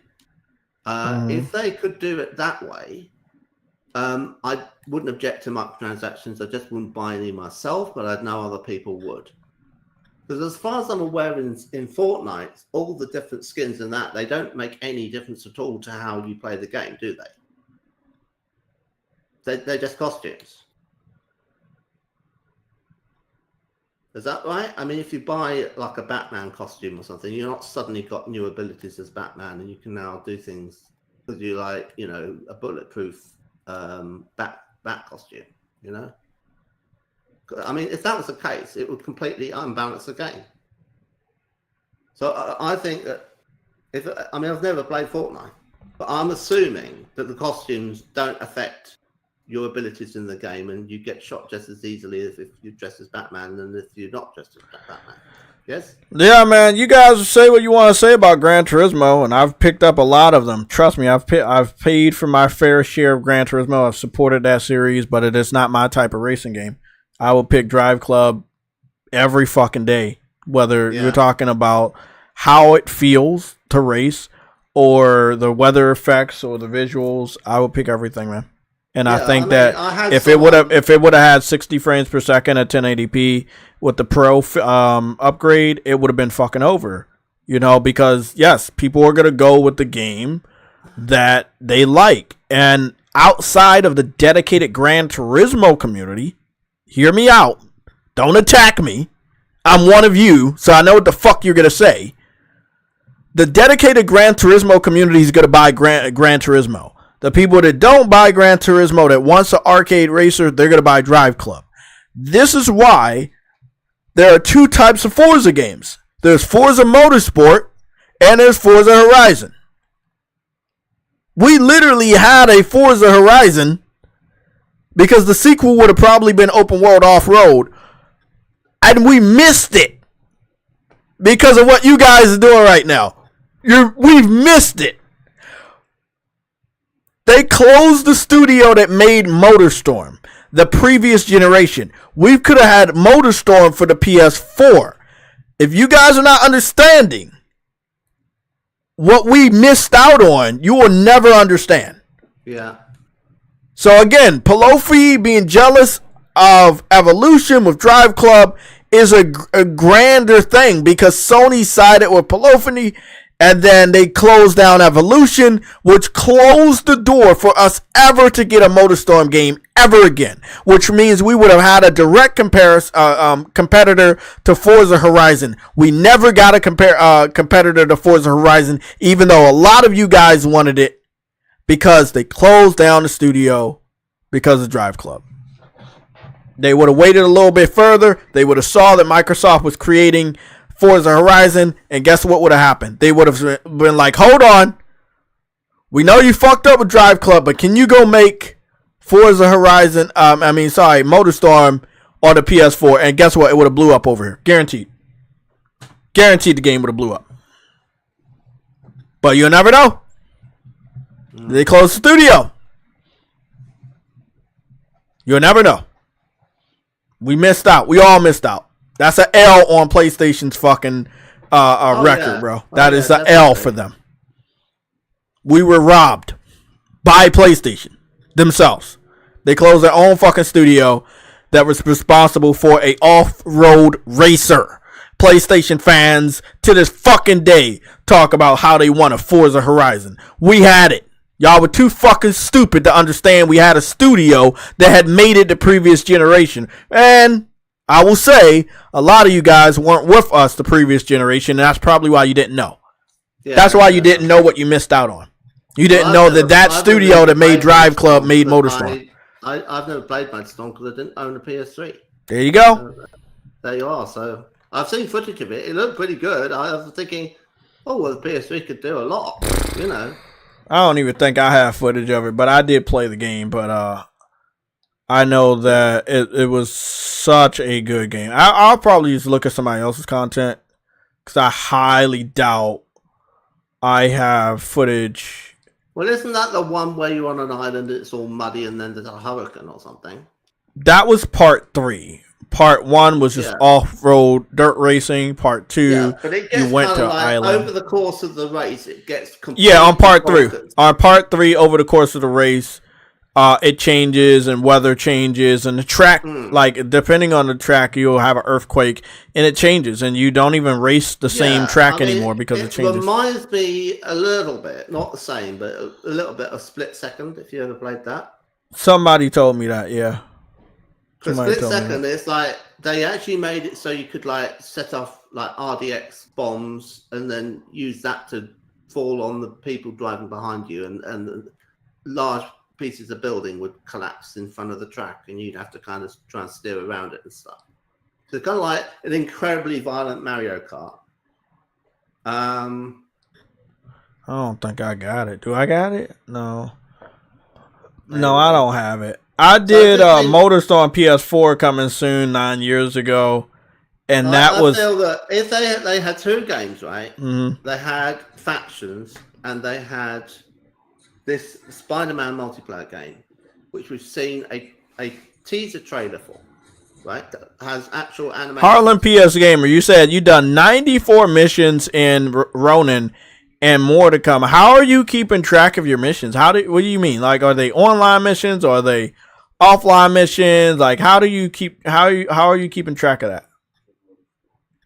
Like, these are some pretty big ass numbers. So I was just trying to figure out, like, what does that mean? Like every time you get in a fight, is that considered a mission, or like how do you keep track of that? I'm a little confused. So this is what I wanted to tell you guys when I was talking about the Motorstorm thing. The reason why I knew we could have been on the verge of a Motorstorm thing is because they put a big ass Motorstorm Easter egg inside of Driveclub. They put the buggy from Motorstorm on in Driveclub. And it was the only vehicle on Driveclub that had a nitrous boost. And it was also the only vehicle that if you tried to go off-road, you wouldn't get penalized. It's the only vehicle that would not penalize you for going off-road. And it's the only vehicle that had a nitrous boost. And I don't know why I'm telling you this shit, because I have the fucking game so I can just fucking play it. But, I mean, yeah, that's what happened. Like, we literally were going to get a off-road racer, but you guys got scared, and don't say you didn't. You guys got scared away because people left bad reviews, and then you didn't know the history of PlayStation, so you didn't understand the importance of supporting a game. This is why I say people need to support games day one. You will find out the history later. You'll have people like JayTechTV to inform you on what's going on and why you should support this shit, but you have to have faith. Unless I'm coming out and saying this game's fucking dog shit or beware, then you should fucking know that you should go support the game. Because if you don't know what you're going to miss out on. And this is facts, bro. This is straight facts. Right here, this is what you're seeing. You're seeing Motorstorm. I'm about to play this shit for you guys. You know, this is the point, equivalent, at this point in GT7, I'm starting to fall asleep. Because the opening of GT7 is so incredibly boring. It's just like a snooze fest, you know. And then it's like, oh, you got a menu system. Oh, whoopee, you know. Yeah, it really doesn't. It doesn't excite you in any way. When you start off the GT7 game. I'm trying to figure out what track I should go to. The beginning of Driveclub, it looks so nice, and you're thinking, oh well, it's just a cutscene, you know. But you think it's a good cutscene, you know. And then it gets into the game, and you're thinking, no, the game looks exactly like this. Because that was the game. That's what's the game. Yeah, that's what's crazy. That was the game. It wasn't overselling it. No. And I mean, and that's what's crazy about it. It wasn't overselling. Crazy. Yeah, it's crazy. Let me see. So what I'm gonna do right now is I'm just gonna go in and find the vehicle. The vehicle's all the way at the end. They gave it to us for free. So if you still have access to Driveclub, you'll find it. Look at all these vehicles I went through. Look at all this. This is the only vehicle that has acceleration boost. The only vehicle that has, it's called the Wombat. That's the original colors of the vehicle that was in Motorstorm. So I'm going to go with the original colors. This game, do you see how beautiful this game still looks? This game still looks beautiful. This is all in game. Running on a PS4 hardware. I'm running in this have like nitrous or something. Yeah, this vehicle has nitrous. No other vehicle in this game has nitrous. So they were testing things out for a potential Motorstorm, but they never got the chance to make it because Sony closed them down. And none of you guys knew what you were missing because you didn't play Motorstorm. Yeah, I mean, I've never even played with this car, so I probably should have to.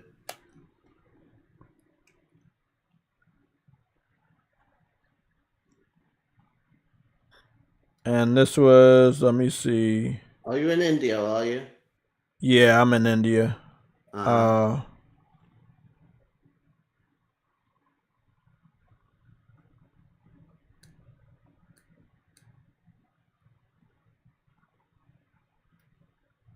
You might need to change the weather to be like variable or something. Oh, so, well, I mean, the weather is dynamic. I kept the dynamic on it, yeah. Yeah, that'll be alright.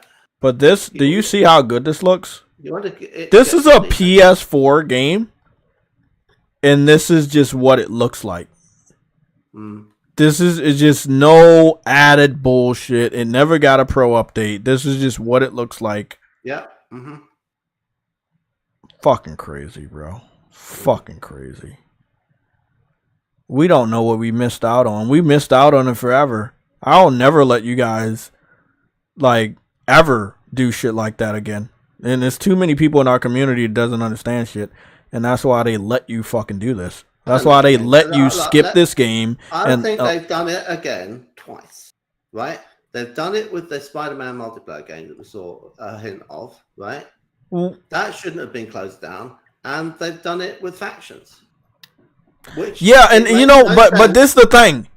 on that level, right? On that level, yeah. But we can't do anything because we don't even have a chance to support it or not support it. They took our freedom away from that. Yeah, but we have seen what the original Factions was like, and that it was popular and it was a successful game to play, right?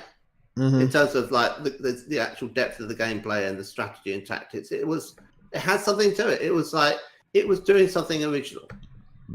All they had to do, like with a lot of games, like with all the Halo games, is make a sequel. Right? That's all they have to do. And they're like saying, hey, we could have a sequel to Factions, like we have, The Last of Us 2. And let's do it. So they go off and they start working on it. And then Bungie come in and they probably tell them, oh, no, don't be doing that. Because it's another multiplayer game that will take players away from Destiny. Yeah, I mean, that's the saddest thing is when you got... I mean, don't have a consultant working for you that's also making a competitor, because the advice they're going to give is going to be tainted, because they're going to be there to protect the interests of their own, their own game, aren't they? They're not going to say, oh yeah, go ahead, make 2 games that are going to potentially take players away from our game, and also acquire the Arrowhead studio, that's making a game which is more popular than ODST ever was. Right? I mean, that must be annoying them, right? Bungie must be annoyed that Helldivers is basically a love poem to Halo ODST. Only it's like people actually playing it, whereas people didn't play ODST.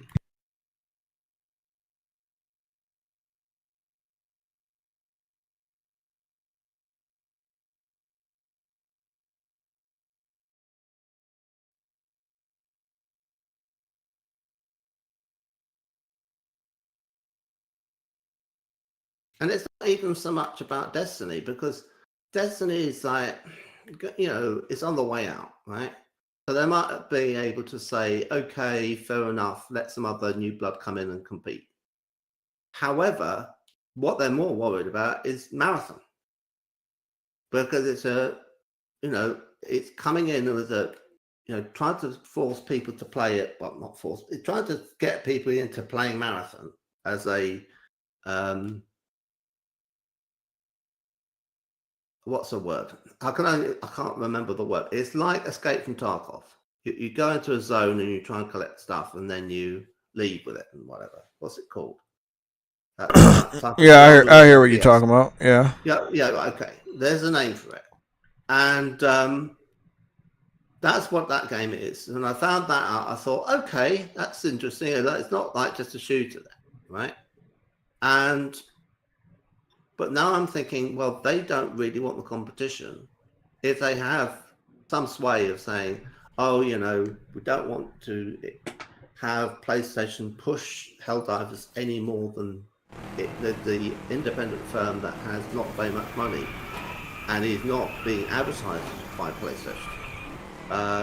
We don't want it, we don't want Helldivers 2 to get Sony advertising behind it, right? By Sony having bought it and wanting people to buy it more than they already are. So we're going to,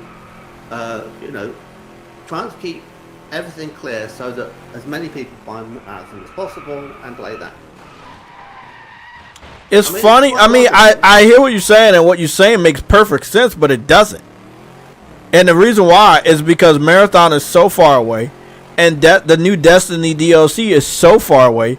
And Helldivers is here and doing crazy shit right now. Now, you know what Helldivers reminds me of? This game, Driveclub. Remember when Driveclub launched and it didn't have weather effects? And then it added weather effects and everybody started loving it and talking about how good it was? Well, Helldivers already just got rain on the last update. Not this update right here. It got like heavy rainstorms and shit. And now this update today, it got sandstorms and snow blizzards, right? Oh, right. Okay. Yeah. So, and then you got these other types of robots, big ass AT-ATs from Star Wars, basically on the bot side that we gotta take down. They're brand new, And you know what's gonna happen next, right? Vehicles. So long story short, right? By the time that Destiny comes out, Helldivers very well may be in its final form. You see what I'm saying? Of all the stuff they're adding over time. Yeah. And it's like nothing Destiny's about to do with the final shape. I feel like it's gonna, you know, it's gonna be a popularity boost for Destiny fans alike. But I don't think it's gonna save Destiny 2. Would it be if you got a rival game that's good, and it's also being promoted by Sony because they bought the company? Yeah, I know. Right. So do you like now that Helldivers popped off? What are your thoughts on? Does Sony allow Destiny to prove itself with Final Shape and then acquire Arrowhead, or does Sony say fuck you, Destiny, we're picking up Arrowhead? Like why I wouldn't, if it was me, I would not wait to see if Destiny fucks up or it succeeds. I'd sell Bungie at this point and see if I could get some money for it. Okay. Because like people are only going to make a. I don't think they're going to get any better. Or something.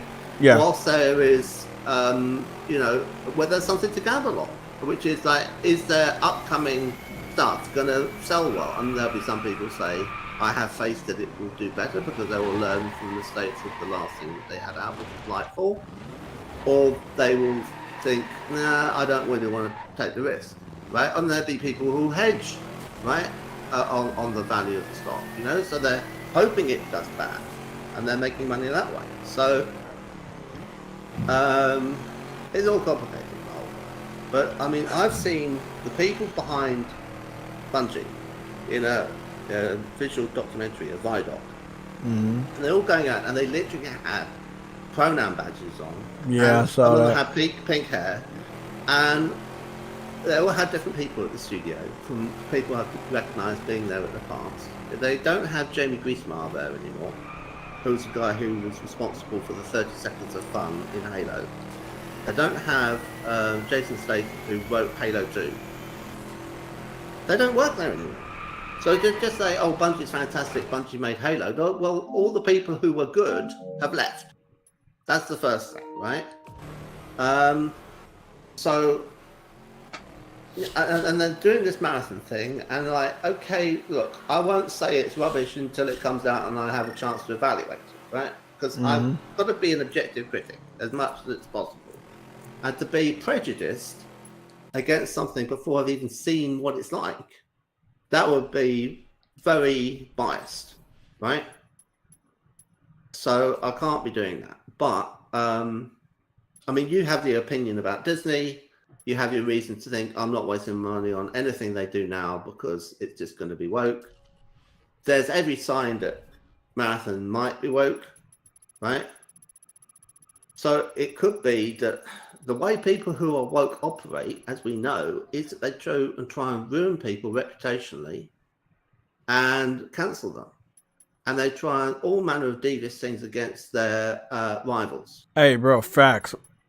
They definitely do have the best weather. So they don't say, oh, it'll be a meritocracy, and we're all competing with equal opportunities. We will try and make the best game possible in a capitalist market and try and get people on the basis. Still my favorite fucking car right here. They will try and say, oh, you know, we want to have the support of Sony because we're in bed with them and promotion from Sony, and probably ideally, they want to have a Marathon-themed console, either with side plates or the box has got Marathon colors on the Sony PS5. As long as Marathon isn't woke, but I think Marathon is going to be woke as fuck, bro.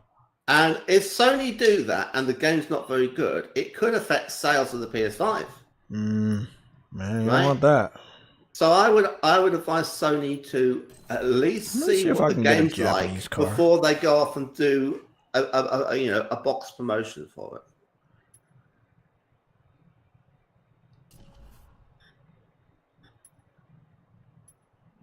Because I mean, every time you do a box promotion of a game, you're throwing your weight behind a game and saying this we stand by as being a good example of our Sony, gaming experience. Quest 444. You said new Stellar Blade gameplay dropped at IGN. I'll go check it out, but I think that it's not new. But I hope I'm surprised and it actually is new. It's 7 o'clock in the evening. Read this in Driveclub. So, let me go see. Let's see, what could they do other than boxing? I mean, I don't. Can they do? Can they have? Are you talking about the Stellar Blade official Eve character trailer that they posted 5 hours ago? Because we watched that. All they did was repost. Yeah, what you saying, man? Can Sony have a box for their PS5, which is a game that they don't own? You know, could they like have a Stellar Blade box? With box? Or is it not something that they get to do? They can do that. They've partnered up for marketing rights for Stellar Blade. They can definitely and so they could do Final Fantasy if they wanted to. Yes, yeah. And they could do Stellar Blade, and those could be the two things this Christmas. Yes, I don't think that's going to be it, but yes. If they're still selling, I mean, it might be a bit late. It might be on to something else by then. Yeah, I think for the rest of the year, I think we know what they're doing right now, right? And I think their first 4 months of this year is awesome. Then in May or June, we're gonna get the PlayStation Showcase, and then we're gonna find out what the rest of this year's looks like. Well, there is that Naughty Dog game that's set in space, isn't there? I don't think it's coming out this year. Well, no, I mean, I'm just saying we might see the teaser trailer for it. I would love to. If there's some woman walking around in a spaceship and they're able to take photographs of her with a camera, then they're probably able to do something of some nature with that to make a trailer. Yeah. It'd be funny. What I'd love to see is her walking through a door. Right, that's all I want. I want to see the door open and her walk through, and it not take 20 minutes. What are you talking about? I'm confused. Well, you know, like Starfield. Every time you go to the door, you have to wait for the door to open. So I'd like them to have like the doors open and it like be nice and quick, and it'd be like, there, see, we can do it. You can't, we can do it. Yeah, bro. That's not new. All they did was take PlayStation's video and repost it, and they didn't even post it in fucking 4K. So they can go eat it. No. Yeah, they never fucking do, bro. So yeah, we good. They might have a server that doesn't have the. Wait. They got exclusive gameplay. Okay, let me do it. There's one from an hour ago. Let me go check this one out. You're the fall guy. I hope it's not from the demo. I hope it's not from the demo. Hold on. Okay, it's 4K. Let me go see what this is. I hope this shit is not from the demo, bro. If this shit's from the demo, let me just cover this last thing, and then I'm gonna get up out of here.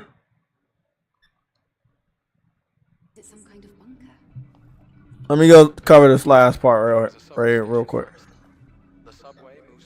The subway. Is this the subway gameplay? Look at that. IGN wants to cover the subway gameplay. Oh, wow, the subway looks like a subway.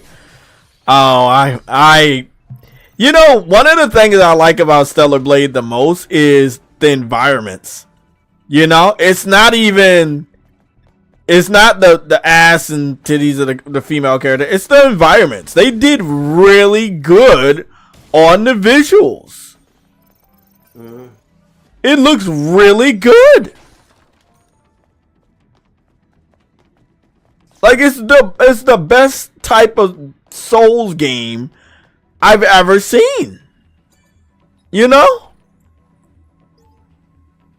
Well, the Souls games aren't exactly known for their looks, are they? No, they're not. That's why it's interesting. I'm going to say something controversial. I don't find Eve as attractive as the other girl. What's the other girl?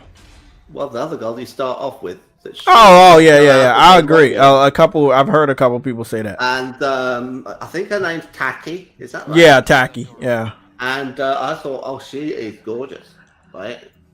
But she isn't in the game for very long. No. So I was like annoyed when that happened. I thought, oh god, you don't get to play as Zaki. Okay, I get it. Right. You know what's interesting about that? I wonder if they're gonna be like a prequel. It would be cool if there was like a prequel and you play as her, like some DLC where you play as her. That would be dope. Yeah. This looks really good. So this is the Subway gameplay from IGN. I'll be taking a. Oh my god. Oh, the little alien took control of the dead body. Oh, it's absorbing a dead body and it's changing into a. Oh man, that's awesome. That's awesome. Well, Eve in the green suit that she wears, and I don't like her in the skin suit. I don't like her in either one of the suits. I want one of the red and black suits or the jean jacket suit. I think the green one is nice, and I think the I wish I could color it red and black already. The nude color one is. I think it looks awful. Well, it's supposed to be for more difficult gameplay. Yes, I know. I thought that was interesting that they made it so like, oh, you really want to have a gore, but oh well, we're going to make it so you have to pay with it game being harder. Yeah. This looks really fun. You know, so let me go back to the poll and see what y'all voted on. What's your thoughts on the reviews? Do you have any predictions on what you think the Metacritic could be? I pre-ordered this, right? So I'm getting it day one. No, but I was just wondering, like, IGN France was shitting on this game. That's a branch of IGN. I watched someone playing the demo, and I thought, oh, it looks like it's going to be incredibly difficult. Right? So, maybe I'll make it. That looks nice. I am no good at. But still, I want to support games like this, so, you know. I'm not going to try to do a refund or anything. And then I think it's in the 80 to 85. It deserves to be in the 90s. I mean, IGN's covering this because it's a hot topic. They have to give it a high score. They can't just say it's a 7. Put it in the 70s. No, it can't. No, I'm talking about IGN specifically because you know what IGN does, other people are going to copy. So I'm wondering, with IGN accepting to cover this game, will they give it a 8 or 9, or will they say we're a woke company and we're gonna give it a woke score? No, I think they'll give it an 8. Yeah, I think that would be in their best interest because if they give it a low score, it's gonna pretty much be obvious why they're doing so. I think that a lot of these journalists might want to just kind of stay out of the hot seat. This is a test, and I think a lot of them are gonna fail it. Yeah, I hope IGN ain't stupid, man. I think with IGN, all their scores are a point lower what you think they would be from anyone else. So they'll say something like Starfield, and the score will not be what you think it would be based on how nice they are being about Starfield. Right? Yeah. And you're looking at it thinking, but I thought that meant... Oh, you can upgrade the health you get. You and can they've been making out it's good. And for me, 8 is good. So why is they giving it a 7? You know, and it's like... Oh, you got different types of guns? Like a grenade laser gun? Are you serious? Oh, that is awesome. So I think what that is it's one of these weird kind of pretentious things where they're saying we never give out a 10. Oh, that's so fucking awesome. Oh, this is so much more than I thought it was. Or they only give out a 10 for like Zelda or something, you know, and it has to be like once every 10 years they'll give out a 10 score. So, I mean, I don't see the point in having 10 and not using it. And 10 doesn't, for me, mean perfect. Did they give Zelda a 10? No, I'm saying that, like, for me, giving something a 10, like, look, if you have, probably a lot of people think this is contentious, but if you can say, like, a 7 out of 10 will be anything from a 70 up to a 79, then what happens when it's a 10? Nice. Are you going from a 10 to a 10? No. You're going from a... I've seen all I needed to see from this. That's a day one, and I can't say it anymore because I already pre-ordered it, but that's a day one game. That's a day one. If your mind's not made up about Stellar Blade with the demo and the increased amount of gameplay, that game is a day one. Ass and titties aside, that's a day one buy. That is a day one game. You have to support that game. You have to support that game. That's a day one. That's a day one, bro. Certified. Arma Reforge. Arma Reforger official Tiny Wars trailer. Let me go. You know, love my army man. Interesting. That is an interesting game. On Disney Plus is now available. I played it on the Xbox and I got quite a lot out of it. I've always wanted to play Arma 3, but that's only on PC. And then there was Operation Flashpoint. And that Tiny game Wars was people could play, and that's basically the same thing. So it's a military simulator, and I love me some games like this. This is pretty dope. Oh, you're not even looking at Arma Reforged. It's called Reforger. Yeah, the little army man. Oh no, that's something totally different. Arma Reforged is like you're driving around a big landscape in jeeps, and then you're setting up camps and stuff. Oh, okay. No, it's kind of like an RTS meets an FPS. I thought. Oh yeah, I've heard PC fans used to talk about how good it was all the time until they stopped. Yeah, but they've got it on console now, and they have it on the Arma. And I thought. Are you talking about Arma is on consoles? Whose console? Arma Reforger is on console on the Xbox. Oh, not on PlayStation though. No, I don't think it's on PlayStation. No. It's basically an early access, I think. Okay, that makes sense. So I was playing it when I got my. They put that shit on the wrong platform. They are not going to support that. Interesting, and yeah. Yeah, one more game to look at. But I mean, Lorenzo, I know you're listening. And True Woody, what's going on? We're about to go cover our last thing. This is a brand new game called Eternal Strands. What's it called? Eternal Strands. I think it's by the developer, some of the developers of Dragon Age. It's colorful Fortnite kind of art style to a degree. Looks like you got a couple psychic powers, sword and shield. Asian female character right now. I don't know if you get to create your character. It would be nice if you did. Doesn't look like it though. Nope, it looks like she's your main character. Game looks dope. Give me a little bit of Guardians of the Galaxy meets a little bit of Fable. A little bit. She has the blades that kind of remind me of Nariko's blades on Heavenly Swords when it's combined together. I'm gonna wait on that. I'm hoping you got a character creator. I hope you got a character creator. Yeah, I hope so. I know the other game that's my guilty pleasure is called Screenbound. It's basically you're playing a game on a Game Boy, but you're moving around in 3 dimensions while on the Game Boy you're playing in 2D. And it's fucking, you know me. I love me my old school classic. There's some other game which is a bit like that I think was in the Xbox Showcase, and you start off in 2D and then you end up going out of the 2D into 3D. Is that Plucky Squire?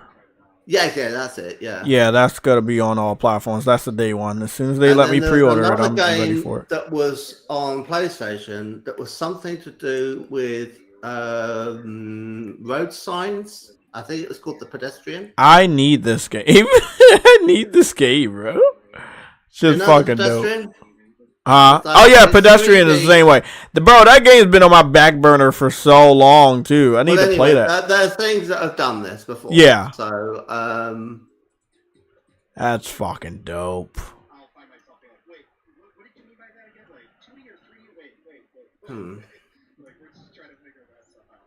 And you gotta they got a level builder too. So they have like a Mario Maker builder on it. Fucking dope. Hey, I can't wait for it to come to consoles whenever they're done with the, you know, what they're doing. I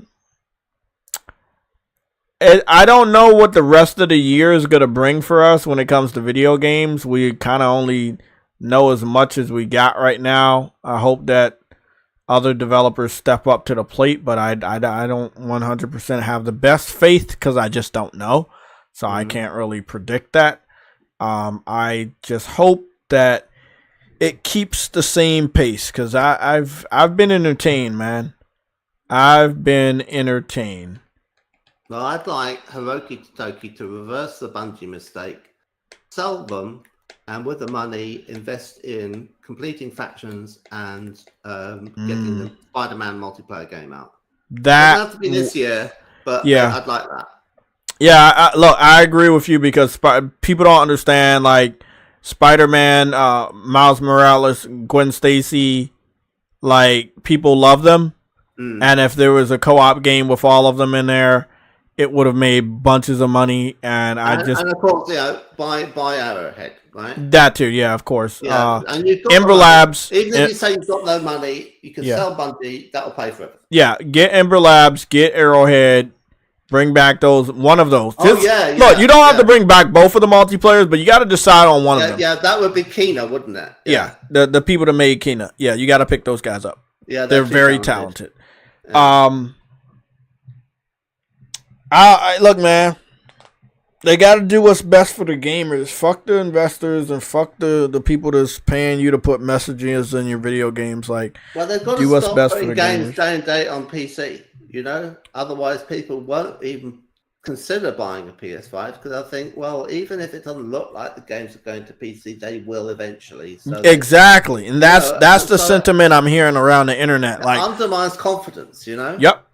I'm not buying a PS5 for Stellar Blade because I know it's gonna come over to PC later. That's right there, that's not helping, bro. That's not helping. I mean, it's based on nothing. They don't know that. They don't know, but because it's happened so often, they're like, "Oh, I have faith. I'll just wait it out," and that hurts PlayStation, bro. And it's happening at a very important point, right? Which is that people who don't have PCs that own an Xbox is dying. They're looking around thinking, "What shall I do?" Don't make them say, "Oh, the thing to do is to buy a PC, and that way I can get all the PlayStation games." No. You shouldn't be thinking that. You should be thinking, spend less money, get a PlayStation. And that way you get all the PlayStation games. And you get all the Xbox games whilst they are being put over on PlayStation. So it's kind of like, you're not, in no way are you missing out. Yeah, you're right. 100%. So, well, guys, it's 12:23. We're about to get up out of here. I'm going to play some Helldivers and still got my energy and stuff. So I'm going to go play some Helldivers and chill. I got some anime on the back burner I'm going to be watching. I don't have any movies out right now. I know the Godzilla movie, Godzilla Kong is out and it's good. And I may go watch that. But I actually want to see if I can go watch that with the family. So maybe... Okay, I'll set you something tell up me with the what cousins. it's like. I'm not sure whether I want to see it. Yeah, I'm hearing really good stuff from it, so I can't wait. I was gonna go to see. What was it gonna see? Oh, I can't even remember. But I'm about to go prepare to get on Helldivers. Also, bro, oh my god, Evolution Studio. Look at this fucking game. We about to get about here in 5 minutes, so I'm just going to show y'all this game. I was going to go and see Kung Fu Panda 4 this week. Oh, well, okay. So, like, yeah. I mean, I'll tell you what that's like. You can tell me what Godzilla's like. And if you like Godzilla, I'll see Godzilla too. Oh, cool. Man, look at the weather effects for Driveclub. Look at Japan and Driveclub. Like, they had a Japanese Tokyo map where you racing around the city. Older version of the city. But it is so good. Like, it looks so good, bro. Like, Do you remember when people used to show this game and they were like, and people just didn't know if it was real or not because the weather effects look so good on the vehicle? Yeah, that's what's going on right now, bro. Yeah, but that's not that. This is Driveclub, right? This is Driveclub. Okay. The thing is, no update. The audio. They recorded every car for real, the actual cars, inside the car from the driver's position, and then chase cam, what it would sound like from there, and then bonnet cam, what it would sound like from. Yeah, they went and did it multiple times, and they got everything to sound as it would sound. So, like, as you change the camera position, the audio then changes to match where the camera will pick up the audio and how it would sound to get more road noise outside of the car versus inside of the car. And it's just like, who does that? But they did it not just for one generic car. They did it for every car individually. Bro, we could have had a Motorstorm that just. And they had to do it for every rev. I know. So like, it's a lot of vehicles they put in here after all the DLC, bro. So it's like you got to be silly, to be doing it to that degree. But that's what they wanted to do. So I mean, it is casual.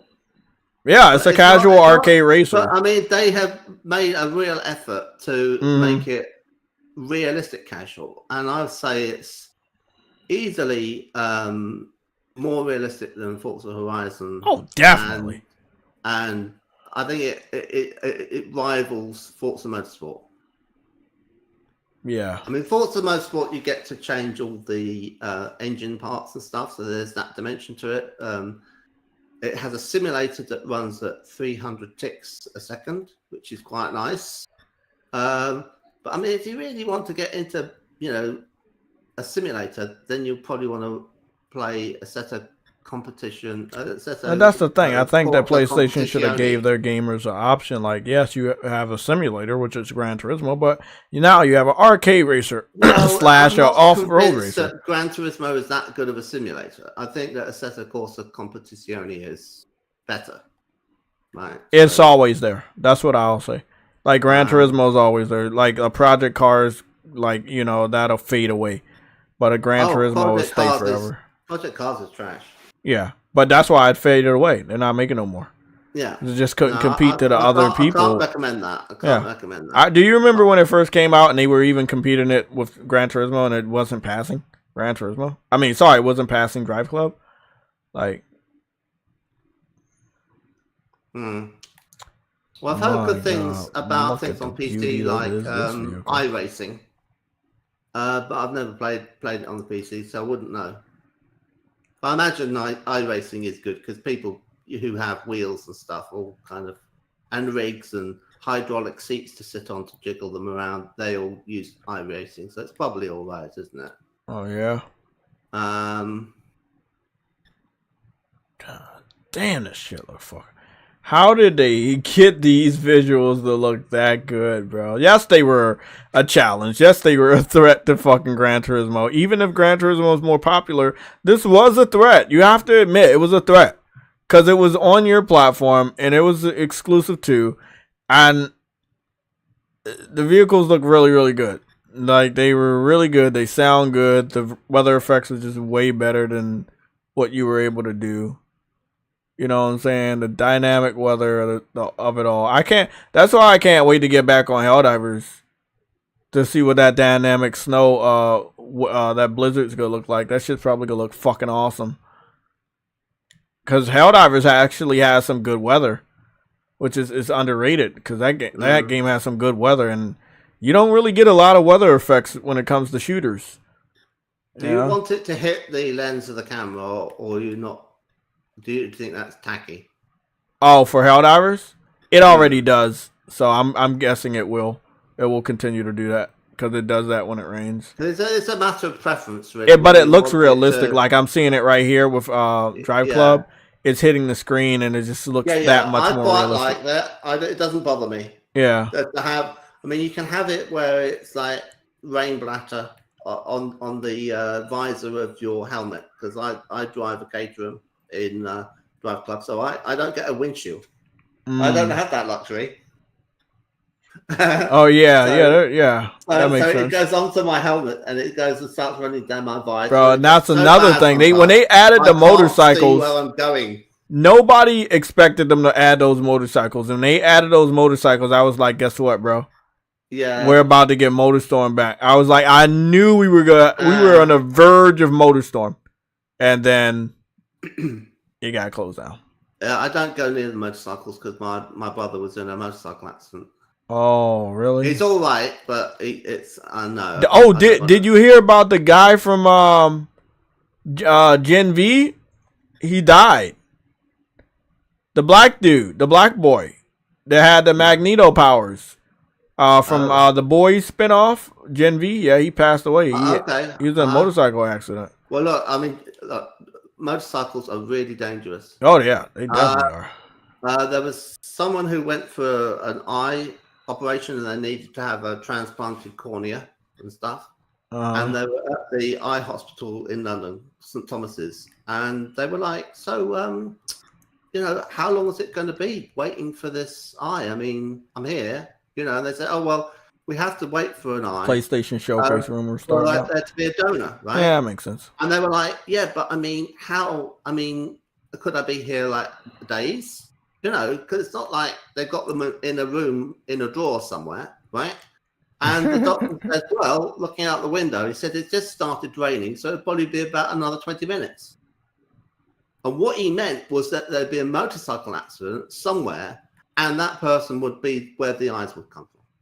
Wow, that's dark. And that, I thought, wow, is it that, like, is it just why they're keeping people, allowing them to have these incredibly dangerous, motorcycle machines? Because they can then get their organs. Interesting, yes. That is interesting. Bro, underrated game, ahead of its time. Bro, really, truly, it's just really, man. Shit. PlayStation, and I can't say this enough when it comes to PlayStation games, and it always comes to the multiplayer games. They were ahead of their time.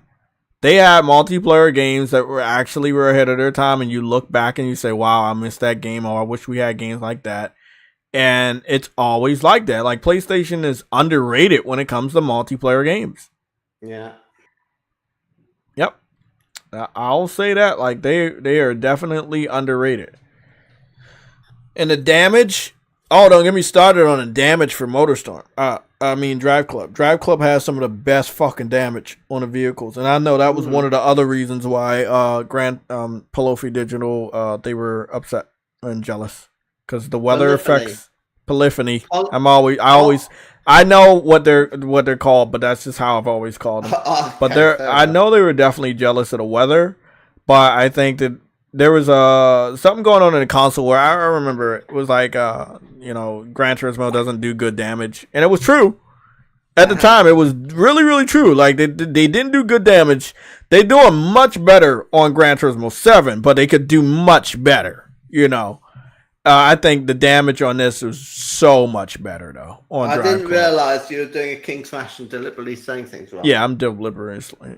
But yeah, Driveclub ahead of its time, man. I'm glad that I have the game. I'm also glad that I will never fucking delete this game. I don't care if they turn the servers off. I don't care if they took it off of the store. I will never delete the game. That's how you know I'm a real one, man. I was a real one, and these are my trophies for the base game. I had 61% of the trophies, 20 out of 27. I was actually like playing the shit out of this, man. I wasn't playing it to get the platinum. I was just playing the fuck out of this game, man. Really, really good game. How many hours I got? 321 hours in Driveclub. Great game. That's a lot. And I know my percentage looks low in the grand scheme because it only says 15%. That's because it had so much DLC. It had so much DLC. You got how many hours? 321.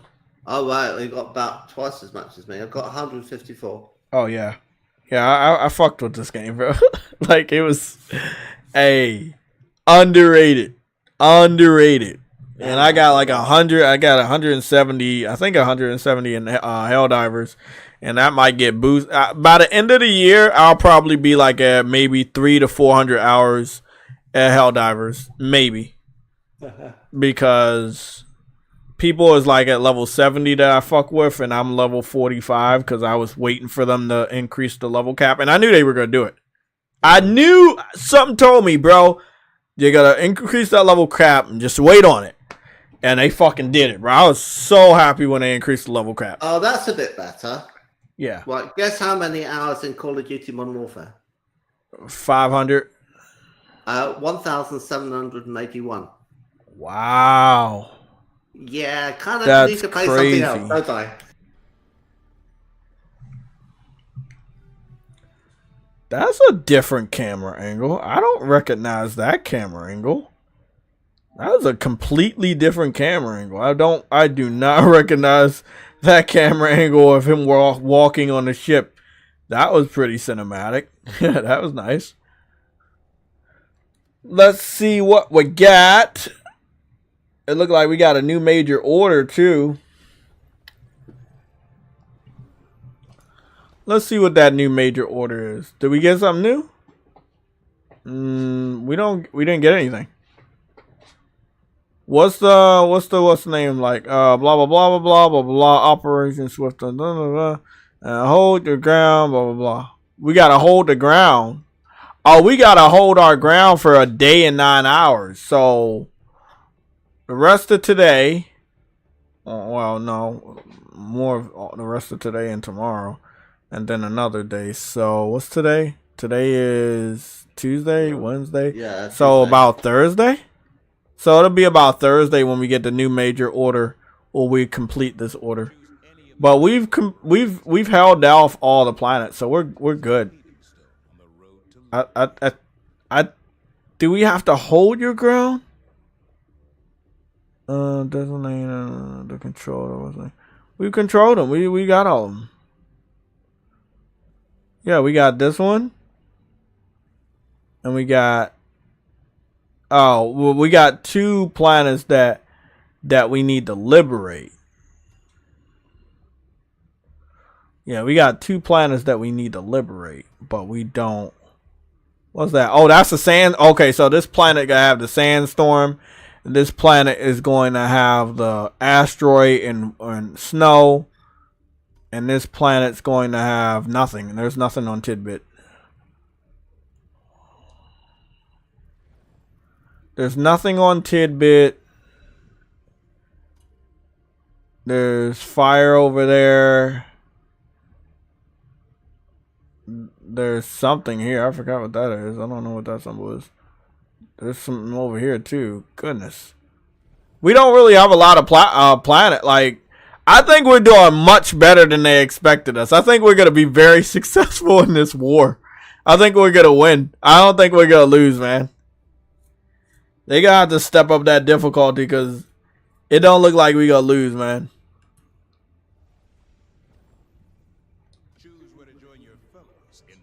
I was about to say, they keep fucking up the active player count. What is it, 27,000? Oh, sorry, 270,000. There you go. Okay, we all got that many planets to pick from.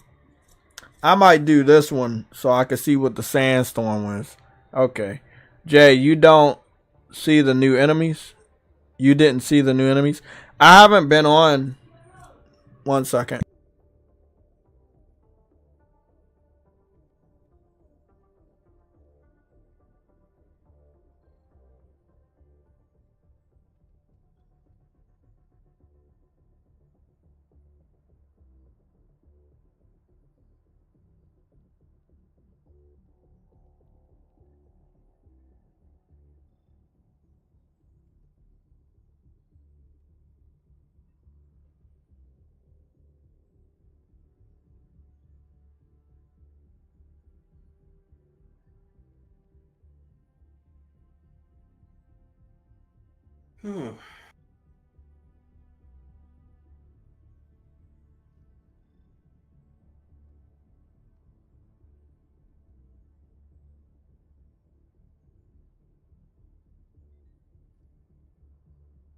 I'd say something to fill in the dead air, but he wouldn't like me and think that I was taking over the podcast, so I won't say anything.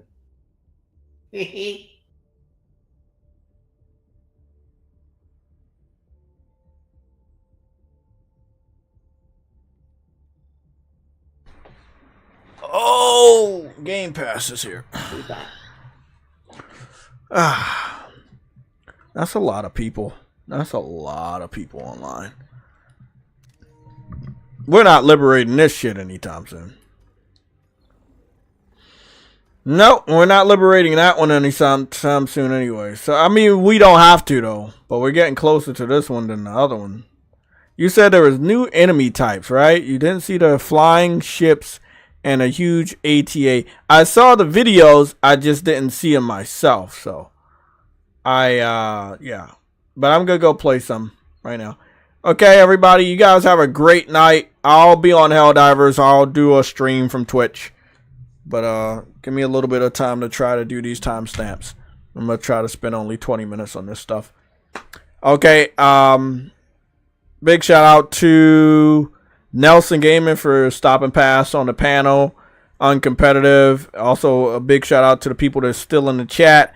Gregory, Vegan VR King. Gregory and Vegan VR King are the last people like talking in the chat. Anybody else still in the chat? No. Who else? D-Truth. Okay, man. If anybody getting on Helldivers, please let me know. I will be I'll be hopping into some people's lobbies. So, oh, fuck. He's already full. Yeah, he's already full. I can't jump into his lobby. Nope. I guess I'll be doing random lobbies.